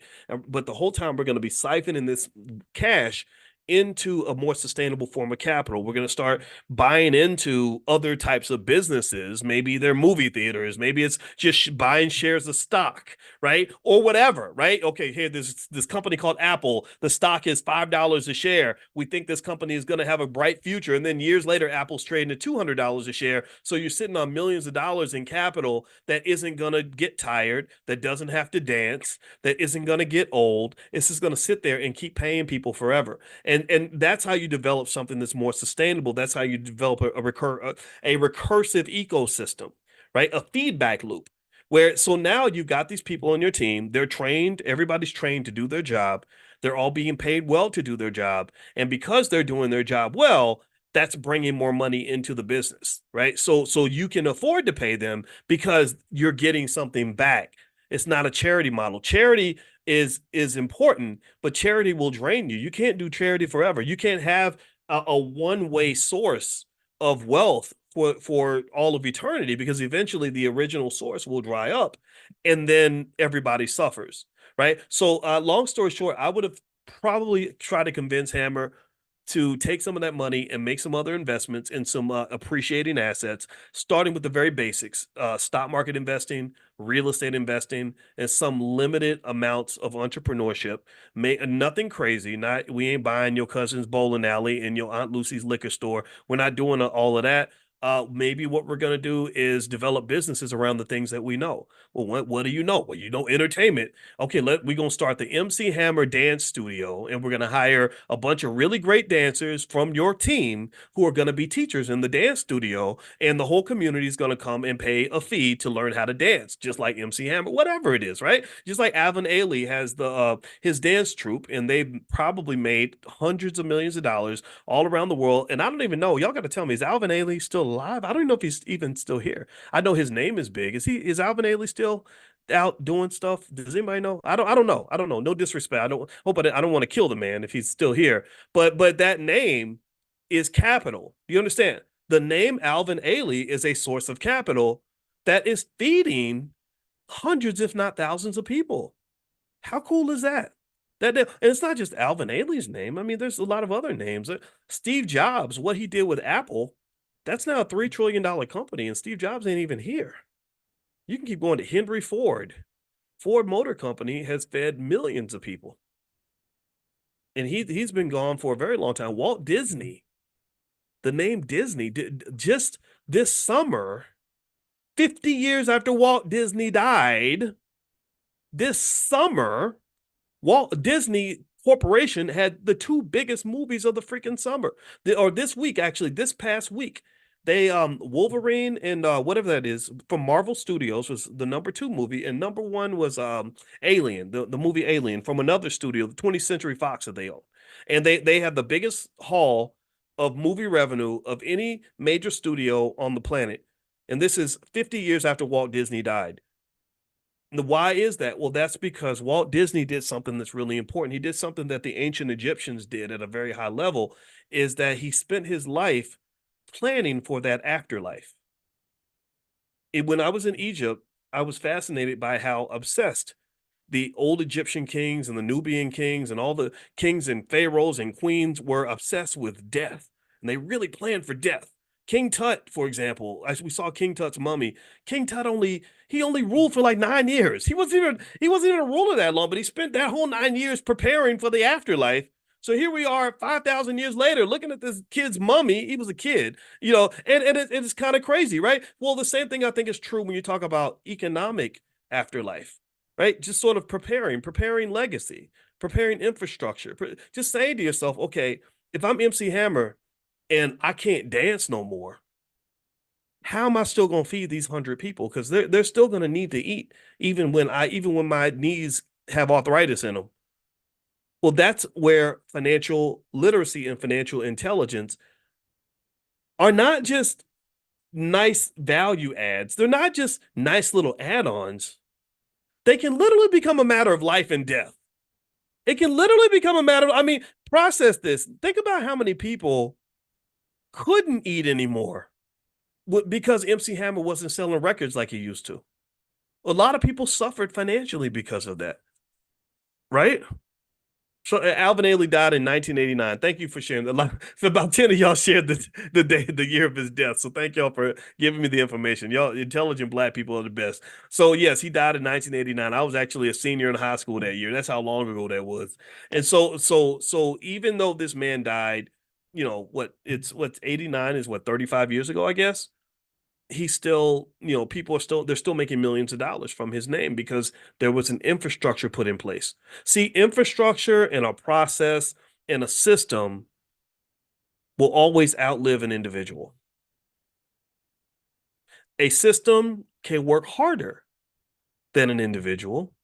A system is typically smarter than an individual. So when I talk to you all and we go into our Black Millionaires of Tomorrow program for children, and I explain to you what kind of children you need to build, I've given you a simple blueprint that if every family applies this, then you're talking about $1 trillion legacy that's being built over time. It goes back to sturdy. Remember we talked about sturdy children, STERDY. Sturdy, the S in sturdy stands for systems. You want children that can think in terms of systems. The T stands for technology, E stands for entrepreneurship, R stands for relationships, and D stands for delegation. The Y stands for the youth. If we have sturdy children, then you can build empires. You're not going to have rappers who have 5 good years and then everybody goes broke.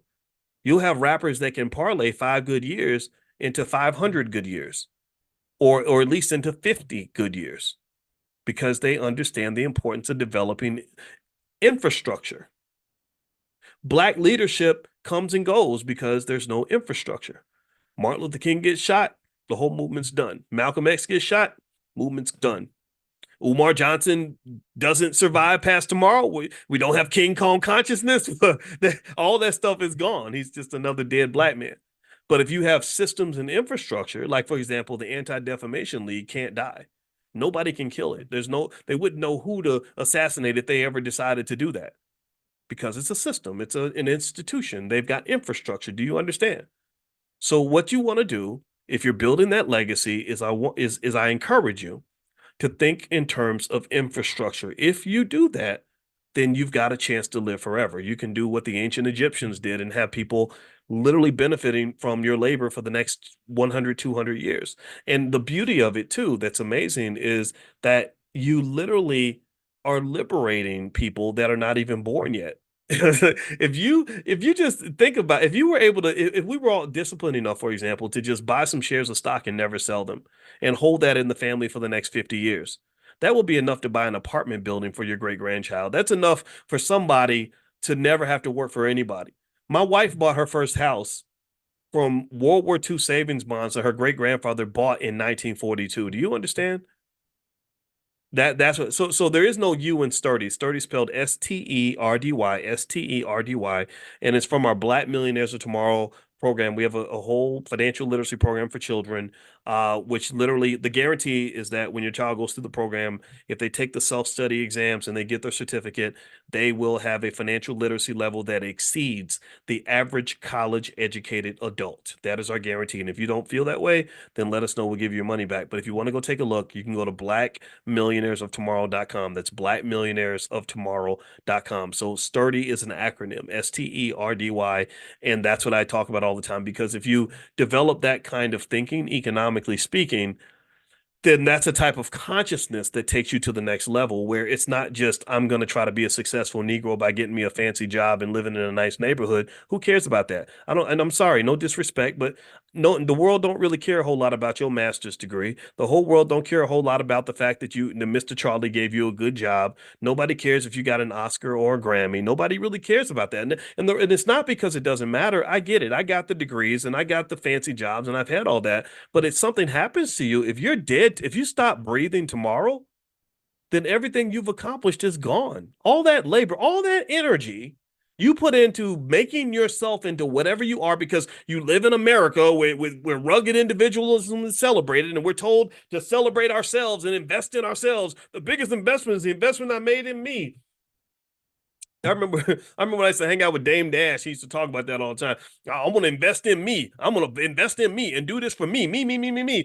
I said, man, you sound like an opera singer. Me. Like, why is everything me? How come it can't be we and us? I don't want to invest everything in me. In order for me to invest in me, I need to properly invest in you. Because me and you becomes we, and we is 100 times bigger than me. Sure, I worked hard. I did all that. I got the degrees and I went to school and I know a whole lot of stuff. But if I walk outside that door and get hit by a milk truck, then everything I've worked for is gone. The only part of me that will survive is the part of me that I converted into we. So I know that the we will outlast the me any day of the week. Do you understand what I'm saying? I know that if something happens to me, I'm not worried about something happening to me, because we got we. I know that I've been able to, over 15, 20 years, talk to about 10, 20 million people who are going to take something that they learned from me, and it's going to survive. It's a win. It's a win for us. So what happens to me doesn't matter. I don't, when I figured that out and began that process of really pouring into other people as much as I could, and doing the same strategy that I would kind of, would have loved to help MC Hammer sort of do. That was when I no longer had a fear of death. I wasn't afraid of death anymore. I'm not afraid to die, because the we has become so big that the me is not that important. Sure, I'm still part of the process. Sure, absolutely. But if I was gone tomorrow, there's certain ideas and principles and philosophies that I know that you all have embraced, that you're never going to unlearn. Now your kids know it. Your grandkids know it. You've been talking to people about it for 10, 15 years. So me doesn't matter anymore. Now me has become we, and they can't kill that. They can't kill the we. They can only kill the me. So I don't sit around saying, "Oh, what if they come and assassinate me like they did Booker T. Washington, or take me down like Marcus Garvey's." That stuff doesn't bother me.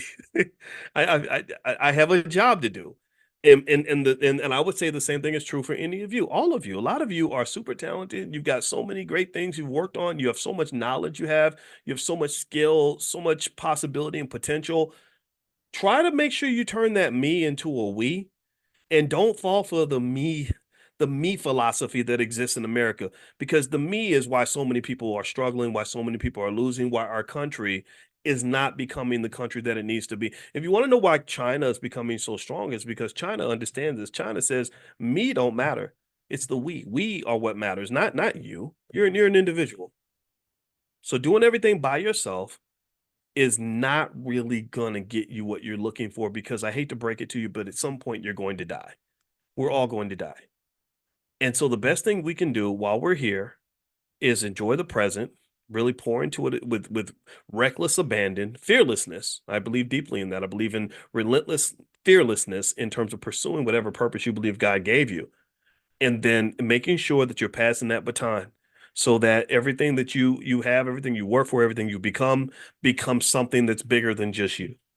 That's consciousness. That's financial consciousness. That's it. I'm done. Um, So yeah, so I finished reading that part from my book, Financial Lovemaking. If anybody wants to go get a copy, you can go to drboycebooks.com. And it's the subtitle of Financial Lovemaking is merging assets with your partner in ways that feel good. So I actually say I want to apologize in advance for any weird or freaky stuff I said in the book. I think I talked about financial threesomes and stuff like that, just trying to be funny. But that was me at 35 years old, so I'm a different man now. So anyway, I hope you guys have a great day. And also a reminder, the Black Investors Championships have started. They start today. So if you'd like to still participate, just get on the text list. I'll send you a link where you can join. And then after today is shut off. We can't take any more entrants. And you can start buying stock right now. The markets are open right now. So go ahead and jump in, start buying your stock. The URL is blackinvestorscup.com. That's blackinvestorscup.com. But if you get on the text list, I'll send you a link where you can join. And it cuts down the price of the fee and everything for you. So feel free to get on the text list. Text morning to the number 87948. Text morning to 87948, and I will send you the link this afternoon. And that's pretty much it. So have out instead of the culture impacting the wealth comes back and impacts the culture. So it's like wealth and culture are two people and they're giving each other a big hug. They're in this great relationship with each other where the wealth says, I love you. And the culture says, no, I love you too. And the wealth says, no, I love you more. And the culture says, I love you too. And it becomes a feedback loop. Do you follow what I'm saying? It becomes a feedback loop. And the feedback loop is this. Here's what's going to happen. Blackwealthmasterplan.com. Write that down. Somebody type that in the chat so everybody can get it because sometimes people miss the URLs. And I say it 2 or 3 times, but some after the third time, I'm not going to say it anymore. So just type in the chat so everybody can see it. So you go to blackwealthmasterplan.com. Here's what happens. You do something basic like the $5 a day investing plan. You're just chugging along, buying stock. You know, you don't know a lot about investing. You're just buying because you're shifting to a wealth builders culture. You let go of the BET culture. You let go of the sexy red culture. You let go of this goofball culture that they're feeding you, and you have a culture of wealth building and wealth preservation. So then what happens is after 20 or 30 years, now you're sitting on some money. Now you're sitting on 2, 3, 400, $500,000. You've got wealth. You've got money now. So what happens then now is now you have to change things. You can't be a wealthy family and live a ghetto culture. You know, no disrespect to anybody who's born in the ghetto. I was born in the project, so I'm as ghetto as they come, but I don't want to be ghetto for life. So don't think I'm making fun of anybody who either lives in the ghetto or was born in the ghetto. I'm just saying I don't want you to stay in the ghetto. So I hope that that's okay. I hope I can say that without being accused of being elitist. I'm not being elitist. I'm just saying I don't want to embrace I'm not trying to make love to the negative parts of your life or the trauma. Sometimes we hug the trauma. We like the trauma. We keep it close because we feel like that's a part of being black. There's nothing about being black that's connected to the pain that you're going through. Being black should mean that you're happy, prosperous, successful, and connected. So anyway, with that being said, once you have this wealth, once you got this money, and you're doing better than everybody else, you're doing better than most black people you know, you're doing better than most white people you know. Well, then at that point, it changes things. You can't really, you're not it. How can I? A person who's got $1 million in assets doesn't have to send their child off to go work a job that's going to pay them $1,000 a week to just pay their bills. They don't have to do that anymore because you're making you can make that amount of money from your investments. So you don't have to sell your time, your precious time on this earth just to make enough money to get by. A family that has assets, like you got some real estate, you got some stocks, you have some cash, you're doing fine. Money's not a thing. That family makes decisions with a different set of criteria than a family that has to think about money before they think about anything else. What's happened is that the building of wealth naturally elevates you to a different frequency. Not that you're better than anybody else. That's not true. We know a lot of terrible people who are very wealthy,